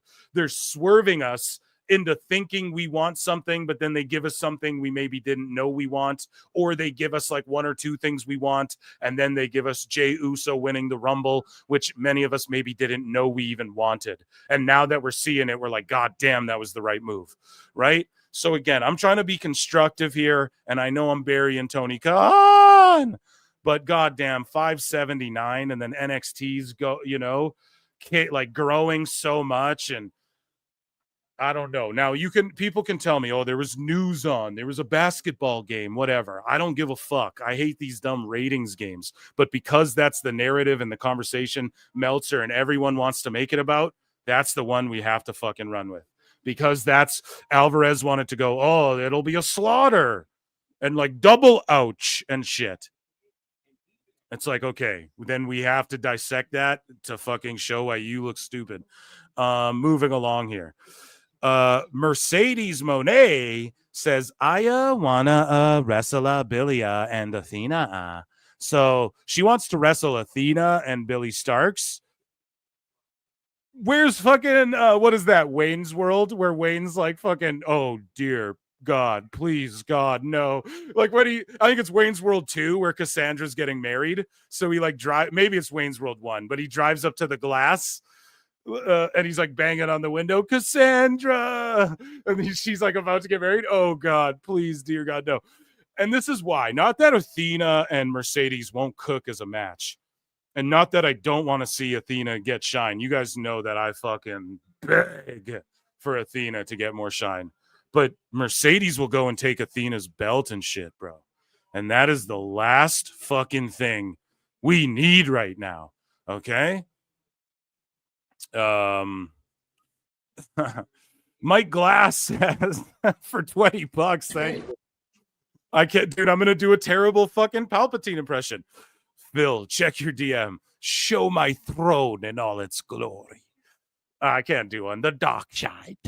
Yeah. So, okay, I'll show the throne. You want me to open DMs live on the air, bro? Let me scope it out first, and I will check my DM. Absolutely. Let me get through this. Everyone, round of applause for Mike Glass here. I'll give you a Conan, dude, and I'll give you because as they say, or at least as Mercedes Sometimes said. in life, you got to be a hoe. Okay, so we'll check the fucking DM here. Let's see. What did you send me, buddy? Oh my God, dude, he sent me a fucking throne of flutes. Dude, post that publicly and then tag me in it, okay?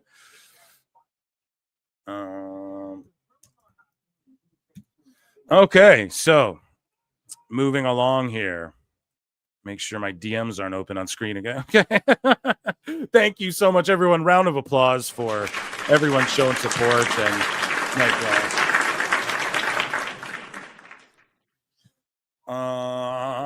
MJF doing shows at the local YMCA. Well, nothing wrong. Hey, come on now, Moose Knuckle. There's nothing wrong with that. To do shows wherever someone will pay you to do healthy pro wrestling. Oh, come on now, Eric. So, yeah, dude, hopefully Monet doesn't go and take the Ring of Honor belt too. I'm scared she's gonna. And Monet had this to say. She goes, if I listed the people I wanted in AEW, the other place would sign them. So I don't believe that. I think she cares way too much. Like, this all stems from the Meg the Stallion thing. But WWE was already trying to get her to do stuff with them. And then Monet brought it up or met up with her at an award show. Then WWE brought her in and she's like, oh, it's because of me type shit. Maybe they pulled the trigger on it quickly, but they were always Bianca was calling out Meg years prior and stuff. Maybe you could make the argument that's why they made it happen. But Meg was also going through a bunch of legal shit, a bunch of legal shit. So I just don't know about that. And here's the other thing. If Meg gets approached with AEW or WWE, what's her team going to be like? Do this thing. You know what I mean? Do this thing instead. So moving along here, AEW sources have informed me. This is Chris Featherstone. Now, again, he was hitting at first with the Penta Ray news. I'm going to believe this because I think he's got a direct line with Penta and Ray.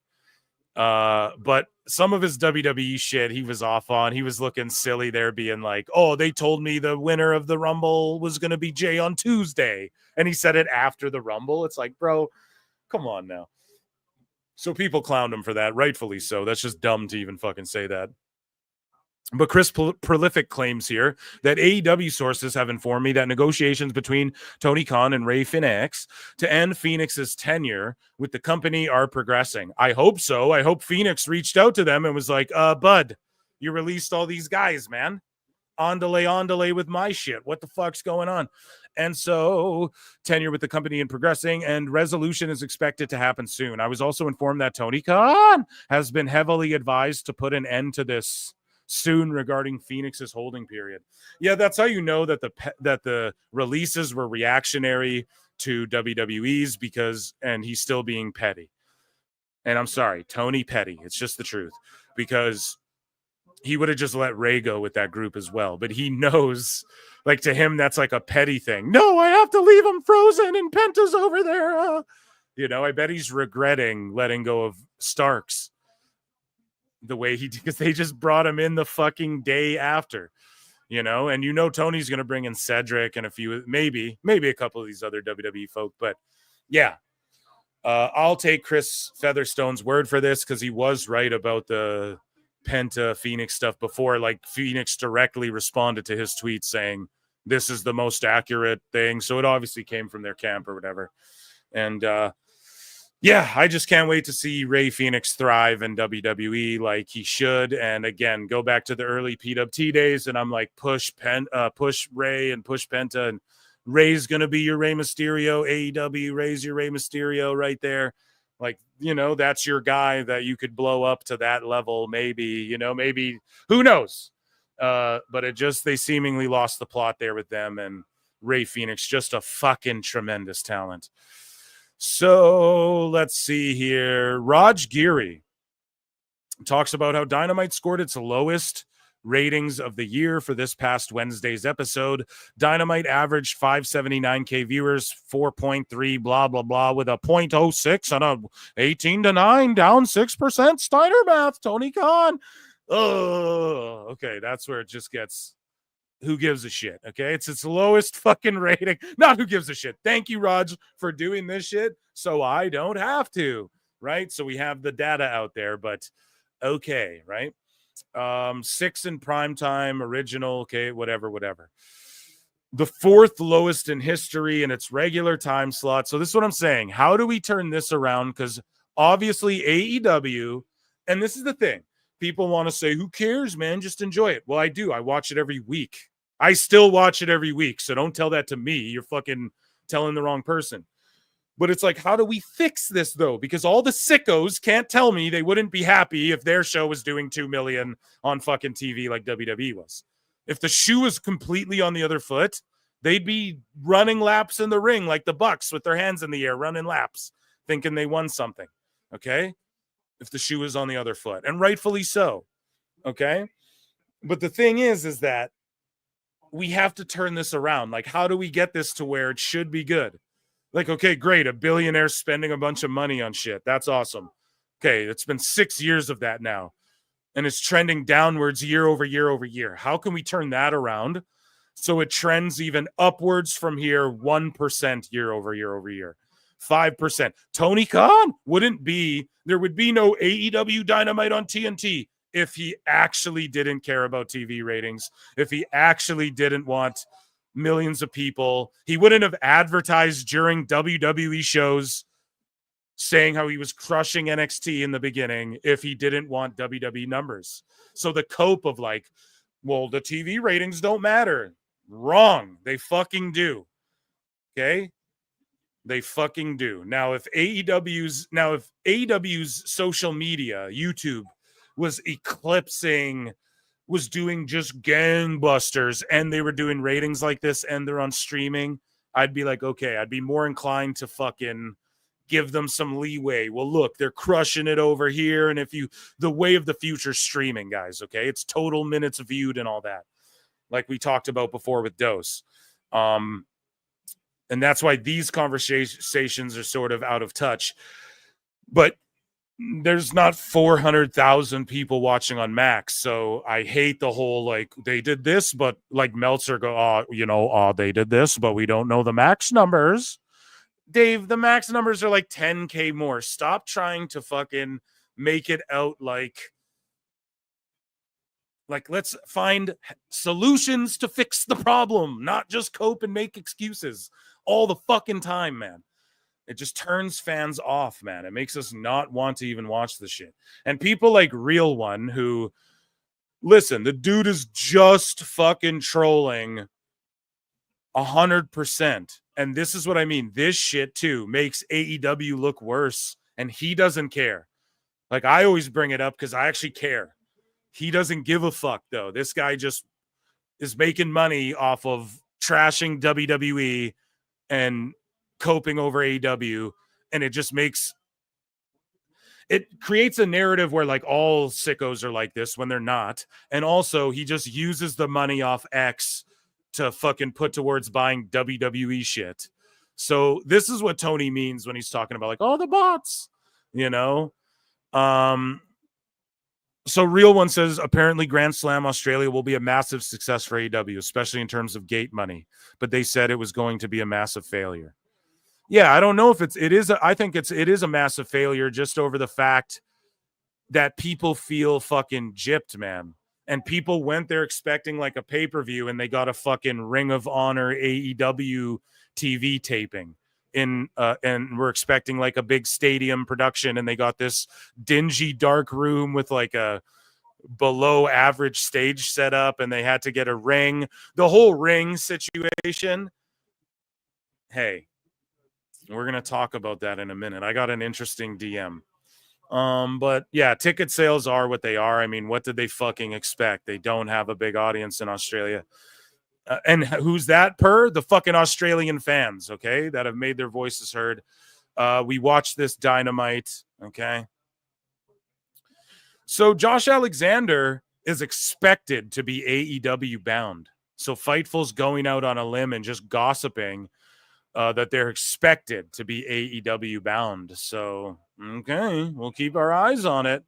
And yeah, Cross 306-1980 in the chat says, I thought touting Gates was a disgusting promotional tactic. Exactly. So touting Gates, they literally voted as like the fourth most disgusting promotional tactic. Not Ibu charging for fucking to stooge Tony Khan's secrets and MJF secrets in a fucking Discord. Not lying and saying you're doing a fucking pay-per-view in another country, and then turns out it's a Ring of Honor taping, half of the fucking show that you paid thousands of dollars to get to. But yeah, flexing Gates is a disgusting tactic. Like, fuck out of here, man. People are just tired of this shit, this gaslighting shit. You know what I mean? But yeah, maybe Alexander, I broke that down earlier. He'll be successful wherever he goes. So the Mole, speaking of the Mole earlier, okay? And again, we keep a close eye on the Mole here. Is he right? He's predicted some shit that's like, wow, how would he have known this or that? But again, man, there's such things as lucky guesses, right? I said it earlier. Motherfuckers thought I was the Mole. Why? Because I fucking can predict some of this shit if you just pay attention, you know? But the Mole's also been wrong about shit that he's deleted. And then he says, well, you know, cards subject to change. Things change all the time in wrestling. So I don't know. I talked to the dude. I keep him at arm's length, and I'm okay with him doing this. Let's say it's an elaborate troll. Okay. Every fucking dirt sheet in the book has tried to follow this guy. And he's weary about these. Like, should I let this guy follow me? And he asks people, should I let this guy in the circle or no? Who's this guy? I don't know who this is. Dirt sheet guy, blah, blah, blah. So who knows? Yeah, who knows? But Tony Khan says last Wednesday night was excellent. So what the Mole is saying is that Tony is privy to the fact that he says this is great about everything. Guys, it's on the fucking soundboard. It's great. Right? Everything's great to Tony. And so he's been made aware of that, and now he's using other words now, which it makes a lot of sense. Last Wednesday night, instead of saying was great, was an excellent AEW Dynamite. Saturday Collision is on a tremendous run of great shows currently. He let one great slide. Now we're only hours away from another excellent Wednesday night. You know, so he's using words like tremendous and excellent instead of this is great for everything. That's what the Mole's claiming. Who knows if that's true, but Cornette roasts it. I roast it.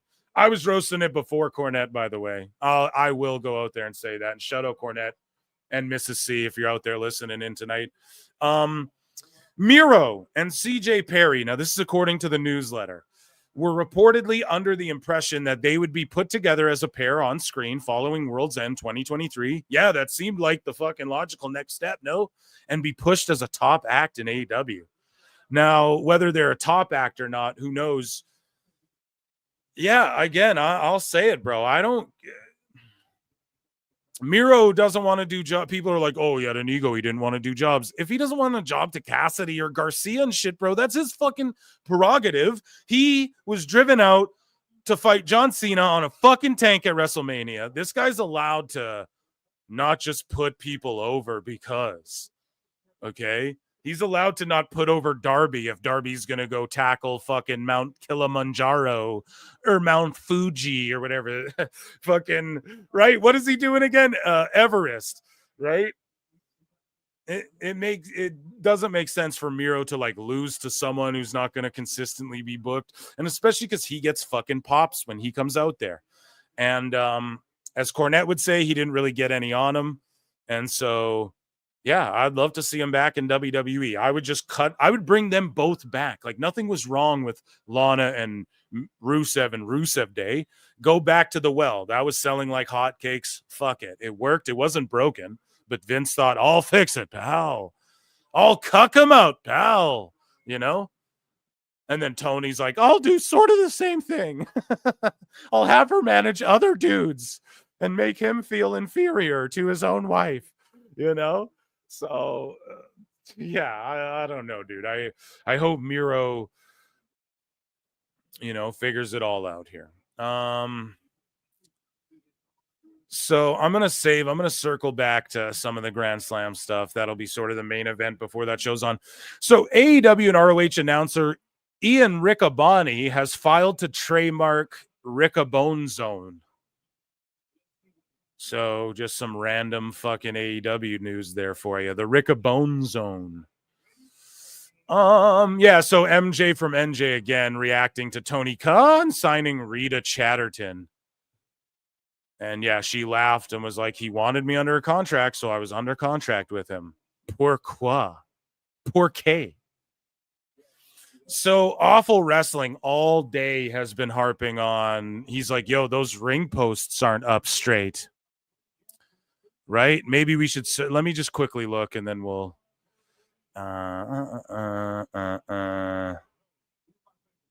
So yeah, no, it's all Grand Slam scam stuff. So here, let's scroll down and let's give it another. I'm going to check in with chat and then we're going to get into all the Grand Slam scam news. The Grand Sham. We're such dicks here at PWT. But yeah, let me check in with chat and then we'll get into all of that stuff because there's a lot to get into. I got DMs from people that were like, make people privy to or whatever. I don't know if I told you this, but this. So yeah, let me get into all of that and we'll basically talk about it all and break it down as best as we can. And yeah, checking in here. Mike Glass has tagged you on Twitter. Okay, excellent. Dude, at some point during the show or tonight after the show or something, I will fucking repost it and it's amazing. I'll put it in the memes. It'll make the next music video rather. Thank you so much, Mike Glass, Variape 77. Appreciate you very much. Let me check in with chat here. Get a drink. Yeah, let me drink some soda water. I was going to say, when Collision starts, I'm going to have a drink, chat. I'm going to have a wine or something, I'm thinking, okay? Maybe a beer or something like that with you guys. Sorry for language, my bad. No, what did you say? You can cuss, say anything you want. Just don't spam the cusses, because then that's like YouTube's going to... their AI is crazy, so you don't want to have them flag some shit when we're just saying fuck a bunch. But go fuck, fuckity, fuck, fuck, fuck. There you go. See? I just got yellow flagged. So, but yeah, don't be worried about that. Just don't be like ludicrously gross or something for no reason, right? I refuse to believe this ring scandal is real. Where did that go? They can't be that stupid, can they? McQueen. Well, let's talk about it. So I'm going to get into it. I just need a quick little like reset here. I'm going to get a drink here. I might have a little puff in Minecraft. You guys know what I'm saying? Who's with me? People of age, of course, right? And at first I was like, come on, dude, they're just setting up the ring, but we'll talk about it here in a moment. Because I heard numerous different stories, actually. I heard a couple different stories about the whole ring thing. So hopefully we can nip this in the ass as only PWT can, right? Top pro wrestling live show in the biz. No, just kidding. JD's got us beat, but we have a lot less subs than him, but he doesn't have us beat that much on retention rate. Like, we are fucking doing big boy numbers here at PWT. Okay. 7 more likes to what? To get to 200? You guys are fucking goated if you did that. I'm having beer myself. Good stuff. Yellow Flag is my middle name. Yeah, anytime Moose pops up. Phil, just say Mike Glass. Sounds good, buddy. Got you. It's legal in my state. Legal Canadian. Yeah, it's legal where I'm at, too. Been legal, bud. And even before it was legal, quote unquote, motherfucker was legal. You know what I mean? Like, nobody really gave a shit, bro. But yeah, for 200 likes, I mean, goddamn, since we're almost there, do I put you guys through it again? Or do we go, no, here, I'm going to do something fun for you guys, okay? Really quick, because I said I'd do this. Just a quick break, just to break it up, because they're just doing the dunk contest. I mean, I fucking doubt this thing's going to be on. We're going to end up being here all fucking night, dude, unless this thing ends in the next 20 minutes, which it very well can. But I'm going to do something that I said I would do earlier in the show. So let me see.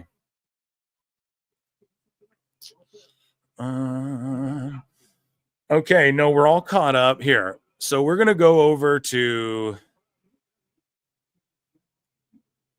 I don't know. Here, we'll play this one. It's only got 82 views. That's what I mean. So listen, Becca on her videos, she has like 130 views on one song, 194 on the other, 242 on one, 82 on another, 43 views on another, then 46 views on her most latest one.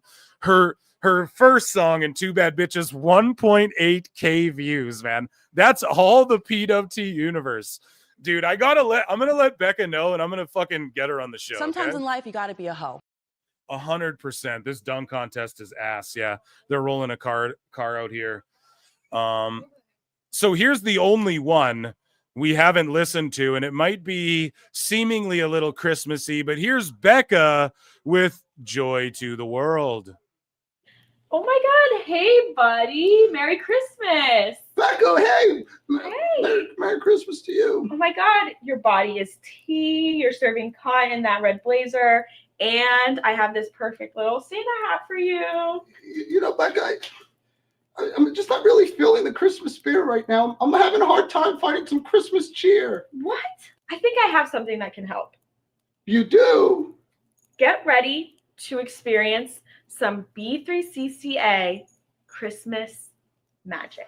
Happy holidays. Yeah. Hey. Mwah. Tipsy off the eggnog. Hey. Grinding on that Yule log. Yum. Hanging up my stocking. All the girls are watching. Joy to the world. It's B3CCA. Let Earth receive my songs.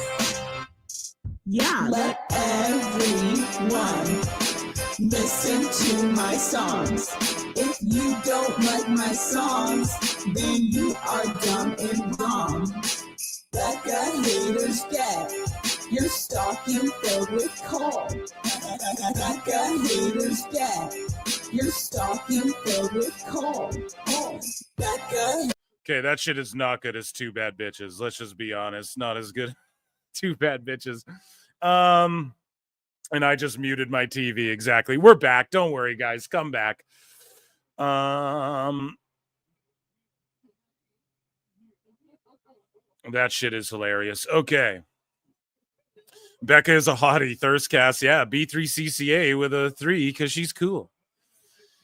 So, yeah, let's get into the grand scam shenanigans, shall we? So first and foremost, here's the updated card. And they're promoting it as AEW ROH Global Wars. So like you get some AEW guys, but it's just a bunch of ROH guys, man. And and then it's this just collision card. And I bet it's just overfilled with wrestling and nothing else. So we have a Brisbane Brawl, an AEW Women's World Championship, a TBS Championship, a Continental Championship, and then, we have an ROH World Tag Title. We have, of course, Jericho's got to be on this shit in a trios match. We have the ROH Women's title match and an ROH Pure Championship. Like, fuck, bro. Then you're going to make everyone sit through a Pure title match? Jesus. But anyways, people dipped out when I played the fucking Becca. Everyone come back to the show, please. All 20 of you who dipped out, please.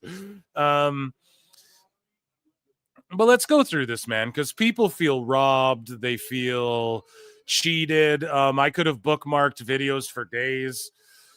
Basically, we have, I don't know, a trios match. We already talked about that. So Awful Wrestling posts the ring, and he's like, yo, those ring posts aren't even straight up, dude. And to me, I was like, man, they're just setting up the ring right now. So there's no way they're even going to look straight. Right? And then let's see what else he has posted. Like, here's a video. I mean, they're just setting it up. So, but the ring does look small. Now, Awful Wrestling then came out with a tweet, and he goes, well, it's right here. He says, I just got a report alleging that Kyle Fletcher got his buddies to loan AEW one of the local indie rings for the AEW Grand Slam Brisbane show. Apparently, AEW didn't factor in freight times properly for Brisbane travel. The ring is 16 by 16, which you can tell it's smaller. It's not a 20 by 20. You can fucking tell.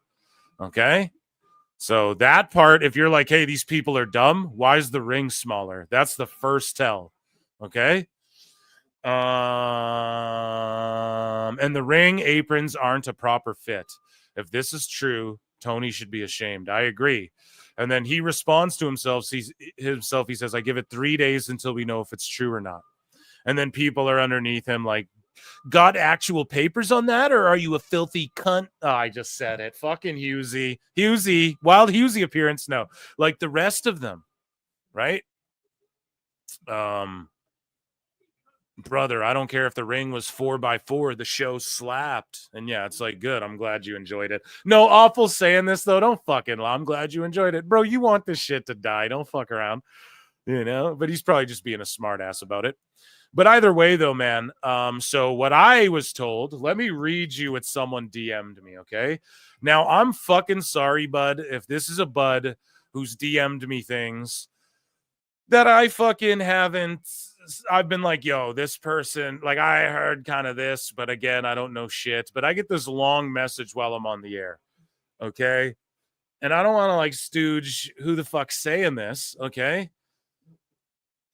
But let me just put it this way. It could completely be an X-Files, and it's someone we talked about earlier today, not long ago today, and this could be an X-Files. So try and figure it out in your head. So off screen here, I'm reading a DM, and this person goes, I don't know if I ever told you this or not, but since there's a lot of stuff online about us borrowing rings and such things, we nearly didn't have one for our biggest show ever. If it wasn't for Double J, so not Fletcher, someone's saying Double J, okay? We wouldn't have one. He called in a favor, and the guys from Rev Pro, I can't remember, drove the entire thing, and I can't remember, it was a long time ago. Okay. Drove the entire thing and worked their asses off all night to make sure we had a ring. If it was for Jeff's little black book and having a good relationship with people on the indies, we would have either got told to fuck off or held over a barrel and not given a price we'd have no choice to pay. But doesn't that just show the complete lack of planning and winging it?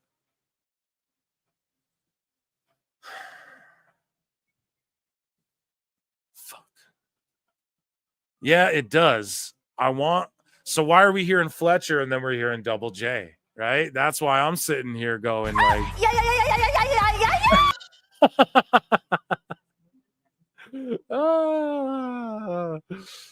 Right, Chad? I want you guys the mole. Right? And I make it obvious. All Jake goes for $2 says gonna try and pop in soon. Internet seems okay. Yeah, fuck yeah, dude. Let's do it. Cyber Psycho Sid became a new member. What a fucking excellent name. And a yay for our new members and all Jake. Thank you all so much. Yeah, guys. So do you guys want me to read that one more time? So basically you get the gist. If it wasn't for Jeff Jarrett now, your boy Phil is, and if that person's mad, I just read it, apologize, but you can't just throw me shit like that on the air, dude. You know what I mean? Like, especially when it comes to this, it adds to the equation here. So, I don't know. We're going to just take that with a grain of salt, but there's something fishy going on with the ring, and these posts do look a little fucking crooked to me. Now, whether or not it's just because the ropes aren't tightened, but this is not a 20 by 20 ring. It doesn't look it, at least. Someone prove me wrong. Chad, am I wrong? That looks like a fucking 16. I was going to say 18 by 18, but if they're saying 16 by 16, then okay. Yeah, so again, craziness that happened on this night, all at once. Like, everything surrounding this whole show will go down in infamy for just being so fucky, regardless of if the show slaps or not. AEW was confiscating fan signs before AEW Grand Slam Australia. So not only that, they're confiscating fan signs. I had another video, multiple angles of people, and it might be in the sickos. I don't know why I didn't bookmark it. Maybe because I didn't want to just make the whole thing negative. You guys know that I tried to be positive at the beginning too, but yeah, like people posting videos of like, they're making us wait here 2 hours, bruv. We're just all waiting in this fucking room and stuff. I don't know, man. It just looked to be a mess. Either way, they're also confiscating signs, which sucks for any fan experience, And why were they doing that? Because you got to think some of them were trolly or shitty or like Ricky Starks or Jim Cornette or whatever. So it's unfortunate, man, but it's just, this rubbed people the wrong way. So overall, it's just negative vibes. Alyssa says they announced a video game podcast and the crowd just booed the shit out of it. And yeah, an AEW video game podcast. You what? Didn't they already try that with Aubrey Edwards or whatever? Didn't they already have that with Adam Cole and Evil Uno? Why would anyone care, bro? Why announce that in Australia? Jesus Christ. It's just so out of touch, man, And so the fans just booing. Boo, they say. Boo. Moving along here, we see the card. Here is Tony Khan getting booed as well. Here's Corey Hayes 407, who says, why is TK getting booed? Listen and look at his reaction. They had to confiscate signs. You made them wait. It's in Brisbane, not where you said it was going to be. We're all just the diehard wrestling fans, period. So we're going to this because we never get WWEs or AEWs here. And if fucking TNA said they're doing a show here, we'd all fucking come. We thought it would be a stadium show. We thought Sting was going to come out from the rafters and it was going to be the craziest fucking show of all time. It's just a glorified house show. The stage doesn't even look that crazy. We're fucking booing you because the rearrangement, I think, but why Alyssa added context. She's like, people are pissed because some people paid thousands and then motherfuckers are walking up and paying $50 or $100 and getting floor seats or whatever. People are like the seating rearrangements as well, just pissed everyone off. And they're getting ROH when they thought they were getting a pay-per-view, essentially,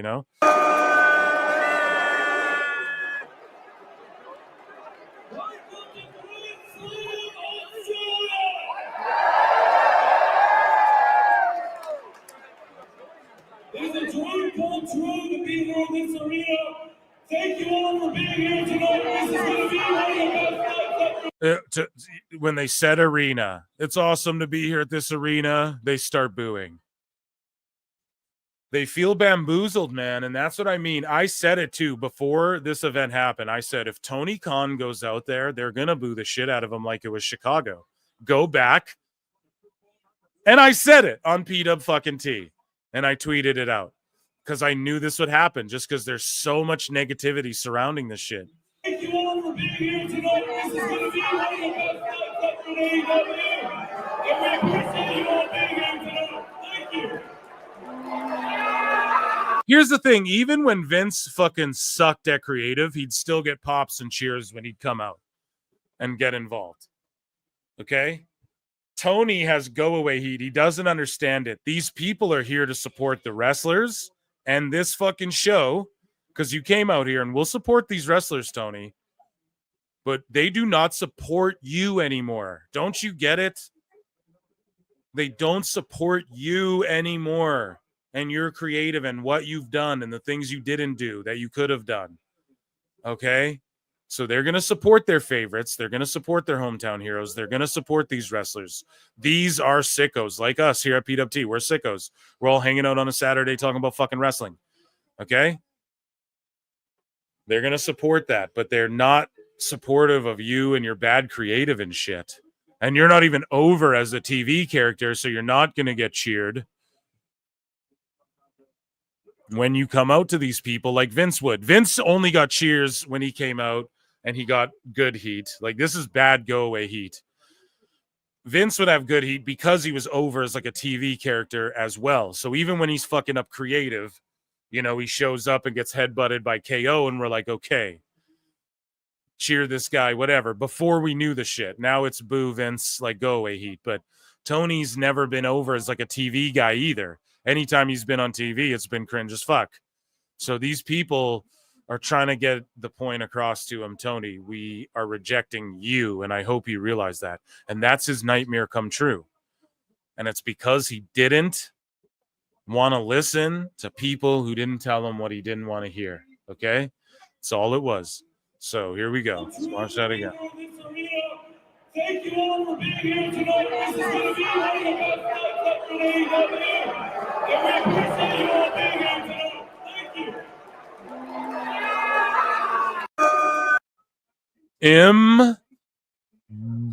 Embarrassing, dude.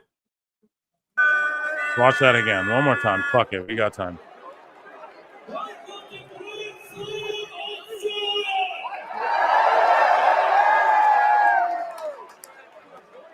It's a dream come true to be here in this arena. Thank you all for being here tonight. This is going to be one of the best nights for AEW. And we appreciate you all being here tonight. Thank you. Yeah, I don't know, man. The only thing that has as much heat with this audience as Tony is me fucking with this slam dunk contest, man. This is the shits. In for a night of Drek here. Okay. So Ricky Mark, right, tweets out, they moved Money in the Bank. So he's trying to fucking defend this moving of AEW. They moved Money in the Bank from the very stadium they are about to do Mania in to the MGM, which is about a 50,000 seat difference, laughing. Like, oh, but what about WWE? Raj owns them, bro. Refunds were automatically given. Please note, this event has been canceled. Refunds are being automatically issued via your POS. Bro, stop coping. You know what I mean? The cope is over. No edge, okay? Stop making it, what about WWE? Shut the fuck up. They issued the refunds. I saw people saying that too. Well, we want refunds or discounted tickets. Tony didn't offer any of that. That's the goddamn problem.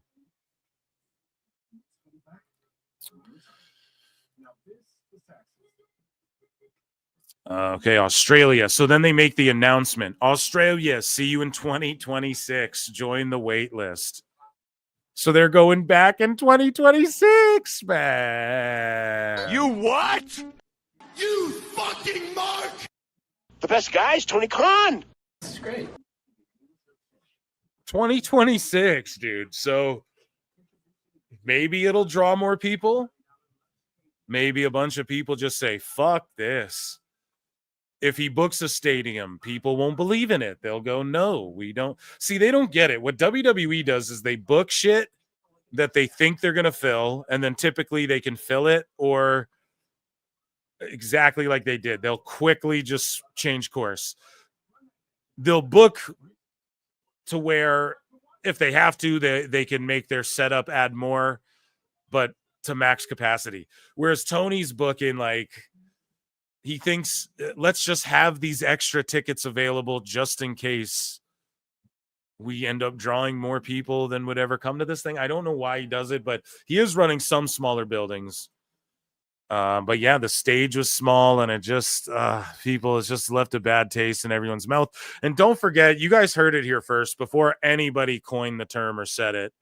Your boy Phil called it the AEW Grand Slam scam. Sam I am the green eggs and sham. Okay, so Tony came out there. Exactly, no pop.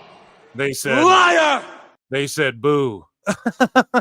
And he said, I'm coming back in 2026. Stupid idiot. So there you go. That was AEW hot news 5 minutes before this thing is allegedly supposed to start. Round of applause, guys. So many of you locked in tonight. Yeah, and they'll have a 40% drop like Wembley did. Exactly. Just run a series of house shows. Like, why didn't they just go tape a bunch of Collisions and Dynamites and Ring of Honors there and then air them? Who cares that it's on tape delay? Oh, spoilers, dude. No one cares. Just fucking do it. Okay, I'm watching it right now. I waited anyways to see for myself. Okay, so,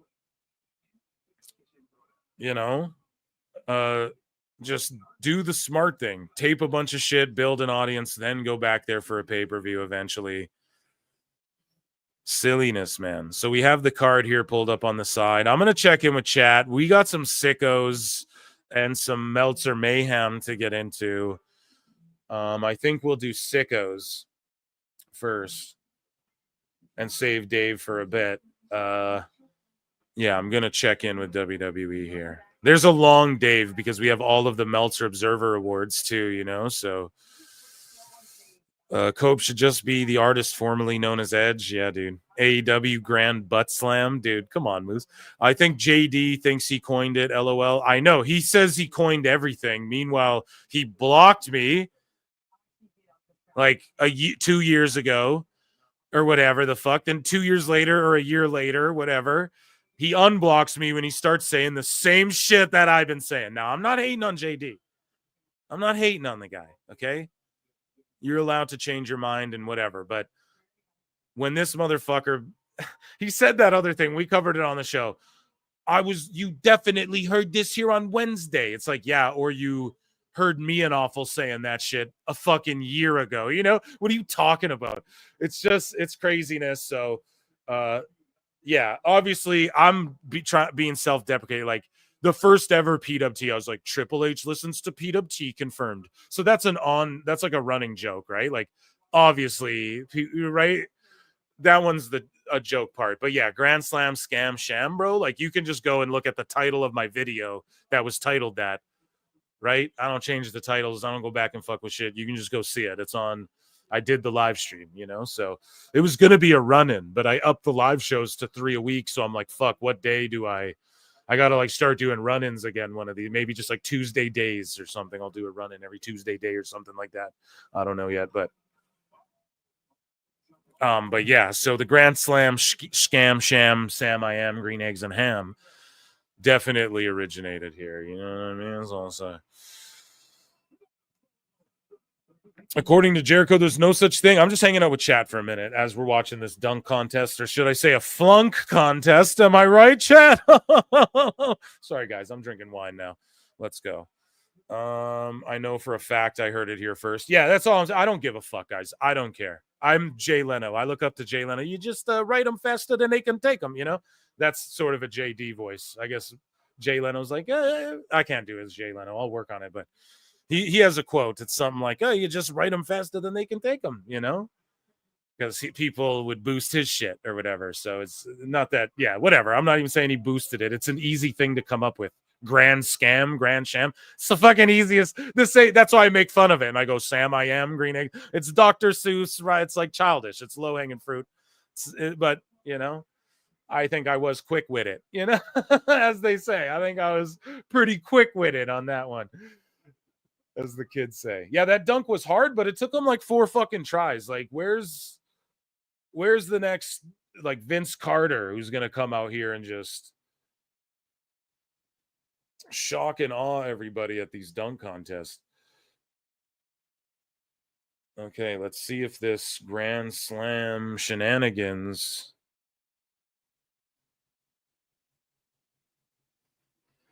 And let's see here. I wonder if I can like switch it, because it is 9:30. Like, is it just airing and then whenever the NBA's done, or did that guy win the dunk contest, or is it going to be on tape delay? Like, what the fuck, chat? Who knows with all of this?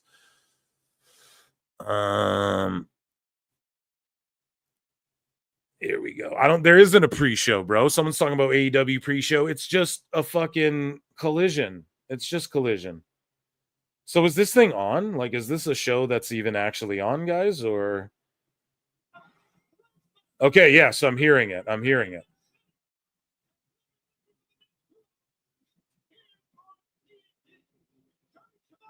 Here we go. Yeah, it's on. Man, they got a packed house. Screen's already blacking out. Oh, great that it's blacking out on a taped TV show, man. Fuck. Do you guys see that? Oh, I'm so happy that it's blacking out on a taped TV show. And it's starting with the Dream Team shit. Okay, so let's go.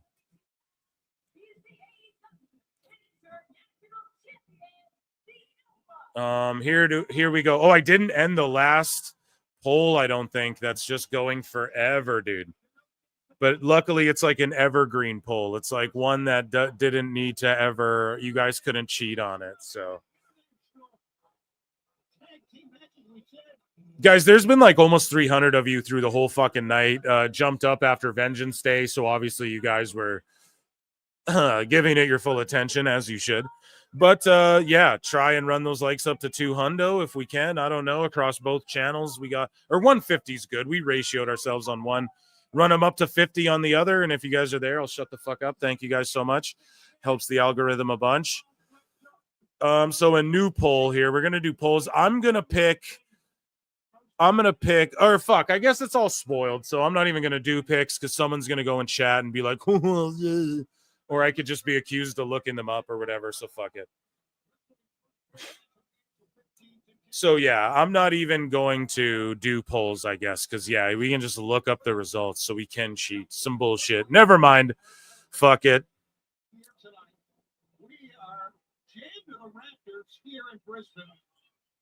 Yeah, dude, this ring is 16 by 16. What the fuck, man? Oh my God. Do y'all see this little baby ring? Dude, there's definitely something fishy going on. There's definitely something. See, someone's telling the truth. Either whatever Awful got told is the truth, or whatever I got told is the truth, or it's somewhere in the middle. Like it was a combo, like Jeff and Fletcher hooked up with Rev Pro dudes or whatever. But then I'm sure Bruv would have something to do with that, right? I don't even care. There's something up with this shoddy ass, this janky ass fucking ring. Something's going on, dude. Oh man. B-ball's still on. Sorry, I switched over. Yeah, I'm not I won't even say where, but I just wanted to I tried something out that someone sent me, you know what I'm saying? So look at the distance between the people in the ring, bro. This for sure wasn't the ring they had in mind. Look at the way it's sort of like the canvas is sort of flopping. Look at how they're trying to make it look like WWE. Ladies and gentlemen, joining me now on the show, someone who hasn't been on in a long fucking time that we have been waiting for the return of. Ladies and gentlemen, your favorite monster and Tooneytown resident, Marvin the Movie Monster, is here. A round of applause for Marvin the Movie Monster. How you doing, Mark? Doing well. The wife and I just watched the end of Cobra Kai. How's that? I feel like I could punch a whale right now. Yeah. Like I'm pumped up. Like I'm ready to go to my writers on that park place and be like, fear does not exist in this newsroom, does it? So I haven't finished me and my wife are finishing it as well. I haven't finished it yet. However, how are you liking it? To me, I'm not liking this last season overall as much as the rest of the show. But okay, so the first two parts of the season, I agree with that. But this last part, like especially the last like 3 to 4 episodes are just I mean it's incredible. If you have any kind of nostalgia for Karate Kid, it becomes just magnificent. Like it is awesome. It is the textbook way to revitalize an IP with love for the source material and a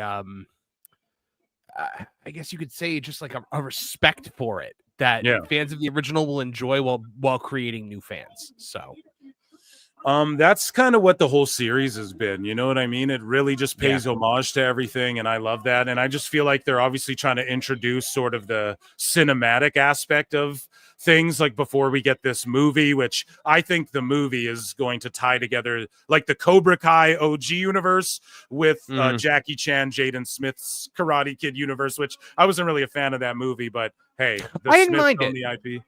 I didn't mind it. Well, I've always liked Kung Fu more than karate because Kung Fu is just like ridiculous. Yeah. So, but yeah, the Karate Kid Legends looks amazing. Actually, when I saw Captain America last night, it was one of the trailers that played before it, and that was the last time I had fun that entire night. God damn it! I have to go see that Cap movie, and I'm so not looking forward to it, man. It's so disappointing. You're not gonna get the time back. All right. So what's going on in wrestling? Well, brother, they have this fucking janky ring, right? So I don't know if you've been paying attention. Well, yeah, it's like it looked like an indie ring, right? It was like 16 well, it is. We're looking at it right before you popped on. We're reacting. It's a 16 by 16 for surely. It's not a 20 by 20. This is some indie level shit. So I got DM'd something from someone saying like, "Hey, we had to get Jeff Jarrett to make some phone calls and get a ring." And then Awful saying he heard it was Kyle Fletcher who whatever. So let's say it's the truth somewhere in the middle. It doesn't matter.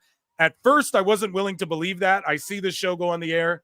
It is a 16 by 16 ring, bro. There's something going on to where they fucked up not getting their 20 by 20 usual ring. It's definitely it's definitely an indie ring. You could tell because like the posts are all leaning in a little bit. Like the aprons don't fit. It's definitely some jank. So I can't believe there was not a 20 by 20 ring anywhere in Australia that they could have used. Yeah, I mean, I'm not sure what's up with it too. Like, why didn't Tony just fly a fucking ring in? And you can tell because there's such huge space between the ring and the barricade where the fans are. The space is huge, man. It's like they clearly fucked up.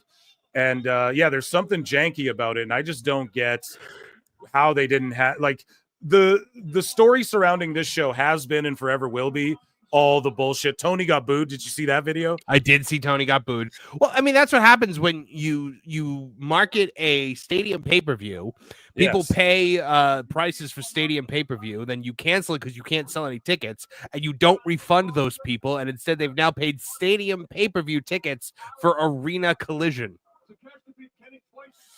Yeah, man. And then they get an ROH taping after the fact as well, like a Worlds Collide, and you got fucking no offense, but no names in the grand scheme of things taking on like Lee Moriarty in a Ring of Honor TV taping, dude.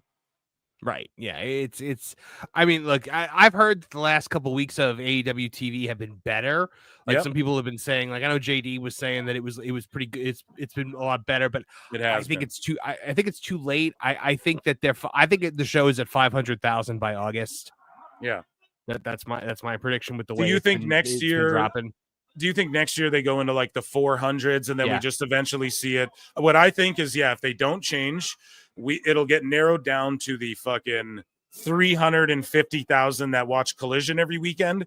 It'll be them watching Dynamite as well if they don't figure it out, Yeah, I agree. But you know what? The fact that they're on streaming now, they're always able to kind of like point to it's the built-in, it's the greatest thing that ever happened to Meltzer, because now every week you can just be like, oh, well, the max, 400,000 NFL. Yeah. Brian, NFL does 40%. Well, he what's amazing to me is because now with my role at that Park Place, I look into streaming services a lot. And, with what for those that don't know, I'm the editor in chief of thatparkplace.com. Yeah, well, congratulations, by the way. Thank you. Dude. That's fucking amazing. Thanks very much. So the Netflix is the #1 streaming service in the world if you don't count YouTube. I personally count YouTube, and so that would make YouTube #1, like by far and away. But if you take YouTube out of the equation, Netflix is #1 far and away. And Raw is periodically the #1 show on the #1 streaming service. Max is like, if it's in the top 10, it's not in the top 5. I mean, it's way down there. I don't think it's even. I think Tubi has a bigger audience than Max. Well, that's what people are saying. So WWE Evolve, they have that Tubi show going on there, and people are saying if we get the Tubi numbers and that Evolve show, which is like developmental for developmental, and that surpasses what because like the perception is basically there's like 10 to 25,000 people being generous watching on Max. That's being super generous. Which that could be all made up bullshit too. But Meltzer put out this narrative that, well, NFL gets 40% of their audience. So if AEW does that, it'll be amazing. That is a huge leap to say that because the NFL gets it, AEW gets it. But the fact is AEW never pops up when Max touts their biggest shows. AEW never pops up. So if Raw is #1 on the #1 streaming service and AEW doesn't pop up in the top 10 of like the number 8 streaming service. What does that say about how many people are watching Dynamite on Max? It says to me it's practically no one. Exactly. More people are probably watching Mid-South Wrestling reruns on Peacock than are watching AEW on Max. Yeah, dude. Mike Glass says, my favorite puppet has arrived, I see. Thank you, Mike. Yeah, thank you very much, dude. I appreciate that. So are you watching Grand Slam scam shenanigans tonight, or are you? I just finished Cobra Kai, so I'm like riding high right now. So I wasn't gonna, but I could pop it on if we're watching it. I can go. There you go, Chad. I just roped him in. There you go. I could go. Let me go grab my iPad. I'll be right back. Yeah, for sure, dude. Take your time. Live in the furry flesh. We got Marv grabbing his thing there to tap in. Amazing stuff, guys. Amazing shit. Joining us on the show as well, Alt Jake once again, and hopefully his connection is stable there. Let's go. How you doing, buddy? I'm doing good. I've been listening the whole time. I've been chatting, but yeah, my internet went completely to crap once I changed companies. I got jobbed out. You got jobbed out, yeah. Well, this match is going on. It's about as good as you expect it to be. I mean, they're going at it. It's 50-50. The small ring just looks ludicrous to me. Luda! And it's not even 18 by 18. It's 16 by 16. No, it's 16. And they don't have 16 race by steps? 16. It's 16 by God. 16. There's a chance that it's 18 by 18. Oh yeah, you're right. Right. I guess That's it's what I not was like it's not like I spend my days fucking rolling around in rings. So you're right. There's a chance, but to me, I do either. But still, yeah, it just looks much smaller than I had thought. It was almost embarrassing when I first saw it. Like I was like, "Is this a fucking joke?" So I'm not too sure.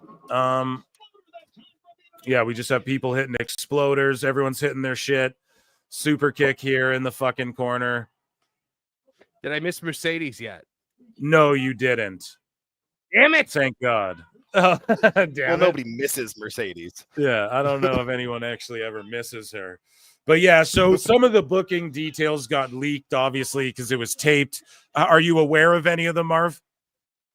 I know what happens in the Mercedes match. Well, I know the Yes. result. Yeah, so basically Tony also fucked up the booking of this, right? Other than, I guess, Tony Storm, who, I mean, Mariah May's had a colossal fucking L of a title channel run, is- I which- would say. What network is this on? TBS. It's supposed to be, right? Or TNT? It should be on TNT. Oh, there yeah. it is. Yep, I got it. Yeah, the dunk contest might still be on. I don't know if it ended yet. Chad will let me know. No, but- I'm looking at a bunch of NBA things right now. Yeah, I'm looking. Wait, is this not on in the US? It might not be yet, dude. It's probably the dunk contest still. That's the thing. Look, It Aaron is? Rowland It says says- I'm on Max, and it says waiting for event to start. It says AEW Wrestling Collision, and I'm looking at the NBA. Oh, The best my guy is Tony God. Khan. What a colossal fucking failure, dude. We're all the way done the Osprey Omega match almost, and it's telling you guys basketball's on still. Hoopity hoops. All right, hold on. I'll try on Max.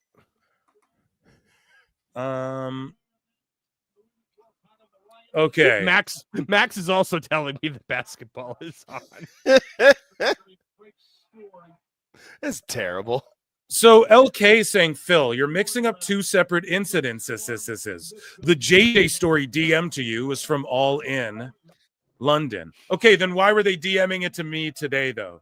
That's what I don't get, right? It makes me question things. Australia is a different screw up. Happy 100th. LK, thank you so much. Thank you for correcting me. I'll assume you're right on that. And perhaps I misinterpreted. I'm going to look again off screen here. However, that was my understanding of the story. Is that Okay, it was then Jeff there you Jarrett go. got So the at win all- because Evolve was, or what is the whatever, Rev Pro is in England, and so Jarrett had a connection. that was there, my and confusion whoever too. they're I was like, why the fuck Yeah. are they calling Rev Pro if that's a UK based? I was like, sir, are you fucking up your continents here? You know, that's what I thought, but I just didn't pay it any mind. I was like, what okay, I'm time being was told this- They just fucked it up twice. So you're pointing out that there's 2 times now that Yes. AEW went international and we're like, well, fuck a wrestling ring. Hey, it's a wrestling show, but fuck a ring. We'll just figure it out when we get there. Is that what you guys are telling me? Because that's even worse. Yes. Oh my Yes, God. exactly. Jesus Christ. and WWE was able to get their elimination chamber all the way over to Australia, to the other side of Australia, the And a south chamber. eastern Yeah, side. dude. A ring and a chamber, man. Southwestern. Like, come on. Yeah. That's fucked. That's terrible. So I'm on Max right now, and it says this Uh-huh. event is starting soon. Oh my God. You guys are getting so not even Max can just air it So when how- it's supposed to air. Nope, apparently not. How long has this been on for you? Dude, we're at the end of the Omega match. They've been doing flips, DDTs, false finishes. Osprey's So about to win this shit. And it has not started for me yet. Dude, that is fucked. What did they do? Oh my God. And it said watch live. It said watch live, and it had the little red Live. bar that's like this show is already in progress. And so I clicked watch live, and it says this event is starting soon. It must be an actual simulcast with TNT, and if Oh it's not on TNT yet, then it's not on Max. That's ridiculous. Dude, then what a ripoff. What an absolute fucking fail.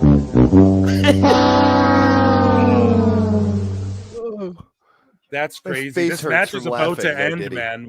We're in like people doing flips and kickouts and false finishes and pile drivers. Like we're at the tail. Callus ran in and screwed up in the hidden blade. Like no one see. And they were talking about this is the Dream Super match. You guys remember Brian and fucking Dusty Dave? Well, this is the big Dream match, and they're booking it wrong. They opened the show with this shit, and this is Kenny Omega and Osprey, the 2 big guys in your company. They open the show with it, and not even Max is allowed to air it at the same time that it's going on. So Your has this been streamer? on for has this been on for 45 minutes already? It's been on for 18 minutes, about 20 minutes. It's been on. Came on at 9:30 my time, so whatever time, 10:30 your time or whatever. So now when it starts, are they going to start it from the beginning, or are they You- going to start it like from where You're it going to is? be the Like- one to tell us. Yeah, you're like, gonna did tell the- me did- because I. Did the American audience miss out on their Will Ospreay, Kenny Omega stuff? If that happened, God, I that will hope be the so. greatest fail in the history of fucking AEW. This event How overall, like how much is Tony right now screaming and throwing things wherever he is? Well, I broke down during the booing tapes of him how they're rejecting him. They will support Kenny. They will support Will Ospreay. These fans will support their guys. These are fans that will show up if TNA comes there. This is the Australian wrestling fan base. And I will say this. They are rejecting Tony Khan the same way people rejected Vince. Yes, we'll support these wrestlers. We support people putting on a show here, but we've rejected you and your shitty creative ideas. And that shit kills him more than anything because all he wanted was to be accepted by these people and thought of as Booker of the Year. That's my opinion. Well, he's not for the second year in a row. He lost out to a guy who's just like, "Hey, Tripp, you won Booker of the Year." I won the what? Like, he does not care at all. Tony Khan made banners for himself when he won Booker of the Year, and Triple H is just like, "Ew." Booker, he's in NXT. What do you? Didn't they record this like 18 hours ago? Tony's probably over the flying home right now and has no idea. No, he's definitely sitting in front of a stream it TV on right Max. now, trying to stream it, and he can't. And he's flipping. He's trying out, to I stream it guarantee on you. Max in his first class flight. I'm shocked Yeah. that Can't Twitter. get it. I'm shocked that X is not a light right now because this thing is not on. It got spoiled so early, Marv. Everyone spoiled the fucking shit out of this card. I don't think anyone's Yeah. watching this shit. No one cares. No one gives a Did you shit. see? Did you see what like Alyssa's like crazy day? Yes, absolutely. She got dude. it. She got in an elevator with Tony Khan. Yeah. And then absolutely. she got in an elevator with Rhea Ripley and Buddy Matthews or Buddy Murphy, whatever his name is. Is it Murphy or Matthews? I never remember. Both. Yes. Yeah. It's both. Yeah, both. Which I forget which one he is now. And then she got in an elevator with Jericho. I was like, what kind of magic elevator are you in where every time the door opens, there's like somebody else in there? Yeah, so if you're watching on YouTube, we're on, I believe, But Why Alyssa's Twitter there. Give her a follow at But Why Alyssa. She's like, so I walk out of a lift, Jericho's getting in. First thing he says, hi, guys. It's not an act. She felt special seeing Edge, so that's good. Everything about the finish of this match just screamed all the reasons why Okay, so probably talking about Mercedes. But yeah, as you said, she ran into fucking... There's a picture of her with Tony Khan. Yes, with Tony Khan. I swear I bookmarked it, I thought, but I just saw the one of her like in the crowd. I could just imagine like this. Thank God smell-o-vision is not like a thing. yeah, it wasn't a here we go. So here's her with Tony Khan, the best guy. Okay, gives her the Triple H point too. Because it's on Max. What is it? Takeshita on the top rope with Kenny? No, Or is so it I'm starting? looking at it says it's 26 minutes in. Yeah. Oh wow. Oh, it looks like they're starting from the beginning. Oh my God! I mean, So it's you a guys taped are show, getting it. so they should. It's just crazy they wouldn't just air it on Max when it's their streamer. Why do they even need to ask? Oh no, anyone? it's Takeshita coming out. Coming down. Takeshita's coming out to the ring. Yeah. Yeah, so we're at the fucking. They just did a top rope, one-winged angel into a cutter for me. Like this is the end of this match. Oh, okay. So it doesn't make any sense for me to watch along. No, you don't need to. It doesn't make sense if you don't want to. Yeah, Twist I did my have arm. this- Twist my arm. Why don't you? Yeah. Well, I mean, hey, I'm not watching it either, Marv. I'll tell you this. Watch the first 5-10 minutes just to get a feel of the crowd, and then you go, okay, I get the gist of this. But if you'd like to do that, but I'm not. And I love it how they're like, oh, well, yeah, we made so much money on this gate. And I'm like, okay, well, yeah, because you charge these people for an arena pay-per-view. Uh-huh. Like, and I'm sure it's full up because, maybe you sold 10,000 seats to a 70,000 seat arena or whatever the hell it was. So John JID says watching a AAA Vikingo match instead of this bullshit. Where's Conan at for that one, dude? Yeah. Have you noticed the thing about Kyle Fletcher? Like how he's just copying Orton, or what other thing? No. He has the which thing? smallest. He has the smallest ears of any human being I have ever seen. When the camera goes over to him, Phil, look at his ears. They are dude's got baby minuscule. ears. it's like just two pinholes in the sides of his head.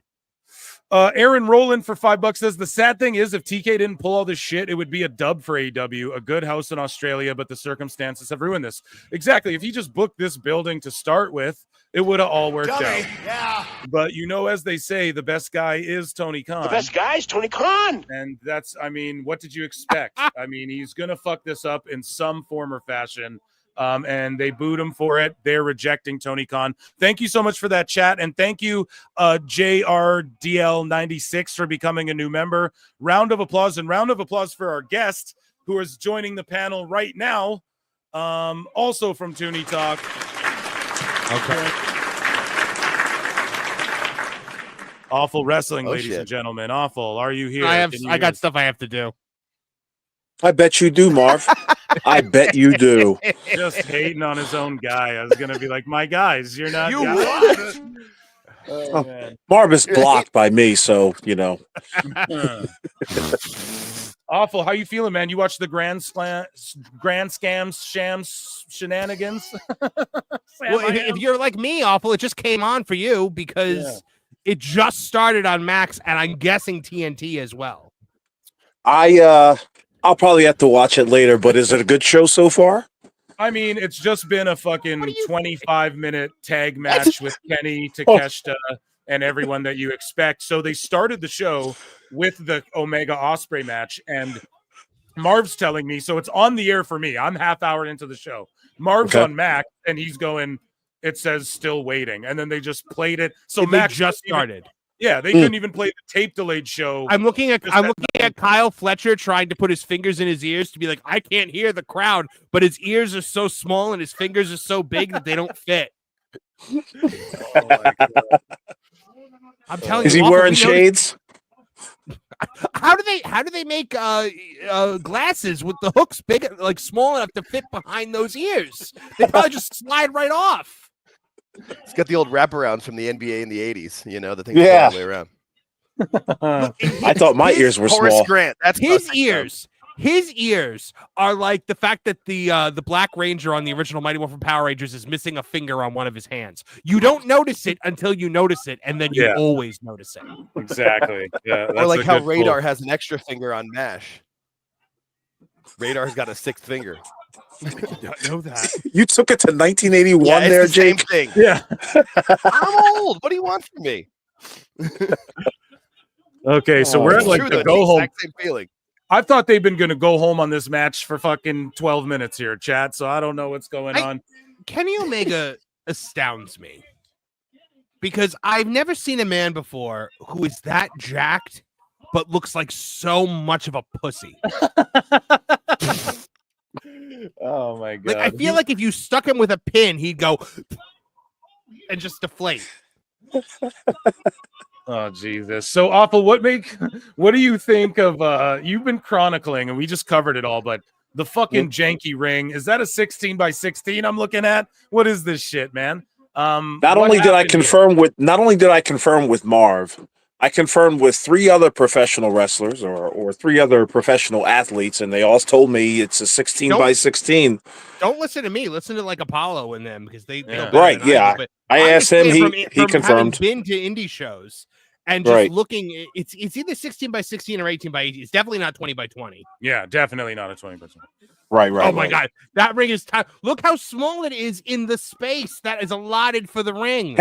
Hey, is that ring post still begging to get tagged in? How leaned over it is? Yeah, that's what I'm saying. Like, what's up with that? Like, Awful. Just your thoughts on the whole Grand Slam scam in fucking general, bro. Like, I just saw negative shit when I went on Twitter. First thing, I have videos of people from different angles of people in the same room going, bruv, we've been in these rooms for fucking 2 hours, and then the seating rearrangements for trash. People are mad because they paid thousands of bucks, and then other motherfuckers are walking up buying floor tickets for $50 or $100 or whatever. So then you see the space between the ring and the fucking barricade is as much space that's in the fucking ring. Like, what are you? Is a beer truck going through there or something? The whole event, man. Listen, my thoughts are what Alyssa's thoughts are. She's our correspondent, and she actually went to the show and saw everything, and she gave us some great stories in the group chat. But listen, this is what happens when you have a multi-million-dollar company acting like it's, it's making no money at all. It's a janky operation. I mean, yeah, really. Sorry. Touche, Jake.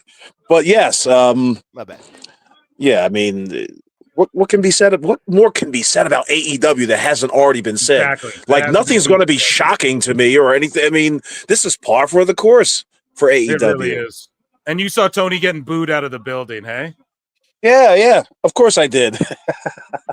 Yo, Marv, we got 1 million plus gates. Or sorry, what were you gonna say? Go ahead. I was just gonna say, like I don't know many Australians, but every Australian dude that I've ever met in my life is like a man's man kind of dude. Like they don't take no crap. They're usually tough. They drink beer out of their own shoes, for God's sake. Yep. They don't have patience for Tony Khan. They don't have patience for this little dweeb coming out there talking about. So like Mark, we have like $1 million+ gate, and Tony's like, it's one of the biggest in our history. What do you think? Second biggest international gate, he said. Well, yeah, because he scammed people. Yeah. Because he sold them on a pay-per-view in an arena. In a stadium, and charged them stadium pay-per-view prices, and then switched it to an arena. Yeah. And then Awful, what about you? Like, it doesn't matter, right? It's 1/3 of Moxley's fucking paycheck. What do you, when he flexes this and then the observer goes, but disgusting promotional tactic, flexing the gate. Then Tony's flexing the gate. No one votes on that. That's how this is a red flag on how you know that the max numbers and almost every Dynamite that they've ever done doesn't do well, because when something does go correct, look at what happens. $1.3 million gate. You know what I mean? Like we've sold out. The crowd is electric. Who gives a shit? Okay, you beat almost 20,000 people out of money, and I heard there were no refunds. Like you had to take this ticket or shove it up your ass. One of the two. Jesus. So tired of this fucking company. I know, really am. Dude. No, I'm like so tired of talking about them. Really. What are you tired about? That's the entire reason you have a brand. Yeah. Listen, they go down, you go down, my friend. I'll probably listen. You heard it here first. I'll probably go down before they do. I mean, my bed is looking terrible by the day, but even still, they won't last too much longer than I will. That's for damn sure. Just write the book in volumes and release the first volume before anything, and then you can right. You can do it in parts, Awful. So you can have the first. I got to get in touch with Brian Alvarez real quick. Well, that's everybody's always like, oh, you just want AEW to end. You just want AEW to die. I'm like, no, I want AEW to keep going forever. Right. I'm gonna ride this gravy train to glory. Yeah, dude. Who doesn't want to? Let me tell you something, Phil. You and I probably make more of a profit off of AEW than Tony Khan does. Because if you make $1 of profit, you're making more money than Tony Khan. Yeah, definitely. Or more money than AEW, that's for sure. Jeez. Yeah, I made the joke about Barry Bloom because they're like, Barry Bloom's helping Josh Alexander negotiate. And I'm like, he's made more money off AEW than fucking Tony Khan has, as well. So it's pretty funny. But speaking of making $1, BX Bane for $2 says, the ring is smaller than my kitchen. Aaron Rowland for $2. Yeah, it's a pretty big kitchen, actually. Aaron Rowland says the size of the ring, it makes the wrestlers look bigger. That's a W. That's the one good takeaway for AEW from this whole Kyle thing. Fletcher's ears look like normal people ears in that ring. Yeah, in that ring. Nice. So I'm at Monet versus Cameron here. BX Bane, though, for 5 says that's 16 by 16. I used to run shows and wrestle back in the day. We started with 16 by 16. So he's making the claim. I mean, Indie shows usually 16 by 16, so that makes sense. Yeah, but I'm willing to believe that because to me it just looks so small. Mike Glass says, Awful, are you still upset about the intro Marv made for you on TT Dub? I would be my friend, and he used the band Hole for you. Yeah, Marv is fine with the word awful in it. There's a few more, Marv. You got to be enterprising. But yeah, I love the intro. I just wish it wasn't a Ugandan Look, man, the AI does Foreign what the AI student. is going to do. I told the AI, I kept telling the AI, make the guy look like Dave Chappelle, and that's what it spat out for me. Some Ugandan college student. I can see Marv trying to like work every word in there. Like, we'll try black guy first, then we'll go with African American next, then we'll try basketball American next, then we'll try. Let's see. American. Jesus Christ. No, I said guy that looks like Dave Chappelle. That was exactly what I wrote. You think I look like Dave Chappelle? Jesus. Yeah, crossed you with do look Jumon like Dave Hounsu. Do you know who that is? It's Jaimin Hunsu, you Well, idiot. sorry, dude. Okay, shut the fuck up. Listen, Hold on. it's not my I'm fault, all literally right? gonna find what I did, what I wrote. I mean, I'm in Sora right now. I said a man who looks just like Dave Chappelle writing in a book that's labeled "The Death of AEW" and laughing evilly to himself while doing so. And that's what Sora spat back out.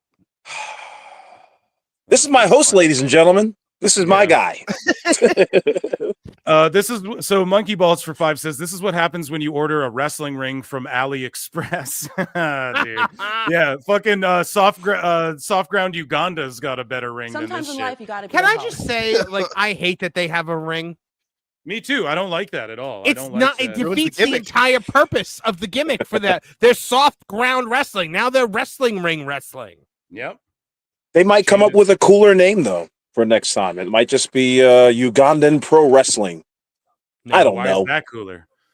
Now they're just some other indie. They're no longer cool. Right. What, weren't they like a big scam or something? Or didn't they get scammed? Well, or that's what I scam thought someone? too. And then they get a fucking. Someone So scammed one thing that I was told about the whole scam with the soft ground thing was that Cody Rhodes, you'll never see him or like Osprey retweet them or try and be involved with them again or whatever, or any like big names. So they're tagging Cody Rhodes and all the stuff like, thank you for the ring, blah, blah, blah. But he has not retweeted or reposted any of it. However, some people, you know, were also like, because I've had people who used to wrestle in soft ground reach out to me as well to talk to me about this stuff. But I'm just like, I don't know if this is my area. Like, I just try to make jokes and shit. You know, this is kind of intense. But anyways, though, what I've sort of been told is like he is helping getting a ring, Cody, but he's not going to like publicize the shit because it's sketchy. But he's not going to go back on his word and not help procure a ring. You know what I mean? So maybe he helped them. They're tagging him. They got a ring. I tweeted out. I said, "Yo, everyone who said this was a scam, where, like, you know, can someone please explain to me how they got a fucking ring now? Because I would love an update for my listeners." So I don't know. I'll have to figure that show out. But yeah, I guess they got a ring, dude. Good for them, you know. But hopefully they can just train in it and not do shows out of it or do like one event out of the blue. But they'll go less viral if it's just them wrestling in a ring. Exactly, Yeah, like you all it said. ruins the whole gimmick. The entire gimmick. What if they put soft ground in the ring? That would be cool. Yeah, I mean, that would so be now it's cooler mud than wrestling, just the Marv. All right, you got me there. BX Bane again for 5 says Tony got the ring from Temu. He took their line "shop like a billionaire" to heart. Oh, Jesus Christ. That was a good use of $5, BX Bane. The best guy is Tony Khan. You guys already know. So I love that clip. Have you all, yeah, JD tweeted out, "Bro, why is the ring so small? What the fuck? That isn't their regular ring. There's no way. It looks like something out of someone's baggie." The ring's over here now. The ring's over. First it was over there. Now it's over here now. Why do you make JD sound like Dice? Because he's fucking JD Dice Clay, bro. J Dice Clay. Because he's just so like, man. And I said, fucking can't wait for AEW to die. I'm like, you gotta, is it heads or is it tails? Oh, you know, the gabagool. Yeah, dude, a gabagool. Lead the cannoli. You know, he's just a fucking Tony D'Angelo motherfucker. You know, Hickory dickory dock. Rey Mysterio beat the clock. Yeah, hickory dickory dock. Joey Janela is sucking my cock. Oh, he's always beefing with Joey Janela. You know. Oh, jeez, that shit's funny. He beefs with anybody who's taller than he is. he steals all of Dis's jokes. Yeah, his one-liners. How bad in comedy do you have to be to steal disses jokes? To steal Jesus from this, Christ. right?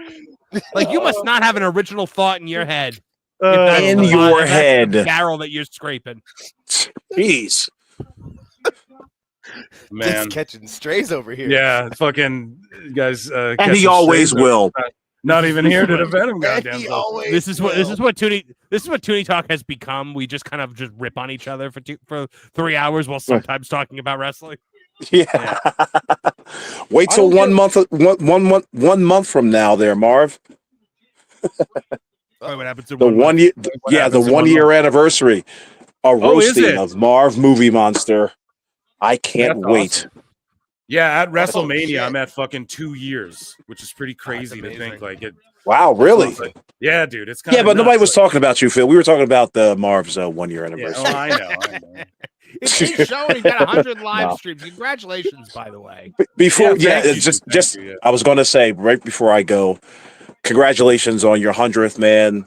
Thank I you, appreciate the fact that you've given me a platform. I appreciate that Marv has given me a platform. I appreciate the You show. going already? Yeah, listen, man, I got to work. It's raining out here. What'd you pop in here while you were taking his shit? I did. Make sure you wipe. I did with a certain T-shirt. How about that, Marv? You motherfucker. Anyway, yeah, congratulations on your 100th show. Thank you. And to many, many more, bro. Courtesy. Yeah, you too, man. You son of a bitch. No, I'm being sarcastic. Listen, thank you. I'm just trying to be salty. No, listen, I really appreciate that, Awful. And you're one of the fucking goats. You already know. And yeah, thank you for the kind words. Yeah, there's going to be 100 more of these shits in no time. I'm certain of it. Yes, he's more of a jackass than a goat. Yeah. Yes, I would have to agree with that. I'd have to agree with that, Marv. So while on every Tuesday at 8 o'clock, don't watch Toonie Talk Wrestling, watch NXT. Peace and love to everyone. Marv's like, bro, stop stupid fucking idiot. I came in right at the tail end of that because I tuned out. I love you guys. I'll talk to you later. Peace. Okay, follow everyone. Peace, Round Awful. of applause for Awful Wrestling and follow him at Awful Wrestling with an AEW. You guys already know. You already follow. Peace out, buddy. That was good. That was a mighty run in there from from Awful. 20 minutes while he's on the can. You know, when you get up there in age, it takes a while. Yeah, exactly. I was going to say, though, hopefully he's avoiding hemorrhoids. Yeah, just don't. As long as he wasn't pushing too hard. Though, that's good. His wife was probably yelling at him to get out of the fucking bathroom. She's like, "Yo, what are you doing in there?" Yeah, spend too much time in there, bro. So speaking of like funny, you know, it is time for everyone's favorite segment, and it is an impromptu and abrupt Dave Meltzer's dumb moment of the week. So the Wrestling Observer Newsletter Awards came out, right? And a bunch of these fucking categories and the way that this like hive mind over there sort of votes and thinks about things is so funny. It contradicts itself time and again. And again, we look at these to laugh. A lot of people are like, oh, why do you care? It's a fake fucking list. Yeah, but real people are voting on this. And at one point, real reputable people put their real serious vote into this Wrestling Observer newsletter thing. But of course, Dave Meltzer and his whoever's willing to fork over the $14.99 are entirely out of touch. Or unless you're like Meltzer said what, who might fork it over, but he's just hilarious doing the Lord's work. So I got a few of these to throw at you guys. I want your fucking reactions. Does that sound good, Marvin Jake? Can I make a point about the Wrestling Observer Absolutely. Awards? Is that no one took them seriously until Tony Khan took them serious as a heart attack. And now everyone takes them seriously to dunk on Tony Khan not winning the awards. Exactly. It backfired. It blew up. And it's like fake news. They used to say it. And then Trump's like, oh, yeah, fake news, you know, and then fucking he owns them with it. It's the same thing. Tony unleashed this monster that just makes him look bad. So 2024 Wrestling Observer's worst TV show, Rampage. So that's like, I guess it could be voted on. It doesn't even exist. So that's an easy vote. But then NXT number 2 with 210. Like, I don't care what anyone's got to say, man. It is a way better show than fucking Dynamite. I don't care if it's not your favorite. Yeah. So pure, and then Power above Raw, NWA Power above Raw. Pretty crazy. But Dynamite, you know, low on the list. So like these readers, again, they just love Dynamite. So it's pointless. It's like us having, it's like when I do my end of the year awards, I pretty much know what the audience is going to vote already, you know, but we just do it anyways. So that's basically what Dave's shit is. There's no reputable, we need a real reputable Pro Wrestling Hall of Fame that conducts all of this stuff themselves. And hopefully that happens one day sooner than later. But yeah, this is completely insane. What else do we have? I got a bunch of them. So the promotion of the year, though, they voted correctly on this, obviously. WWE World Wrestling Entertainment, All Elite Wrestling, a close second. And then CMLL, that Meltzer can't help but be like, CMLL is, they retain the most casuals. They're the best company in the world at retaining casuals. What do you think about them getting like over 1,000, almost 2,000 votes? How does that happen? Who's watching? I'm shocked. I'm shocked that 2,000 people vote in these awards. Yeah. It's crazy. And then New Why are Japan there Stardom's 2 sets of numbers. Well, I don't know. I think because like 570 people voted, but it counts for 3,801 because of the way Meltzer does his Meltzer math. You know, Does he book this like a Tony Khan tournament? Yeah, dude, it's the fucking C2 of awards, bro. And New Japan only has 2? What in the parentheses? What's that? Like, I don't get that. Well, I'm so confused. you know, This doesn't make any sense. You know, the awards are, there's 4 different stories how the awards could play out, and that's what makes them the best. Tony Khan. So just sort of ridiculous. Again, we're just one of laughing them's at the these. Blue League, one of them's the Gold League. Got it. So match of the year was Ospreay versus Danielson in St. Louis. The next one was Danielson versus Swerve. The next was Sting and Darby versus the Bucks. And then the next one is Danielson versus Sabre Jr. So like, the match of the year for Wrestling Observer, all AEW matches. Are you guys shocked by that whatsoever, Marv? No.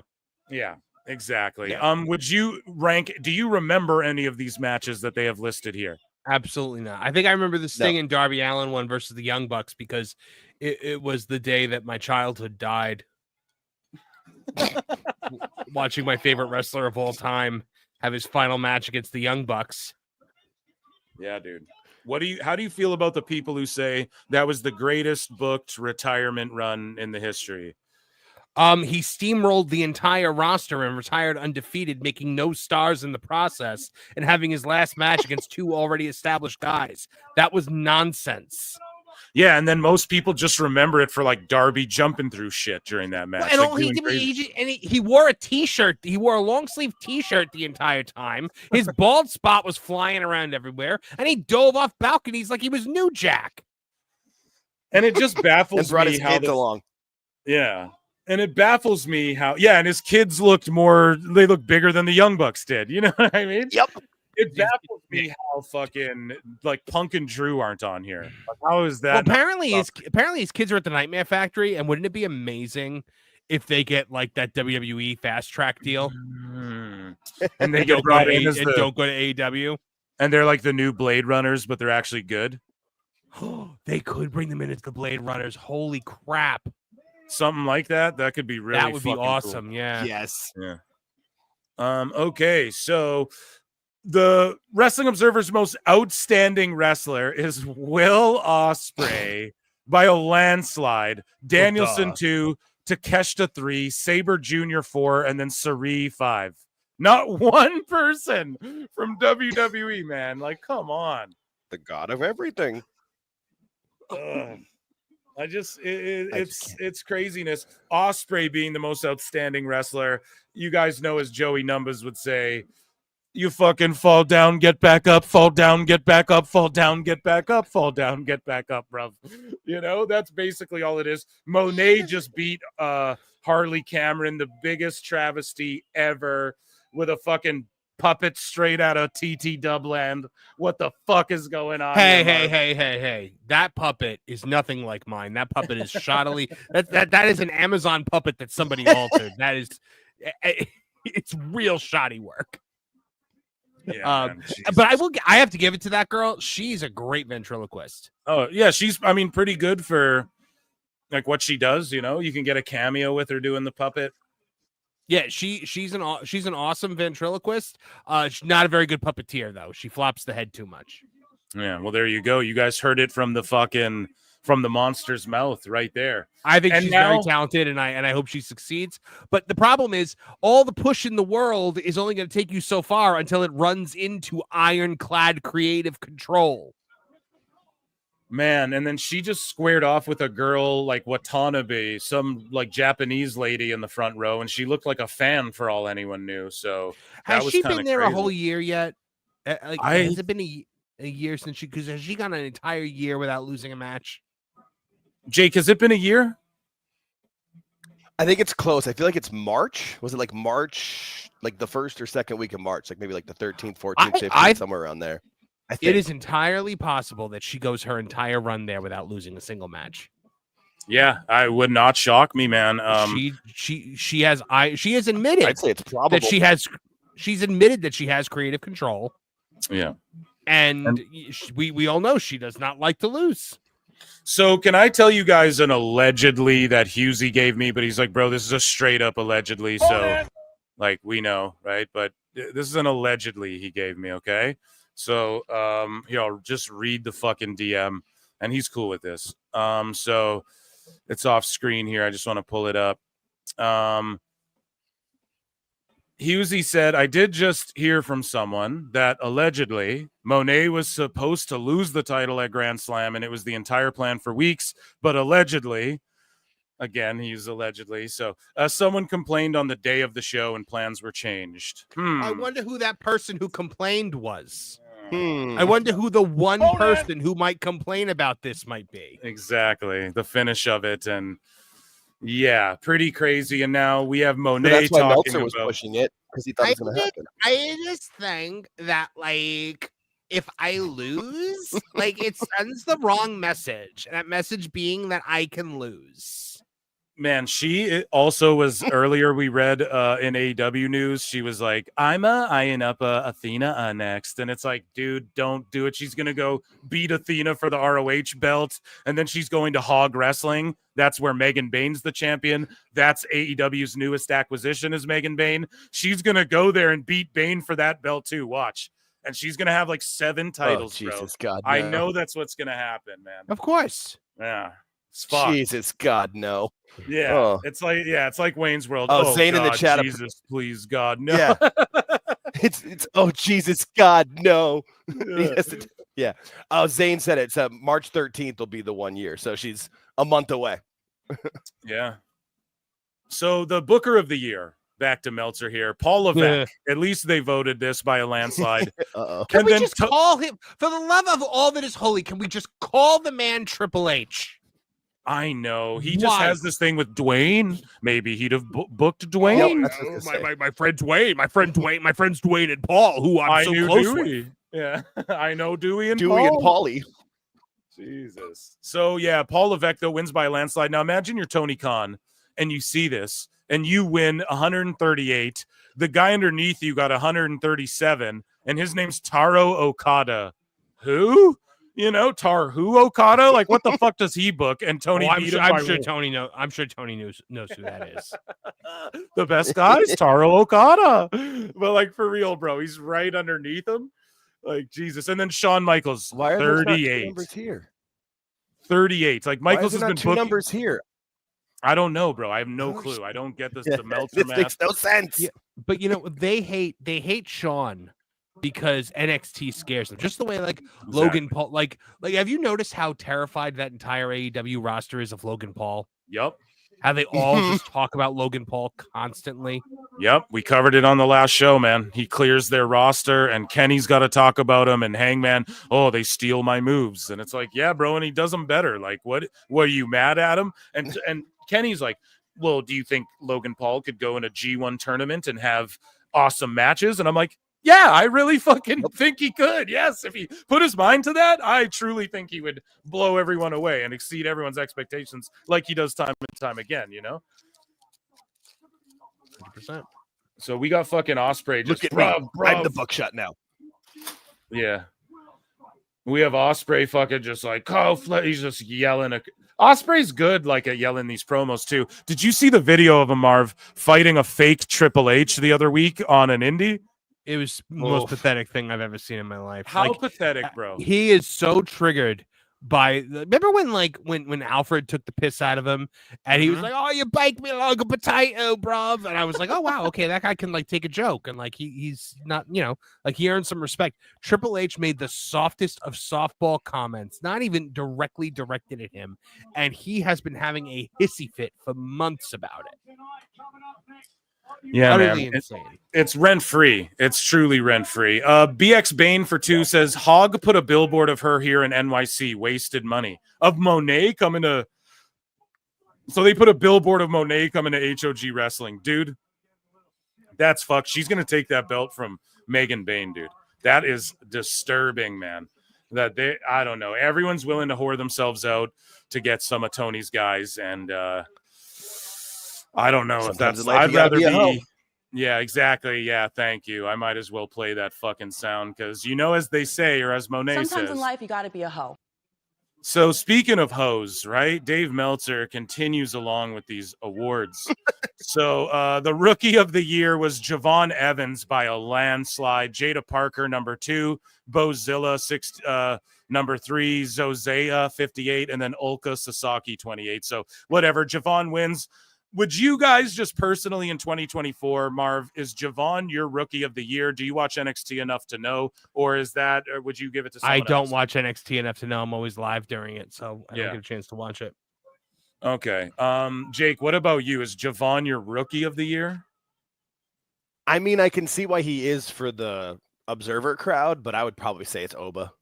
Yeah, I think Oba's more just over and shit overall. So Dynamite Dave, he fucking melted down quite a bit. Well, we'll get to that after. We got more of these. So the Wrestler of the Year overall, Cody Rhodes. So the Observer Marks did something smart here. They voted Cody Rhodes. Ospreay was 2. Danielson was 3. And it's like, did Danielson even wrestle a bunch in 2024? Maybe at the beginning, but I don't really remember. And then Mystico Swerve. Like, how the fuck is Mystico number 4, though? What the fuck, man? This is what I mean.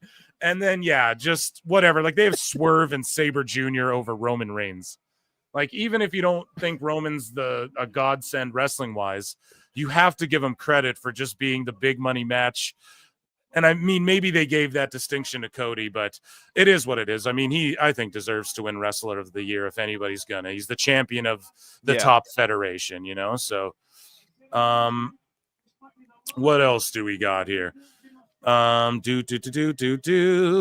so the worst TV announcer, Booker T, won by a landslide, and then Pat McAfee number 2, and then Jim Ross number 3. Wow, fuck, man, the disrespect, and then Excalibur. They hate him so much. Excalibur is far and away the worst announcer on TV currently. Yes, more so like than Booker. Far and away. Now, I get people not liking Booker. I understand why they got Booker there.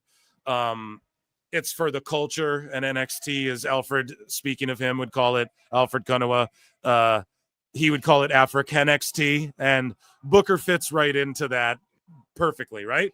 Vic Joseph does as well, and fuck, he was spectacular on SmackDown last night, filling in for Tessitore. But, I mean, Jim Ross being up there is just so fucking petty. Then McAfee. It's utterly disrespectful. Like, how often does JR actually even announce? Like, what, one show, like one match every month? I'm surprised they didn't try to put Kelly on there, Marv. Sure. You know what I mean? Yep. Speaking of that, fucking you guys figured that whole thing out or what? What's going on with that? If you don't want to talk about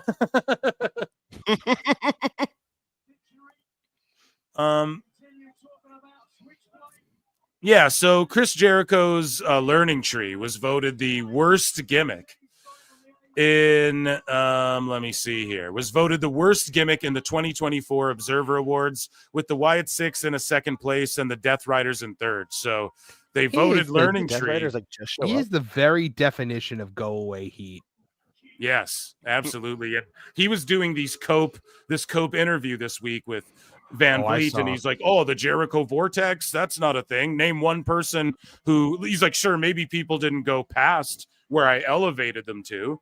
He's like, "But name anyone who's gone lower." And it's like, bro, Matt Menard. And then he put it on Tony. He put it on Tony. He was like, "I don't book them when I'm done with them." Yeah, and it's so ridiculous, man. I love when he was like, "Name one," and the internet was like, "All right." Like I could have written a hoedown where I named all of them. Like, yeah. Like Matt He's Menard, like, went to look where MJF is. I'm like, MJF got where he is in spite of you. You left MJF in the mud, and CM Punk picked him up out of it and dragged him to relevancy. Yeah, and not only that too, like MJF's no longer the main event, bro. He's doing like a Legend Killer tour right now. He has never been colder. Never. Yeah, it's just ridiculous. He's fallen lower in my opinion. So I don't know. The Death Riders at number 3, though, that's good. Agreed. At least they're aware of that. And then they voted for the worst gimmick, though, like Timeless Tony Storm's in the top 5. How? I don't get it. I don't get how they come up But with then these. isn't she also the number 1 best gimmick? Yes, that's what I mean. They just contradict themselves, but maybe it's because, well, there's only 10 people to choose from. So, but some of these awards, it's like, how could you be the number 5 worst gimmick, but you're the number 1 best gimmick? That doesn't even make any sense. But Nia Jax topped the most overrated in 2024, and then it's Solo, Punk, Jericho, Moxley, okay, Shota Umino, Roman Reigns. So it's not too ridiculous. But Nia Jax, do you guys think she's overrated? I feel like everyone shits on her. Yeah, I feel like she's pretty fairly rated as not being very good. I think if you want to talk overrated, I would talk guys like Daniel Garcia. Yes. I would say Will Ospreay is overrated. There's plenty of guys who are overrated on both companies. I'm shocked it wasn't Jey Uso. I mean, yeah, that's one guy. That's one guy that I would understand if people was like, yeah, it's Jey Uso. I'd be like, okay, I get why. I probably would have voted for him. Yeah. I mean, having John Moxley as your champion is pretty overrated. So the tag team of the year was the Young Bucks. Now, my whole thing is this. They fucking ran when the times got tough from AEW. They went to Japan, and then they were just transitional champions to drop the belts to like Tanahashi and Takahashi or whatever, whoever the fuck's teaming up, or Naito and Takahashi rather. They just go to Japan, run away when the ratings are bad, and everyone's like, this show's the shits. And then they win the Japan titles, drop them to these two guys just to what? Come back. Like, they haven't even done anything if you want to keep it kayfabe. And then if you want to keep it like the sentiment of just how people feel towards the Bucks, they have the most go-away heat ever. I don't know how they're tag team of the year. What have they done that was innovative? How have they elevated tag team wrestling in any way? I have no fucking idea how these guys got the vote other than the observers they don't know who to vote unless Dave tells them. And that's why Fraxium got a bunch of votes, because Dave's always like, Nathan Frazier. He's like, Will Ospreay. So, yeah, I don't know. How do you feel about the Young Bucks lately, Marv? I mean, I have never felt anything but utter disdain and just bleh about them. So yeah, they are a non-entity to me. It's just they are legitimately the worst thing in wrestling, I think. And then like Sting and Darby are on there. I guess that makes sense. FTR, and then there's 2 numbers here again. So I don't get how FTR. You want to talk about acts that are cold? Yeah, dude, they fell off so hard.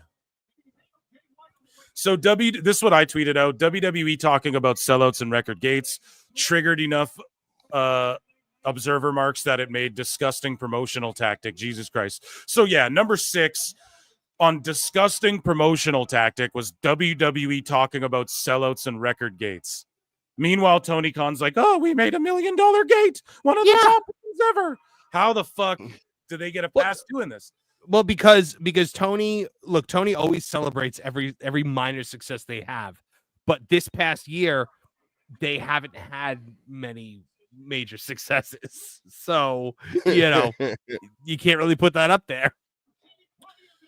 Yeah, UFC bringing Donald Trump to shows as a hero. Oh, come on. Like, come on, bro. They just bring the president out and they cheer him or boo him. It doesn't matter. That's such a Dave Meltzer thing. Like, I don't care what your politics are. Monet talk about but like, what? I was gonna say, doesn't Monet talk about how she's the richest woman in wrestling all the time? Yeah, constantly. That's all she talks about. That's the only thing she puts over. And then WWE something, because it's blocked out. WWE hiring their women to a swimwear photo shoot in Saudi Arabia as part of propaganda. Is that a thing that even happened, Dave? Like, there was a photo shoot that they did on a beach in Saudi Arabia where they were all in some like swimwear as propaganda. I don't think it was a photo shoot. I thought it was like somebody's Instagram pictures. I don't know. Was it a real photo shoot? Here's the thing. Dave's making it seem like it was like a professional photo shoot, like the old Diva era. Here's the thing. Those beaches are fucking like monitored and reserved just for them. Like regular people couldn't go over there and see them in bikinis and shit. Well, yeah, because the entire country would light itself on fire if they did exactly. Just like Westerners now, when you're there for big events, they allow like alcohol sales and shit now. Like they're allowing things, but only if you're like a tourist who's coming in for like a Jake Paul Tyson fight or one of these wrestling events or UFC or whatever. They're getting lenient with things like that, but only for tourists. So the people there, just from what I hear, like they fucking hate it, man, because they're like, these people come here and do this shit. But yes, that beach was guarded off, and I guess that does seem very North Korea-ish, but I didn't even really remember that until you brought it up. And yeah, I thought it was like someone's social media or something. Hotels. Yeah, the beaches are like private to the hotel. Same with the bars. By the way, it's like in your hotel. To go back on what I was saying before, it's fine to dislike the fact that UFC is bringing, is acknowledging Trump, like the president in the audience, but it's like to call that a disgusting promotional tactic. It's not a promotional tactic. I know. He's just there. He's at so many fights, president and not president, man. He's always That's like being like the NFL's most disgusting. The NFL's most disgusting promotional tactic was having Vince McMahon at the Super Bowl. Yeah. Or like George Bush at the Super Bowl or whatever, Mm-hmm. It's Trump crazy. At the Super Bowl. I mean, it's the same thing. It's not a big deal. Yeah, it's pretty nuts that they always go there. And then I'm just reading a couple of these other ones. WWE booking Liv Morgan sending photos to Dominic Mysterio via text, similar to what was described in the Janelle Grant lawsuit. Oh, stop it. God damn it, man. That's so deep. Such a reach. What else do we got? The women's wrestling MVP was Sari, beat Rhea Ripley by 10 votes. At least Mercedes Moné is number 4. Yeah, that's true. And then Tony Storm above her. So there you go. These people understand. Do you think they picked Sari because she was in NXT at one point? So they're like trying to make sure they're trying to put her over because she was in NXT, so that's a big fumble. I think that's why Dave did that. I think, just the sentiment around her is like she's one of the best women's wrestlers, and WWE fumbled her. Like that's sort of how. So I don't know if maybe that's why they vote her so high, but I just know that Meltzer's on the Sari train. Like that's someone who he thinks is the best.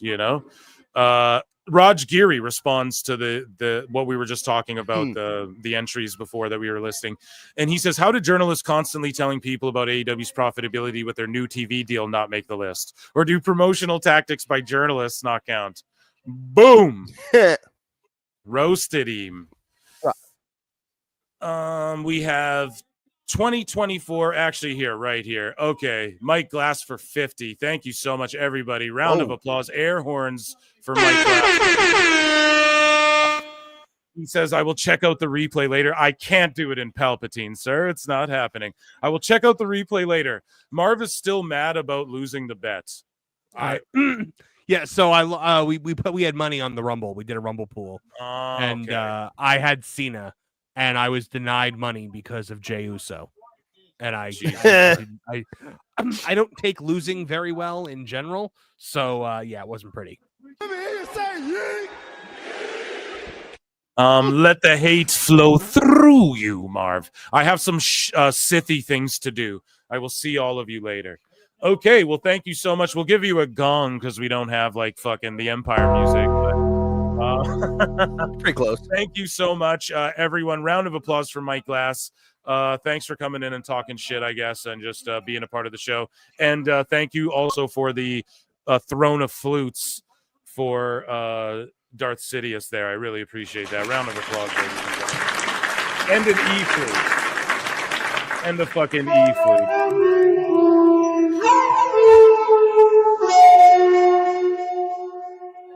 One time there. Amazing. Okay. So the 2024 Best Major Wrestling Show is AEW Revolution. And beat WrestleMania Night 2 in a landslide, man. Now, I'm not saying if you disagree, but all of the fucking things are AEW shows. Number 2 was WrestleMania Night 2 because it was so undeniable. Now, I'm not saying you have to think that was the best show of the year, but come on. At what point are we just being silly here? Revolution. So that's where maybe they were happy that Marv's children died. Yeah. Exactly. So they voted that the best wrestling show the night that your childhood died. Moving along here. Indeed. Yeah, that was all of the fucking that's all of the Observer Awards, ladies and gentlemen. So round of applause for Observer Awards. And let's check in with chat for more than a second here. We'll see what Dave's up to and these sickos are up to in just a moment as well. Okay, yeah, the Discord link, everybody get in there. Monet's finishers, the shits. Yeah, we all know that. I like that sound. Yeah, everybody. Nia wants Nia to smack Monet around. Yeah, that'd be cool too. Ripley would break that girl in half. Yeah, well, it's not a shoot, bud. No. John Smallpoxley is a horrible wrestler. Yeah, he's just no-selling shit. This is just hardcore bullshit. And it's what you expected of a Mox match, basically. I'm surprised he hasn't bladed way fucking worse. And the Bumba Clock Club is going to win. The White Pool Clan Club is going to do what they do. It seems like they're going to win. I just think the pairing of Jay White and Edge is very awkward as well. I don't really get that, you know? He's reaching. Taylor Swift at the Super Bowl was disgusting. Imagine that could be considered a promotional tactic because they were really putting her out there. Oh yeah, she got the Tony Khan treatment. It's the only time my wife looked at the TV. Well, there you go. To see her get booed. By the way, just guys, anytime she was on, my wife's a massive stick. I do unfortunately have to get going. Okay, ladies and gentlemen, round of applause, the biggest round of applause ever for Marv the Movie Monster, and we definitely will record a podcast again soon too. Yes. I know that's what we were planning to do, but this was last minute. Crept up on me too. I wasn't really keeping track. Chat let me know. They're like, dude, Saturday's your 100th show. So thank you, Marv, for being here. I appreciate it. I wouldn't have got to 100 without you. Thank you. Congratulations, my friend. What an amazing accomplishment. You are just a powerhouse in this space of ours. You were the first wrestling influencer to reach out to me when I first hit the scene with my channel, and I will never forget that. You're a great friend, you're a wonderful talent, and your audience is very lucky to have you. Thank you. Onward and upward. Well, we're lucky to have you here tonight, Marv, and you know what they say. Sometimes in life you got to be a hoe.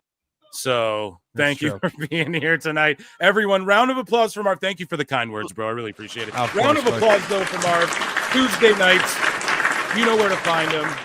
Toontown Wrestling, Toonie Talk Wrestling, and the other stuff. Plug your other channel, too. Like your, sure. We have TV. Toontown Wrestling. We have Toontown TV, where we're live every Thursday night talking pop culture, movies, and TV, and comic books, and so much more.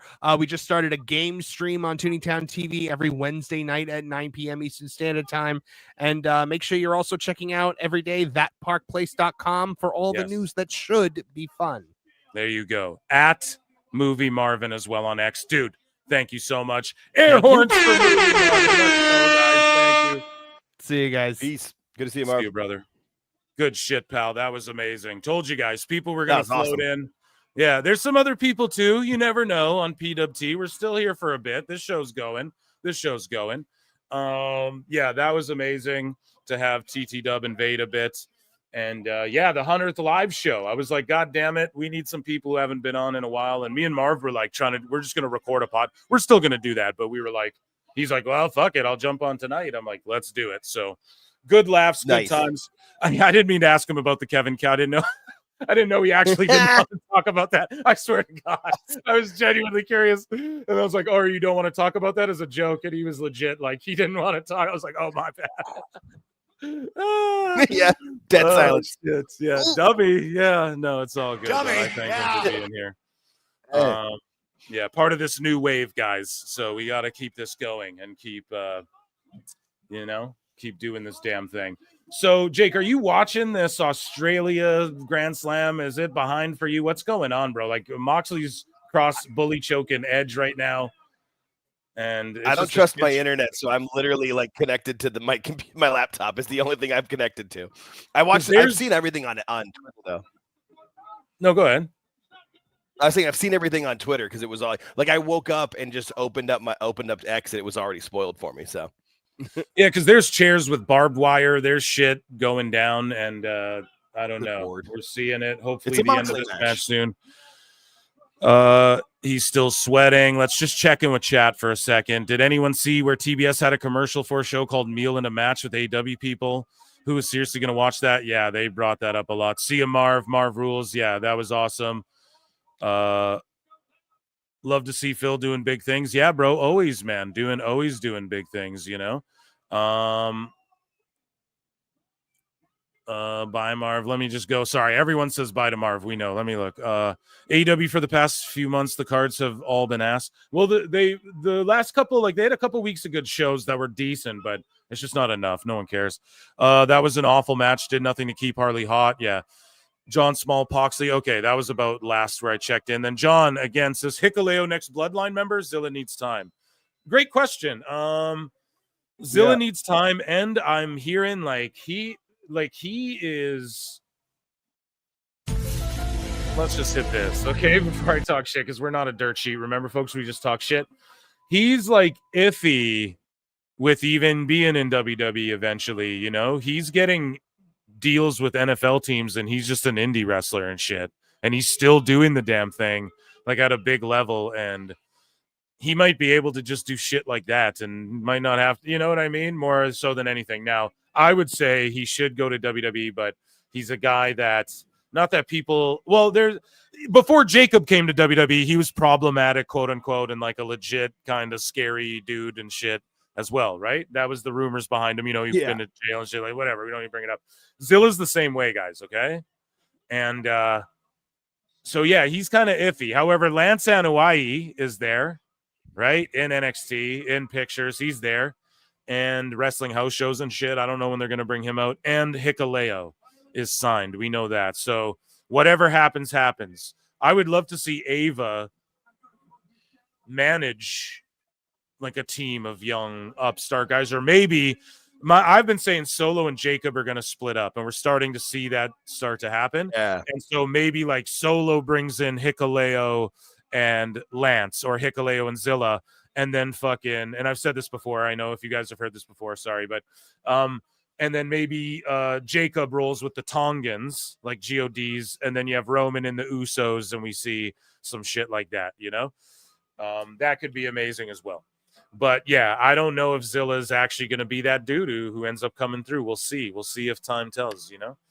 I feel like it's because he's young, so he's like once he gets a little older, like he'll realize that he should get if he's thinking that he should just stay in the indies and do the deals like he's doing. But I would think once he gets closer to 30, he'll start to realize that his future's in WWE. We'll see though. Yeah, and Zilla is active, I know, with ROW, but what I'm saying is that he just might, I don't know, just here's where I'll argue against that is. He's really taken like his body seriously and all that shit, and he's come leaps and bounds in the last year.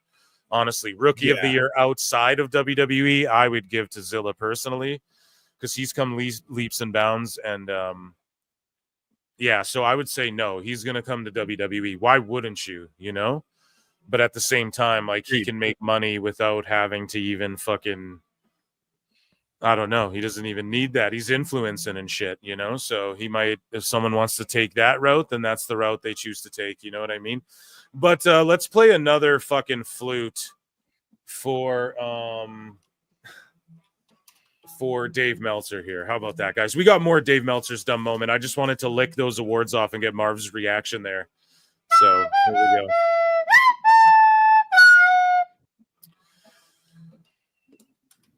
So Dave Meltzer, let's see, where are we? Where's the most recent thing? He melts down. Dave Meltzer melts down over WWE Raw's increase in ratings and calls Netflix liars and number manipulators part 1. So shout out Meltzer said what, who actually sent me this stuff. I always show love where it's fucking due. And he definitely sends me a lot of good things he could post himself.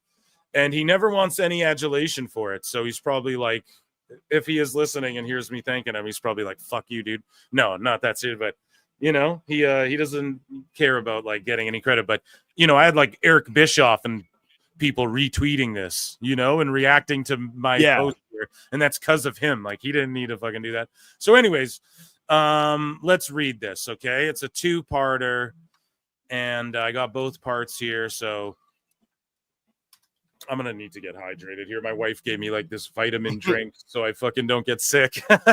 She hears me getting stuffy. I'm gonna chug this down. Hold on. Something's going around. My wife is super sick. It came on her last night out of nowhere. It tastes like melted down, you know, like those Flintstone vitamins, bro. That's what this shit tastes. Okay, yeah. This is just crushed up Flintstone vitamins and water.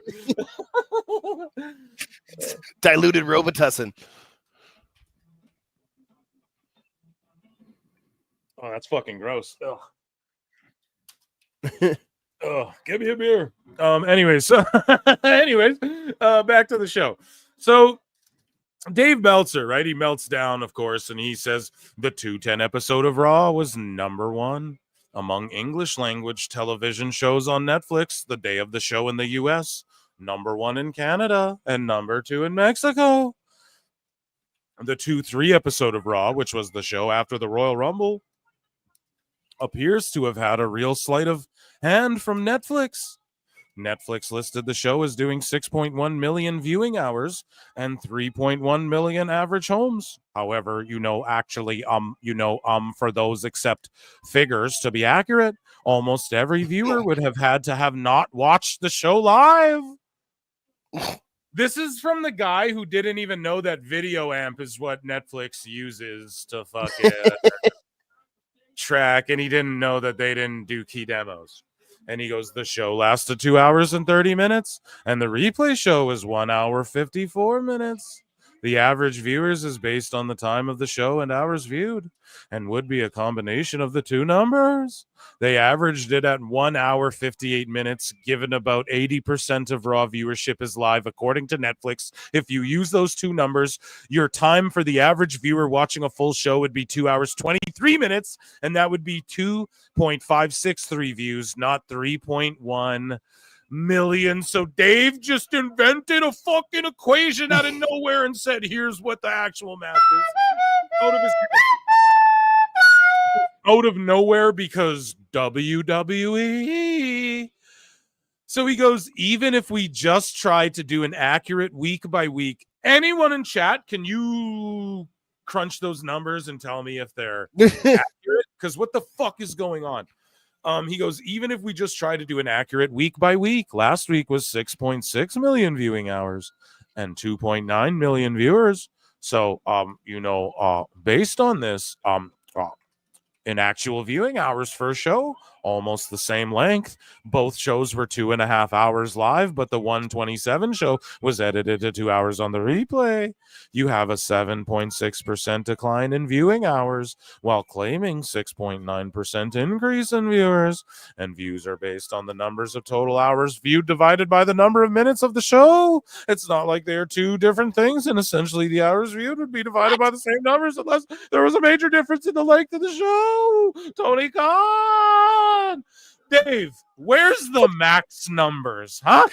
Hey, Dave, where's the max number? Emotional damage. Hey, Dave. We don't need a where's the NASA equation. max We just want the max numbers? numbers. Yeah. Hey, buddy. Do I need to ask it again, chat? So that you know what I mean? Like, hey, Dave, where's the max numbers? Right? Like, where the fuck are those? I don't know.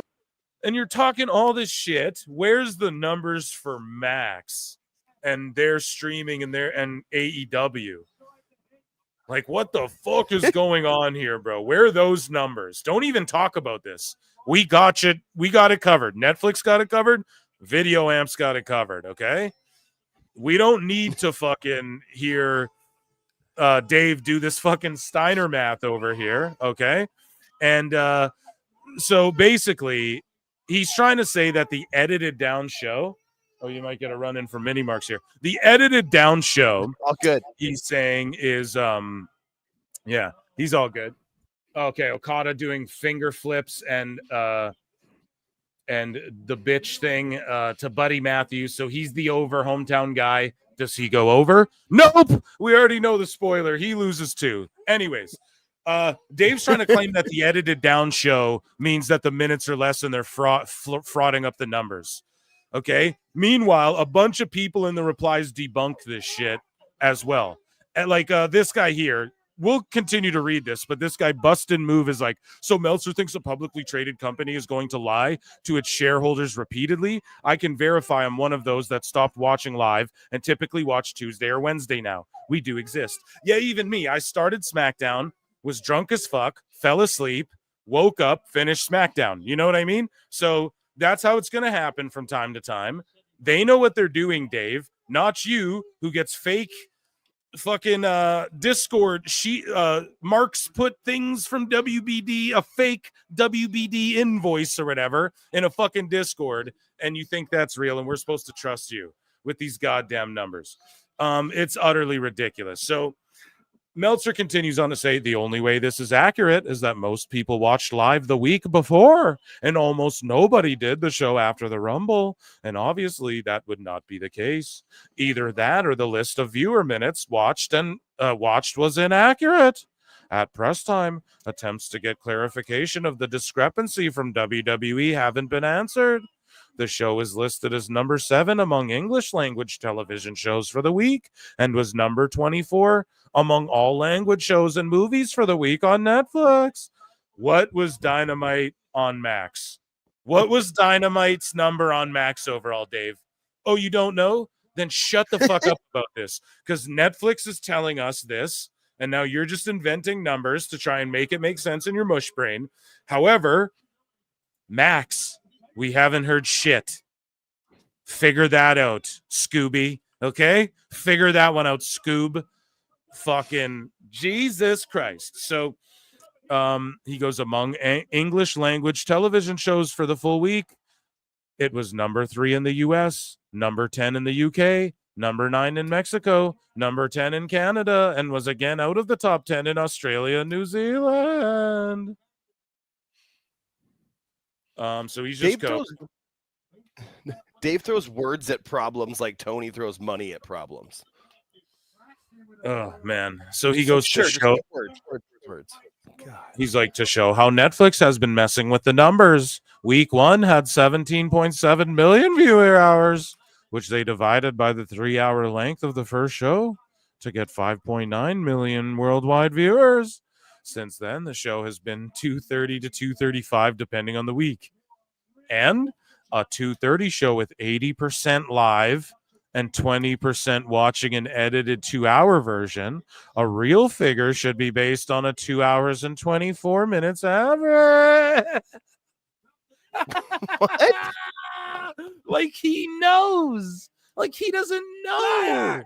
Tell us what you know, you goddamn liar! He doesn't know how they calculate this shit. They're publicly traded companies. They're not lying about all of this shit. Jesus Christ, Dave. It's so fucking insane what he's doing to cope. Just flat out saying they mess with the numbers and then fucking just saying definitively 80% and 20% watching an edited 2-hour version. A real figure should be based. Dave, what about all the people who just watch like old Raws and WrestleManias too? It's probably more people than watch Dynamite every week. Idiot, just shut up. They know what Definitely. they're doing. Okay? Dave doesn't understand too. Like when you fall asleep watching fucking Raw on Netflix, it goes to the episode. It goes back to episode 1 or whatever and just starts playing an old episode and starts ripping through. People are watching it the day after. People are watching some of it live, then watching the rest after. Dave, you don't know how they're like, you're an idiot. You didn't even know Video Amp was how they tabulated their numbers.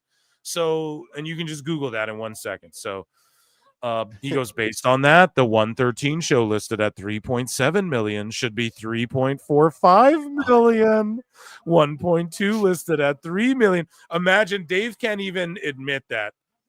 AEW's number 2 on cable besides news. Yeah, but Dave, there's like 5 different news shows on, right? That night. So it was actually like number 6 or 7 on TV. Well, it's news. News always beats. He would, if it was WWE, he'd break it all down. Like, where's your paragraph breaking down why AEW is actually number 6? Because Gutfeld and Friends or whatever was actually, number 3 or whatever, dude. Like, where's your explanation of that? Doesn't fucking exist because you're a dummy and a liar. And yeah, he's just like breaking down, saying everything's fake. The 1 hour 54-minute replay or a 2 hour 23-minute average, which is where the 2.563 comes in. And then he continues, bro. There's a part 2. Where's this? Oh God. What? Oh no. My head already hurts. What are you gonna say? What are you gonna... Oh God. Here we go. All right. Let's get The best guys, Tony Khan. You already know, bro. Paul right, Levesque, let's I go. mean. Yeah, no, I. They're just Yeah. lying. Gilly. So total viewer hours for Raw dropped 65.5% from the 1/6 debut to the show after the Rumble. That is misleading because the first show went 30 minutes longer. Jesus, Dave. But on a basis, factoring out the time difference in show 1, viewer minutes viewed, which would be the same as viewership or at least household numbers from week 1 to week 5 legitimately dropped. Dave, don't start talking about stuff you don't know nothing about now. Or I guess that's what your specialty is, but no, Dave. He doesn't know, okay? He doesn't know what he's saying. Which would be an identical drop to that without messing with the number used for the runtime would be only listed as down 47.5% based on the 7.6% decline number from last week. That would be about 3.617 worldwide viewers and 1.436 as a +7 for the US and 1.56 based on a direct comparison to a Nielsen number. Oh, Dave. There are people who have access to some data that would indicate higher U.S. numbers, perhaps by as much as 20%. But even with, I can't do it in his voice anymore because I'm actually mad. It's like, but even with these numbers, the viewer numbers would be well below what the show would now be doing on USA. They're below in the U.S. what they'd be doing on USA.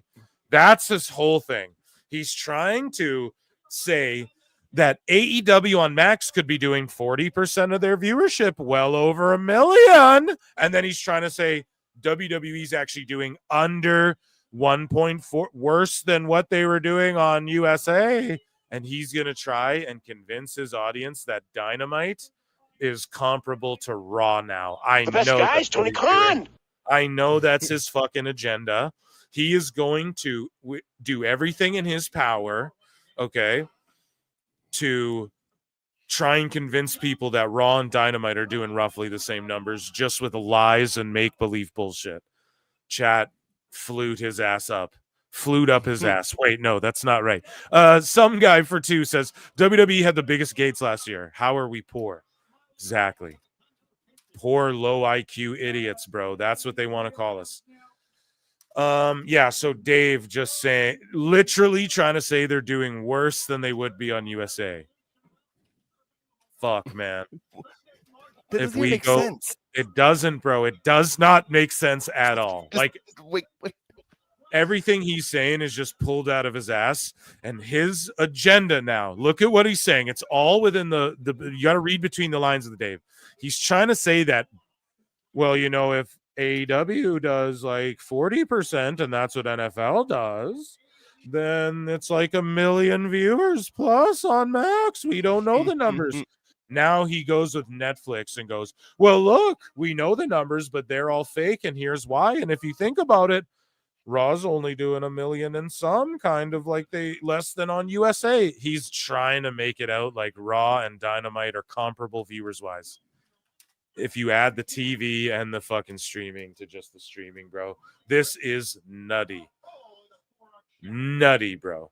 Here, I didn't even read that one, but Dave Meltzer says if we go with the 6.9% increase figure, which is noted is almost impossible to be accurate given the hours total, it would be 4.185 worldwide viewers, whatever as a +7, whatever is direct comparison to a Nielsen viewer number. It should be noted that based on U.S. patterns, the idea of a 6.9% increase for the show after the Rumble should be considered not just viable, but probably on the low side. Last year's show after Rumble did a 13.2 increase in U.S. viewers and a 12.6 increase in blah, blah, blah in the key demo. Even at 1.2, using the higher figure, the number would be down 36% from the 1.9 viewers the show did the Monday after the Rumble last year. Dave, AEW just did a 575K viewership total on fucking TNT or TBS. Talk about that, man. Break that down. Figure that one out. Nobody needs you over here in like big boy business that you don't understand. Nobody needs you over here talking shit and just being wrong about stuff. Okay? So now here's what he has to say when it comes to fucking Dynamite. So here's Dynamite Dave going, Dynamite did 579.16, so down from recent weeks. Numbers doesn't include Max. Like that has any bearing on the fucking number, right?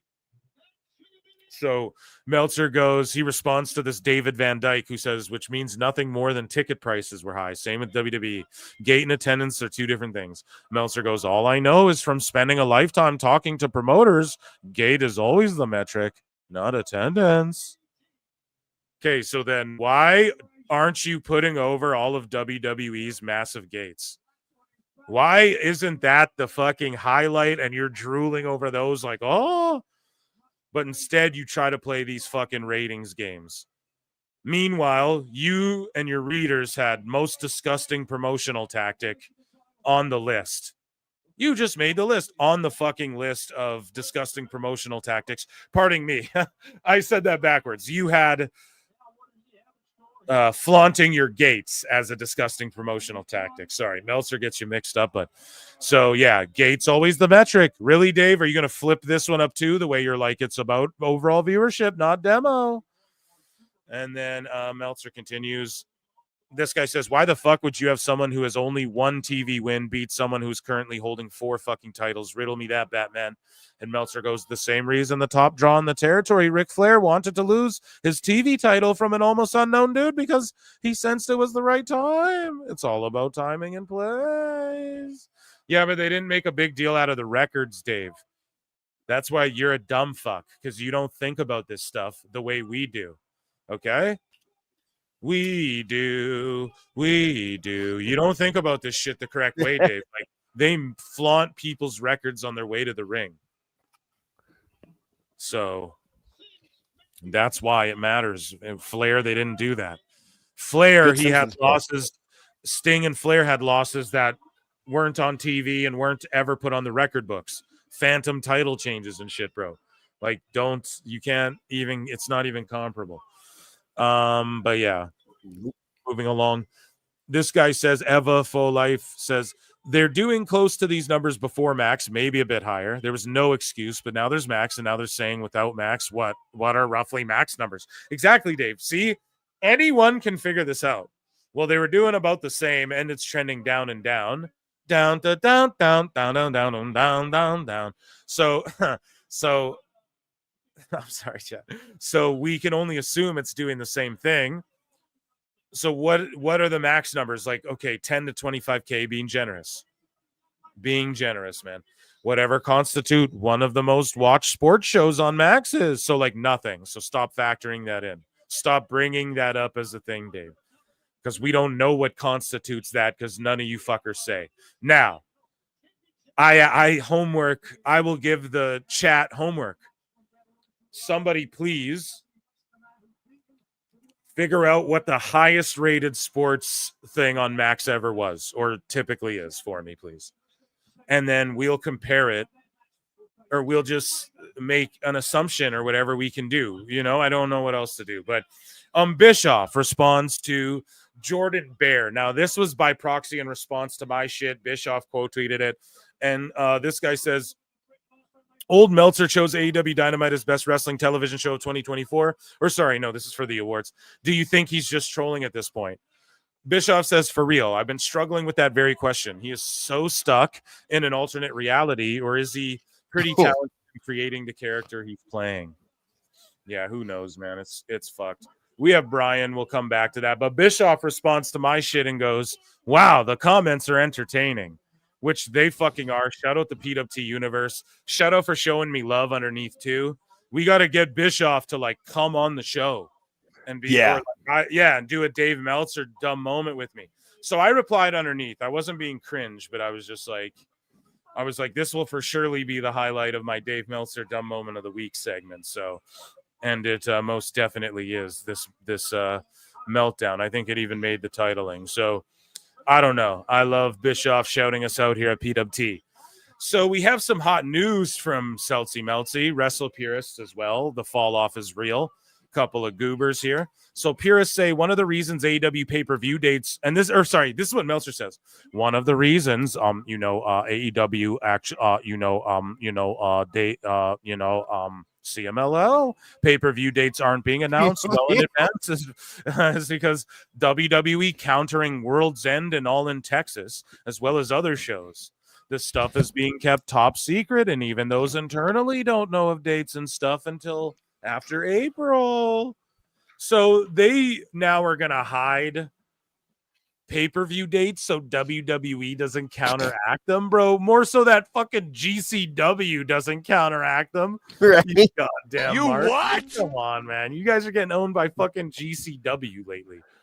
Shit. Jay Cooper for 5 says, can't wait until TKO buys all ex WWE and they'd be doing it only for the ROH catalog. That's where the money is. You're absolutely right. That ROH catalog is amazing. I don't think Tony would ever sell to WWE unless they gave him a job, and I'm not joking. If they bought it and said, and you can be our GM on TV or the fucking best guys, Tony Khan, he would do it immediately because he wants to be a part of that so bad, but he will never. Maybe Ring of Honor he'll sell off, which I would love if WWE swooped in and bought. Because they just deserve to have that library. We deserve to have, like, what have they done with Honor Club? That shit could all be on Netflix in the next 5 to 10 years. You know, fuck that shit. Like, I'd rather have people who are actually the broke, poor, loser idiots with low IQ. I'd rather we have access to that shit than them because we'll actually pay for it. We'll buy retro ROH shirts. And WWE would be willing to put their TV show on YouTube if they couldn't get a TV deal for it. Like they would put and let it get popular and then resell it and actually get on television. Or put fucking Ring of Honor on Tubi. You know? Serious. For real. Let's see. Let's move along. So Dave just again, Copenhagen, as they say. Cultaholic quotes the Observer here, and they say WWE Creative has reportedly been discussing Malachi Black and Miro with the belief they'll both be in the company very soon. Easy for Meltzer to say news. After they just bring Ricky in and they're finally released. Breaking news. I could have told you that, dummies, but also watch them not come into like when we're saying Raw after Mania. Yeah. Like March, April, May. It'll be like in May. It'll be like Miro won't come till like the summer or some shit, you know. He'll debut on SmackDown, like I'm saying. So yeah. And if Miro made a bunch of money from Tony, I could see Miro going to TNA and like dominating for a year and actually getting real work in, you know, and then going back over to WWE. He doesn't need to come in right away. I could see Malachi's coming in after Mania, but Miro could easily go to TNA and dominate. Dude, Miro and Lana in fucking TNA, dude. That'd be amazing. No, imagine Rusev, though. They let him be Rusev again because they're not being bitches, and they work with TNA. He goes in as Rusev with Lana, bro, awesome. In TNA. There it is. Yes. Run. Yeah. God as Rusev and Lana. Yep. That'd be perfect. So even before his AEW release, this is Dave Meltzer, Conspiracies again. WWE had plans for Ricky Starks to debut in NXT at a major event later this year, but sped up the process as soon as he was available. I just don't believe that shit. I don't believe it. They had plans for him. They knew he was just going to be released. Oh, yeah, he was for sure going to be on an NXT show. They had big plans for him already. Like, how do you just say this now out of nowhere after he debuts for NXT? It's so fucking cringe, bro. It's the cringiest shit I've ever seen. So, Meltzer, some more stuff here. And I just posted it with a flute. And this guy, Himmy Neutrons. I love it. Himmy. I'm him, bro. Great. Himmy Neutron, bro. So please, Dave, explain why this ain't true. And Meltzer goes, I find it funny. It's network versus cable, and an undetermined percentage of the AEW viewership are watching on Max. Dave, it's like 1%. That's the problem. You're trying to pretend. Holy shit. Do we got to figure this out? We got to debunk Dave. Debunking Dave. Do. I need the fucking courtroom, the Judge Judy fucking music or whatever, Like right? the People's Court. The People's Court music, dude. We got to debunk Dave, man. Yes. We need some flat earth music or something to fucking, you know what I mean, dude? We're debunking Was it the Ancient Dave. Aliens? Yeah, the guy with the big dog. hair. What the Aliens. We fuck? need that Julia guy. Gulia, send me some sounds, love. What's going on Right? here? Let's We just go. gave you like 5. Some of that's So- got to work. So here we go. I'm gonna look this up, guys. Okay, what's the highest viewed sport on Max streaming? See, it just comes up. AEW is among the top streamed live sports. It's the first thing that comes up. So, what's the highest viewed? What's the highest viewed NHL Zero game is an on undetermined Max? percentage as well. I mean, 0 can be an undetermined percent. Fucking Dave. Nothing comes up. Chat. Someone go do. I gotta put. Where the fuck is MJ from MJ when we fucking need him? I gotta DM him. Right? Where's he, Seriously. bro? I'm gonna send him on assignment. Like, I need to figure out what the highest rated thing ever was. I want to know, and then I want to figure out what the most routinely highest rated is. Because they're like over 300 games of NHL. Well, okay, what teams draw the most? Like, we know the Kings and Toronto and The Red Wings. shit like that. Yeah. The Rangers typically probably, do yeah. well. So And do they still have the NBA? Do they lose the NBA? I don't really know how that deal all went down. Is it exactly. going to Amazon next year? Like, I don't know. I just know that NBA, but WB I want lost. numbers, guys. There's got to be one time where Max flexed it. Oh, our NHL game did fucking 30 million views. Like, there's got to be somewhere where they touted a number, and then we got to deduce it from that, man. Because there's no way Dave can just there's no way to tell the number on Max, bro. It's no more than 10,000 people. Like, it's just such cope. But anyways, he goes, the very asking of this question is bad faith. How the fuck is it bad faith? It's bad faith, which is cringe to even say, but it's bad faith to even say that you don't know the AEW viewership on Max. Or to imply that it could be more, or like helps, because we know what you're doing, Dave. You're using it as a shield. Well, I don't have to say what the Max numbers are, so there's an undisclosed number. I mean, one of the top sports shows could be 1 million. So it's just insane. And he goes, like, you even consider the idea the additional Max viewership is less than 0.02. And that's not fair either, because TBS Plus Max is bigger than CW. Any comparison is totally disingenuous. Dave, Max as a whole, their number 1 rated show, and TBS is bigger than CW, sure. And CW's kicking their fucking ass, bro. And AEW's not the number 1 show at all. It's not even the number 1 sport. It's one of the top sports. They only have 3 sports, bro. They had Bellator on there. That's not even a fucking league anymore. So they have 3 sports, one of the top, one of the 3 top. So they're the third most. And all that means is, let's say NHL does $1 million, NBA does $2 million. AEW could do 50,000 and it would still be one of the most.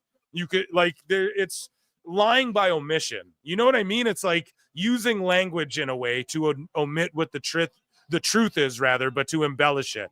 You get what I'm getting at, Jake? Yes, 100%. Yeah. So I was letting you go. You were cooking. That was good. You were dead on. No, that was dead on. I was with you. That's what this fucking the game this guy's playing. It's like, I don't know, dude. Girls do this type of shit. But he goes, any comparison is totally disingenuous. It's like, Dave, this was a disingenuous comparison. Give us a number. Say, well, it's one of the top, and I mean the top NBA and the top NHL both did this much, so it's at least give us that. At least give us some number to work with. You go spiral into this conspiracy theory. Just phone video amp. You're a fucking idiot, Dave. Dave had this to say. This is the last one for the moment of the week here, where Wrestle Talk put this out there. This is via Dave. And he says, part of the reason Ricky Stark starting in NXT is reportedly due to WWE wanting to prove the value of NXT to investors by making sure enough people go through the system. I assure you that's not the reason. It's because it's what the people wanted. We all wanted him in NXT, period. Every fucking fan since his NWA days wanted him in NXT. You can try and spin that how you want to prove that the people work in the system. Yeah, Roman Reigns just had the belt for 5 years, fucking Dave, and he came through FCW NXT. It's a proven system. We already know it works. Ricky Starks could have went to SmackDown. Nobody's trying to prove anything. They're beating Dynamite. There's nothing left to prove for NXT until they hit 1 million, and then they can just prove to themselves that they're goated, like we already know. But anyways, Meltzer goes with Ricky Starks. It's like, we've got to get our percentages for our investors. 89% of the people at WrestleMania went through NXT, or whatever the percentage that they say is. So it's an investor thing. They want to prove that the expenditure for NXT is valuable because everyone goes through it. No, that's not why. It's because he worked in sloppy shop AEW. He needs to learn how to have a fucking tight 8-minute TV match. And and everyone wanted him in NXT. Nobody wanted him in SmackDown or Raw right away. It sucks that the last couple years we had to watch him get a little bit older, but we still want him in NXT for 1 year at least. He should be the NXT champion. He's the perfect guy to go, him and Ethan Page, babyface heel program. Boom, 2 AEW guys. They'll draw 1 million. Watch, I'm predicting it now. Phil, don't fucking miss. We're going to get Starks versus Ethan Page, and I said this a long time ago, Daddy. You can go back. I said this a long time ago. We're going to get Starks versus Page in NXT for the NXT title, and it's going to be on one of these shows that's going to do a close to or about 1 million for it's going to be, they're going to do it. Maybe it won't do near 1 million, but they're going to do it when on a Tuesday again, where AEW and NXT go head to head again. And then they're going to main event it with Page versus Starks and outdraw Barry Dynamite. That's what Michael's going to do. He's petty as fuck. And it ain't got shit to do with investors. The investors invested, and they're doing over 800,000 and growing and growing and growing. They nailed it for the investors, okay? Dave, they got it figured out. The investors are more than happy. Everyone's more than happy with WWE right now. The only person who's not happy is you and your dumbass tribe of geeks. And that's why you get flutes played. And that, ladies and gentlemen, was PWT 100's Dave Meltzer's dumb moment of the motherfucking week. Let's go. Let's run some flutes. Let's run some E-flutes.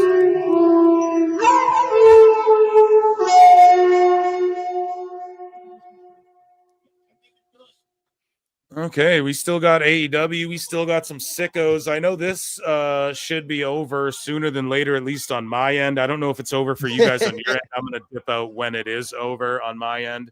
However, this thing is already 6.5 hours long. Spectacular.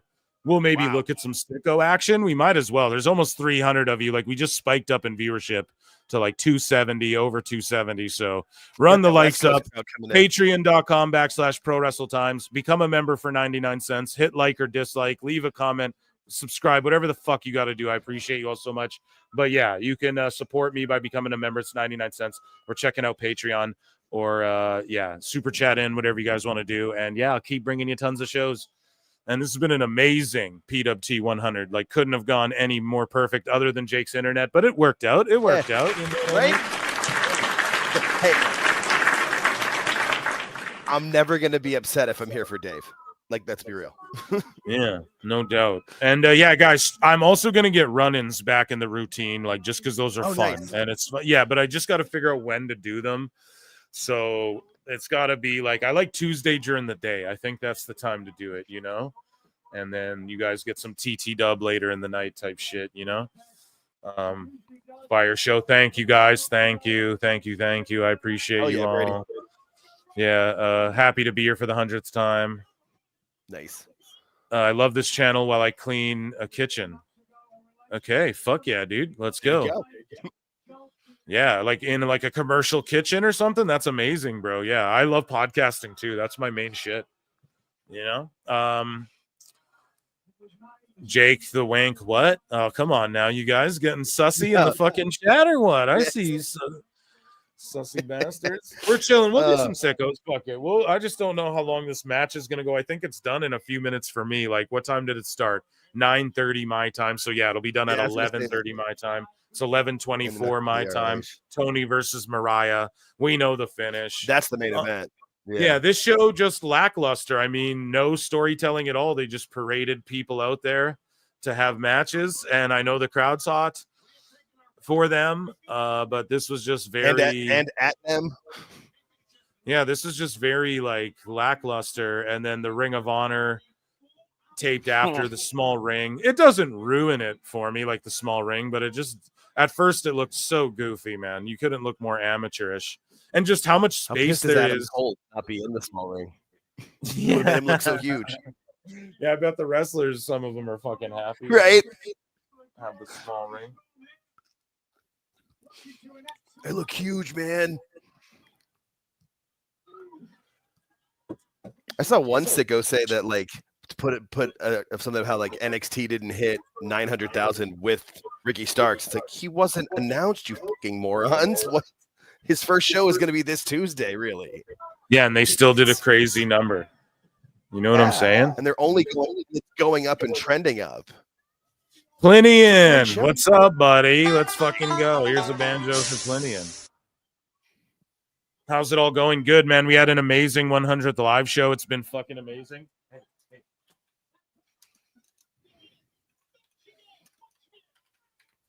Gang's all here. Yeah, exactly. Gang's all here. Here, I gotta help my wife with some. Here. All good. I still don't like. So they booked this show like a pay-per-view, then just match after match after match, no stories. I mean, I guess that's like Collision. No one watches that either. Yeah, that's what Collision is. Yeah, and that's what Rampage was, and that's why the ratings are going down the fucking tubes. And why I mean, so really AEW's canceled 3 shows in the past year with the 2 YouTube shows and Rampage. Yeah, but everything's great. Oh, the YouTube shows, excellent. The YouTube shows went a while back, actually. Dark Elevation, yeah. And then Shockwave was like a never happened, you know, and never was. You're not even a has-been. You're a never was. Yeah, exactly, dude. Oh. Who was it that Swerve told? We're going to be on Fox. We're doing a Fox deal. And then he was nothing. Yeah, he was talking shit to some guy. I remember that. Yeah, we covered it on the show, and he was like, or something. Yeah, I remember that. Yeah, he seemed like he was drunk, and he's like, Tony Khan lets me do whatever I want. Like, he was literally saying that, and then no Fox show came, only to have Evolve be on Tubi, and Tubi's owned by Fox. So there you go. Just It's just a constant circle of fucking ridiculousness. Failure. Man. Constant circle of failure. And that clip with Big Bill and one of the Outrunners is just Ring of Embarrassment. Yeah, I know. That'll be on ROH. I'll review that because that's in Australia too. I'll review that show. Like on one of the pods or something.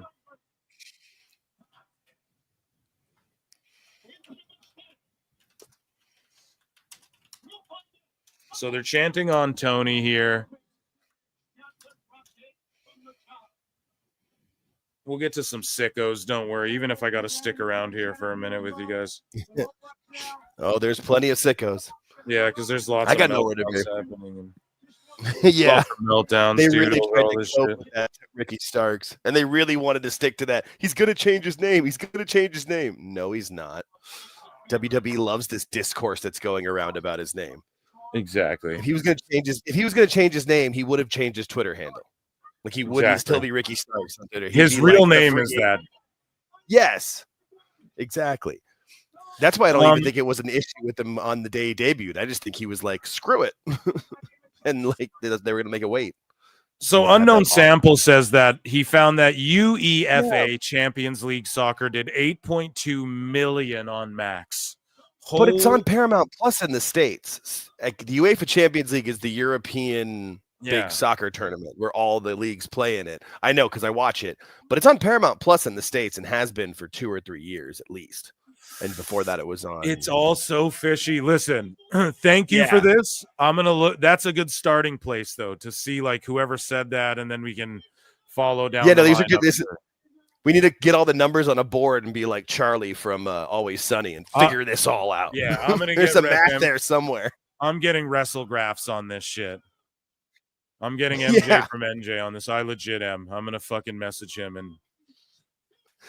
Okay, guys, let's get into some fucking sicko segment. So where are we here? Let me get into the sickos. Let me get into the sick. Hopefully you don't have too many. There's a lot of melties happening as of late.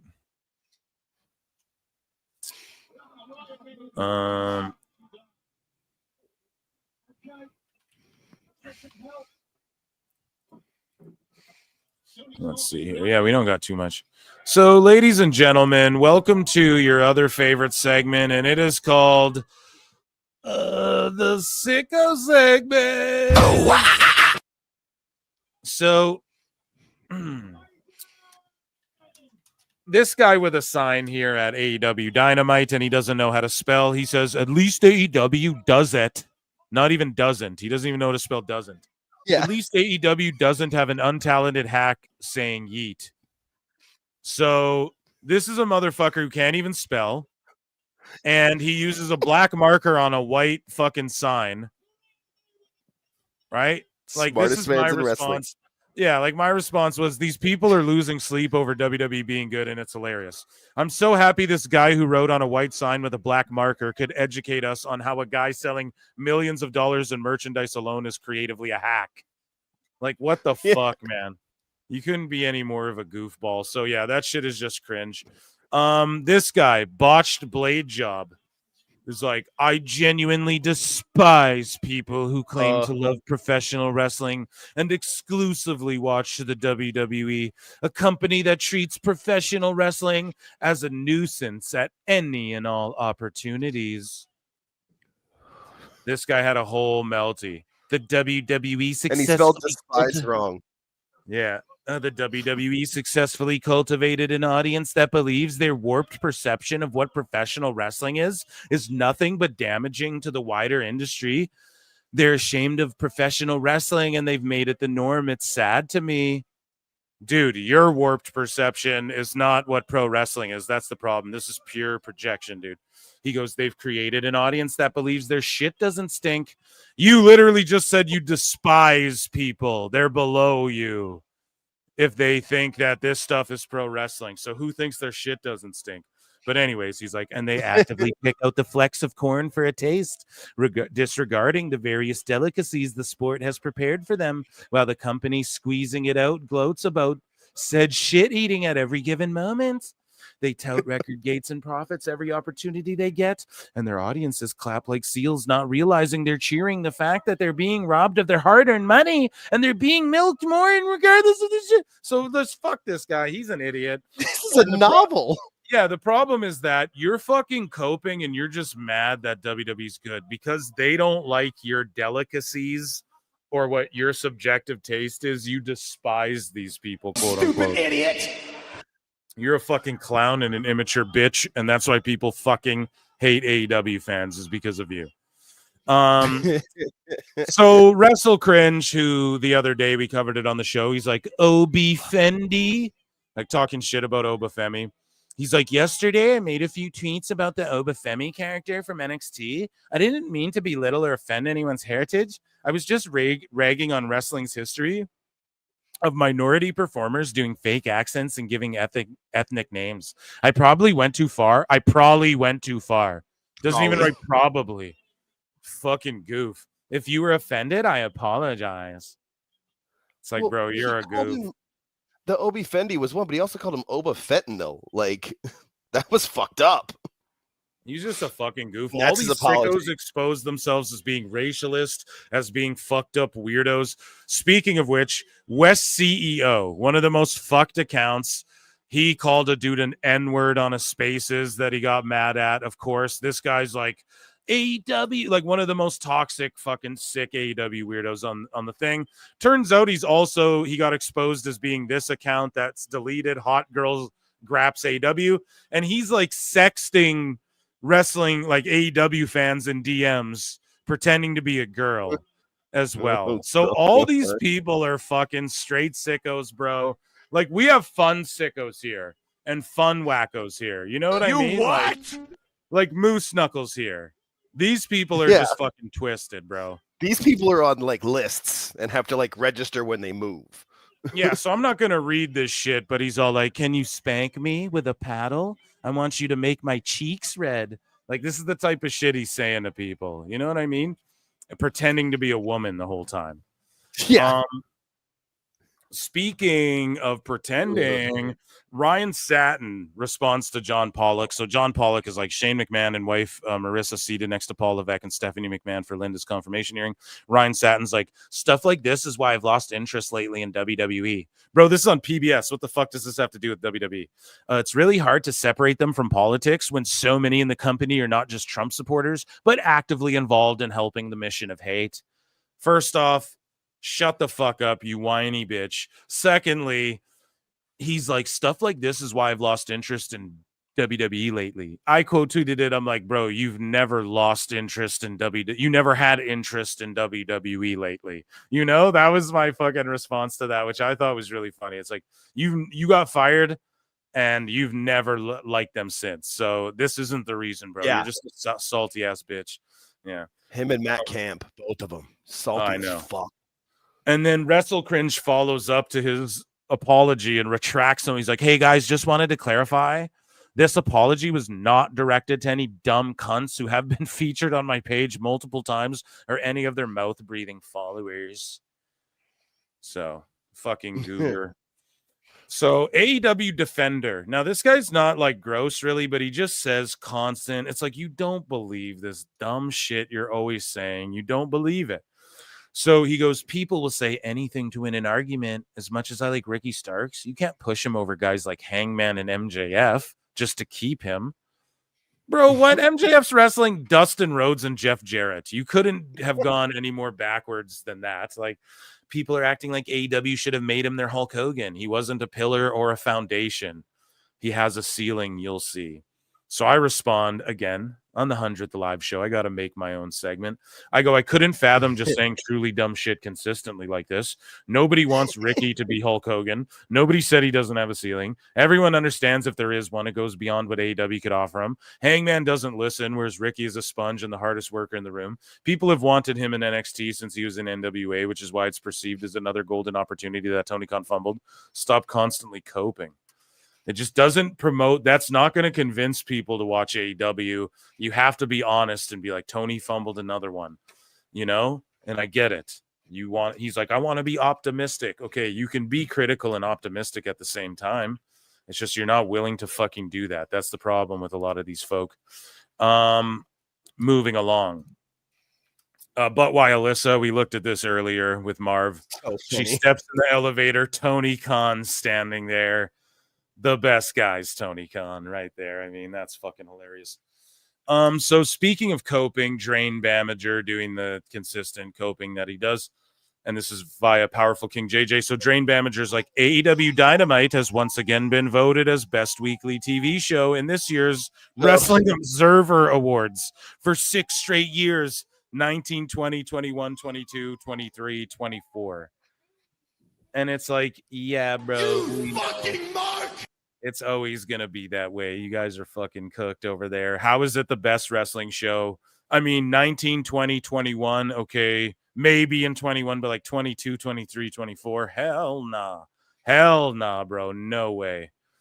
Could it possibly be? SmackDown had an era where it cooked. TNA was cooking for a minute. There's no fucking way. Dr. Mike is not giving up on his max numbers that are never made public. So this Dr. Mike guy, again, we can't even focus on this dude too much because he's like an AI bot. 100%. He's like an AI fake bot guy. And he is starting this narrative of regurgitating what Meltzer said. Meltzer's like, well, if AEW does 10%, well, I mean, NFL does 40. So if they do 40 on Max, I mean, there's no way on earth that there's 500,000 people or even 100,000 people watching on Max. But they want us to believe that Max has 40%. So this number is well over 800K with Max included. They want us to believe that they're getting 300,000 fucking viewers on Max. And that's what Meltzer puts out there. Then you have bots. Dr. Mike, part of TK Nation. Now, there is a guy. I don't want to blow up his spot because he's in our Discord. No. I remember who it is. I'm not going to blow up his spot because he's so good at trolling and people think he's legit. And he's part of the PWT universe, probably watching right now.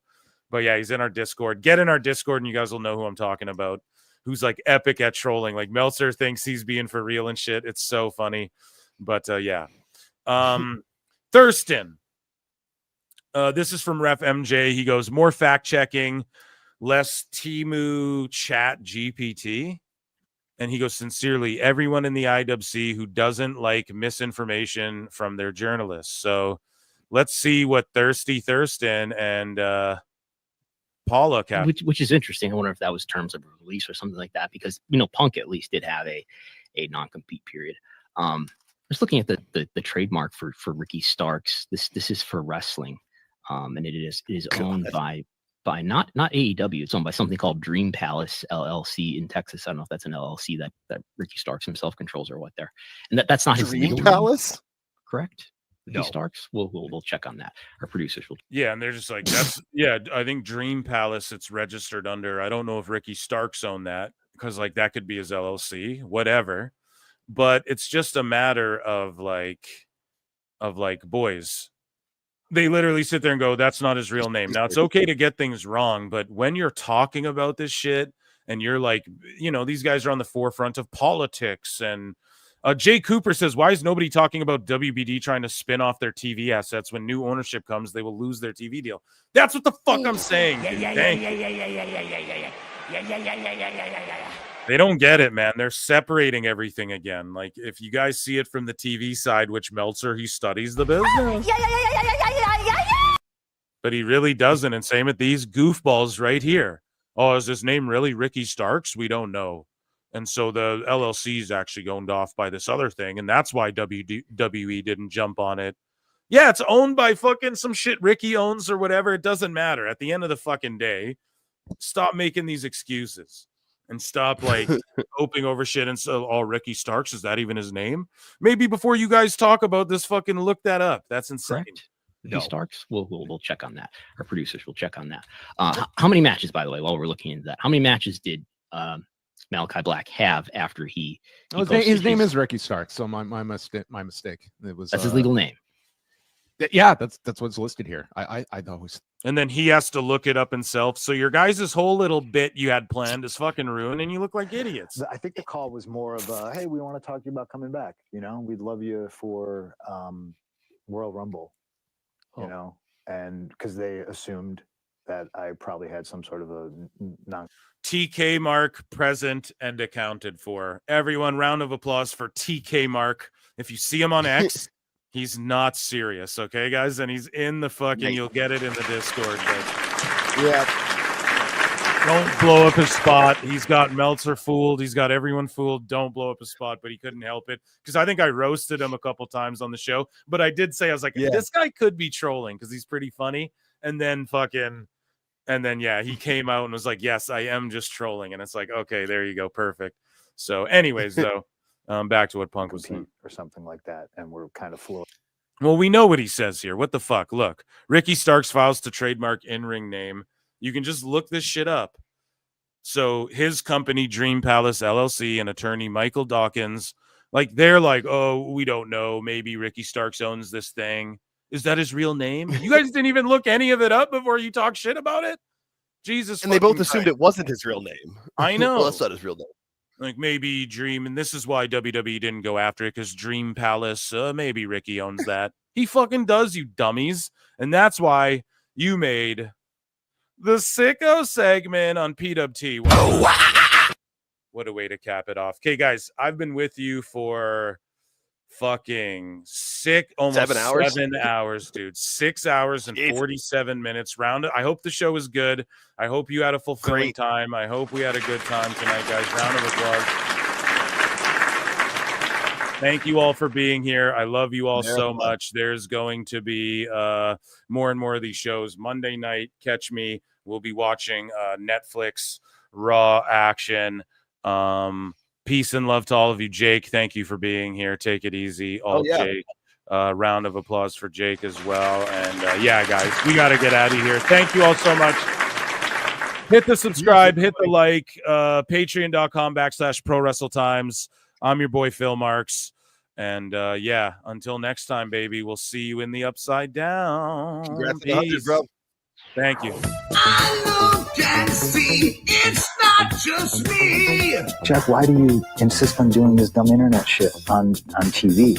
I look and see it's not just me. This place is a fucking joke, man. You're a clown. I quit. So many of us have stood where we stand. We are the young, so raise your hand. So many of us have stood where we stand. We are the young, so raise your hand. They call us problem child. We spend our lives on trial. We walk an endless mile. We are the youth gone wild. We stand and we won't fall. We're 1 and 1 for all. The writing's on the wall. We are the youth gone wild. No. It doesn't make logical sense. But it makes yes, of course. But it makes wrestling booking sense. Of course, this makes no sense. Of course, okay, it makes no sense. However, in pro wrestling booking, which often makes no sense, you would do that. It's about making money. It's not about anything else. Wrestling's always been about making money first and foremost. That's it. I look and see it's not just me. Last weekend was the greatest weekend in AEW history. This is the greatest week. I look and see it's not just me. Security, my safety, my life was in danger at a wrestling show. So many of us have stood where we stand. We are the young, so raise your hand. So many of us have stood where we stand. We are the young, so raise your hand. They call us problem child. We spend our lives on trial. We walk an endless mile. We are the youth gone wild. We stand and we won't fall. We're 1 and 1 for all. The writing's on the wall. We are the youth gone wild. They call us problem child. We spend our lives on trial. We walk an endless mile. We are the youth gone wild. We stand and we won't fall. We're 1 and 1 for all. The writing's on the wall. We are the youth gone wild. If you're familiar with how we do things often here on these Wednesdays, it's a lot like one of my favorite movies, Time Cop. What? Fuck you. Fuck you. Yeah.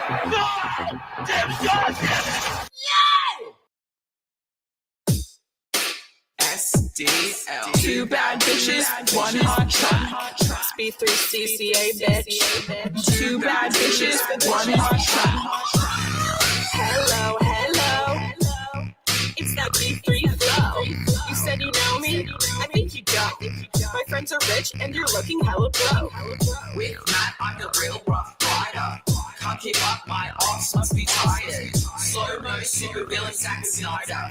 You talk shit, but I know you're a subscriber. DSL on our lips cause we're naughty. Hannah Montana acting like Miley. We can't stop cause we're the life of the party. Got your man squirming Scotty too haughty. SDL with a $sign ho. B3CCA with the 3 cause I'm cool. Face hat, ass fat, say hey. 2 bad bitches, 1 hot track. Haters on the grip, that's priceless. Haters got no pictures, that's wifeless. Diamonds in my mouth, I'm priceless. Always ready for a fight, can't try us. You thought I'm a thotty, you thought wrong. Just a hottie with a body and a thong. You wanna fight? Let's get bloody like Carrie. I'm queen of the prom. SDL with a $sign ho. B3CCA with a 3 cause I'm cool. Top of the East, now on top of the charts. We're spending our cash and breaking your hearts. Cool. Back at SDL, bitch.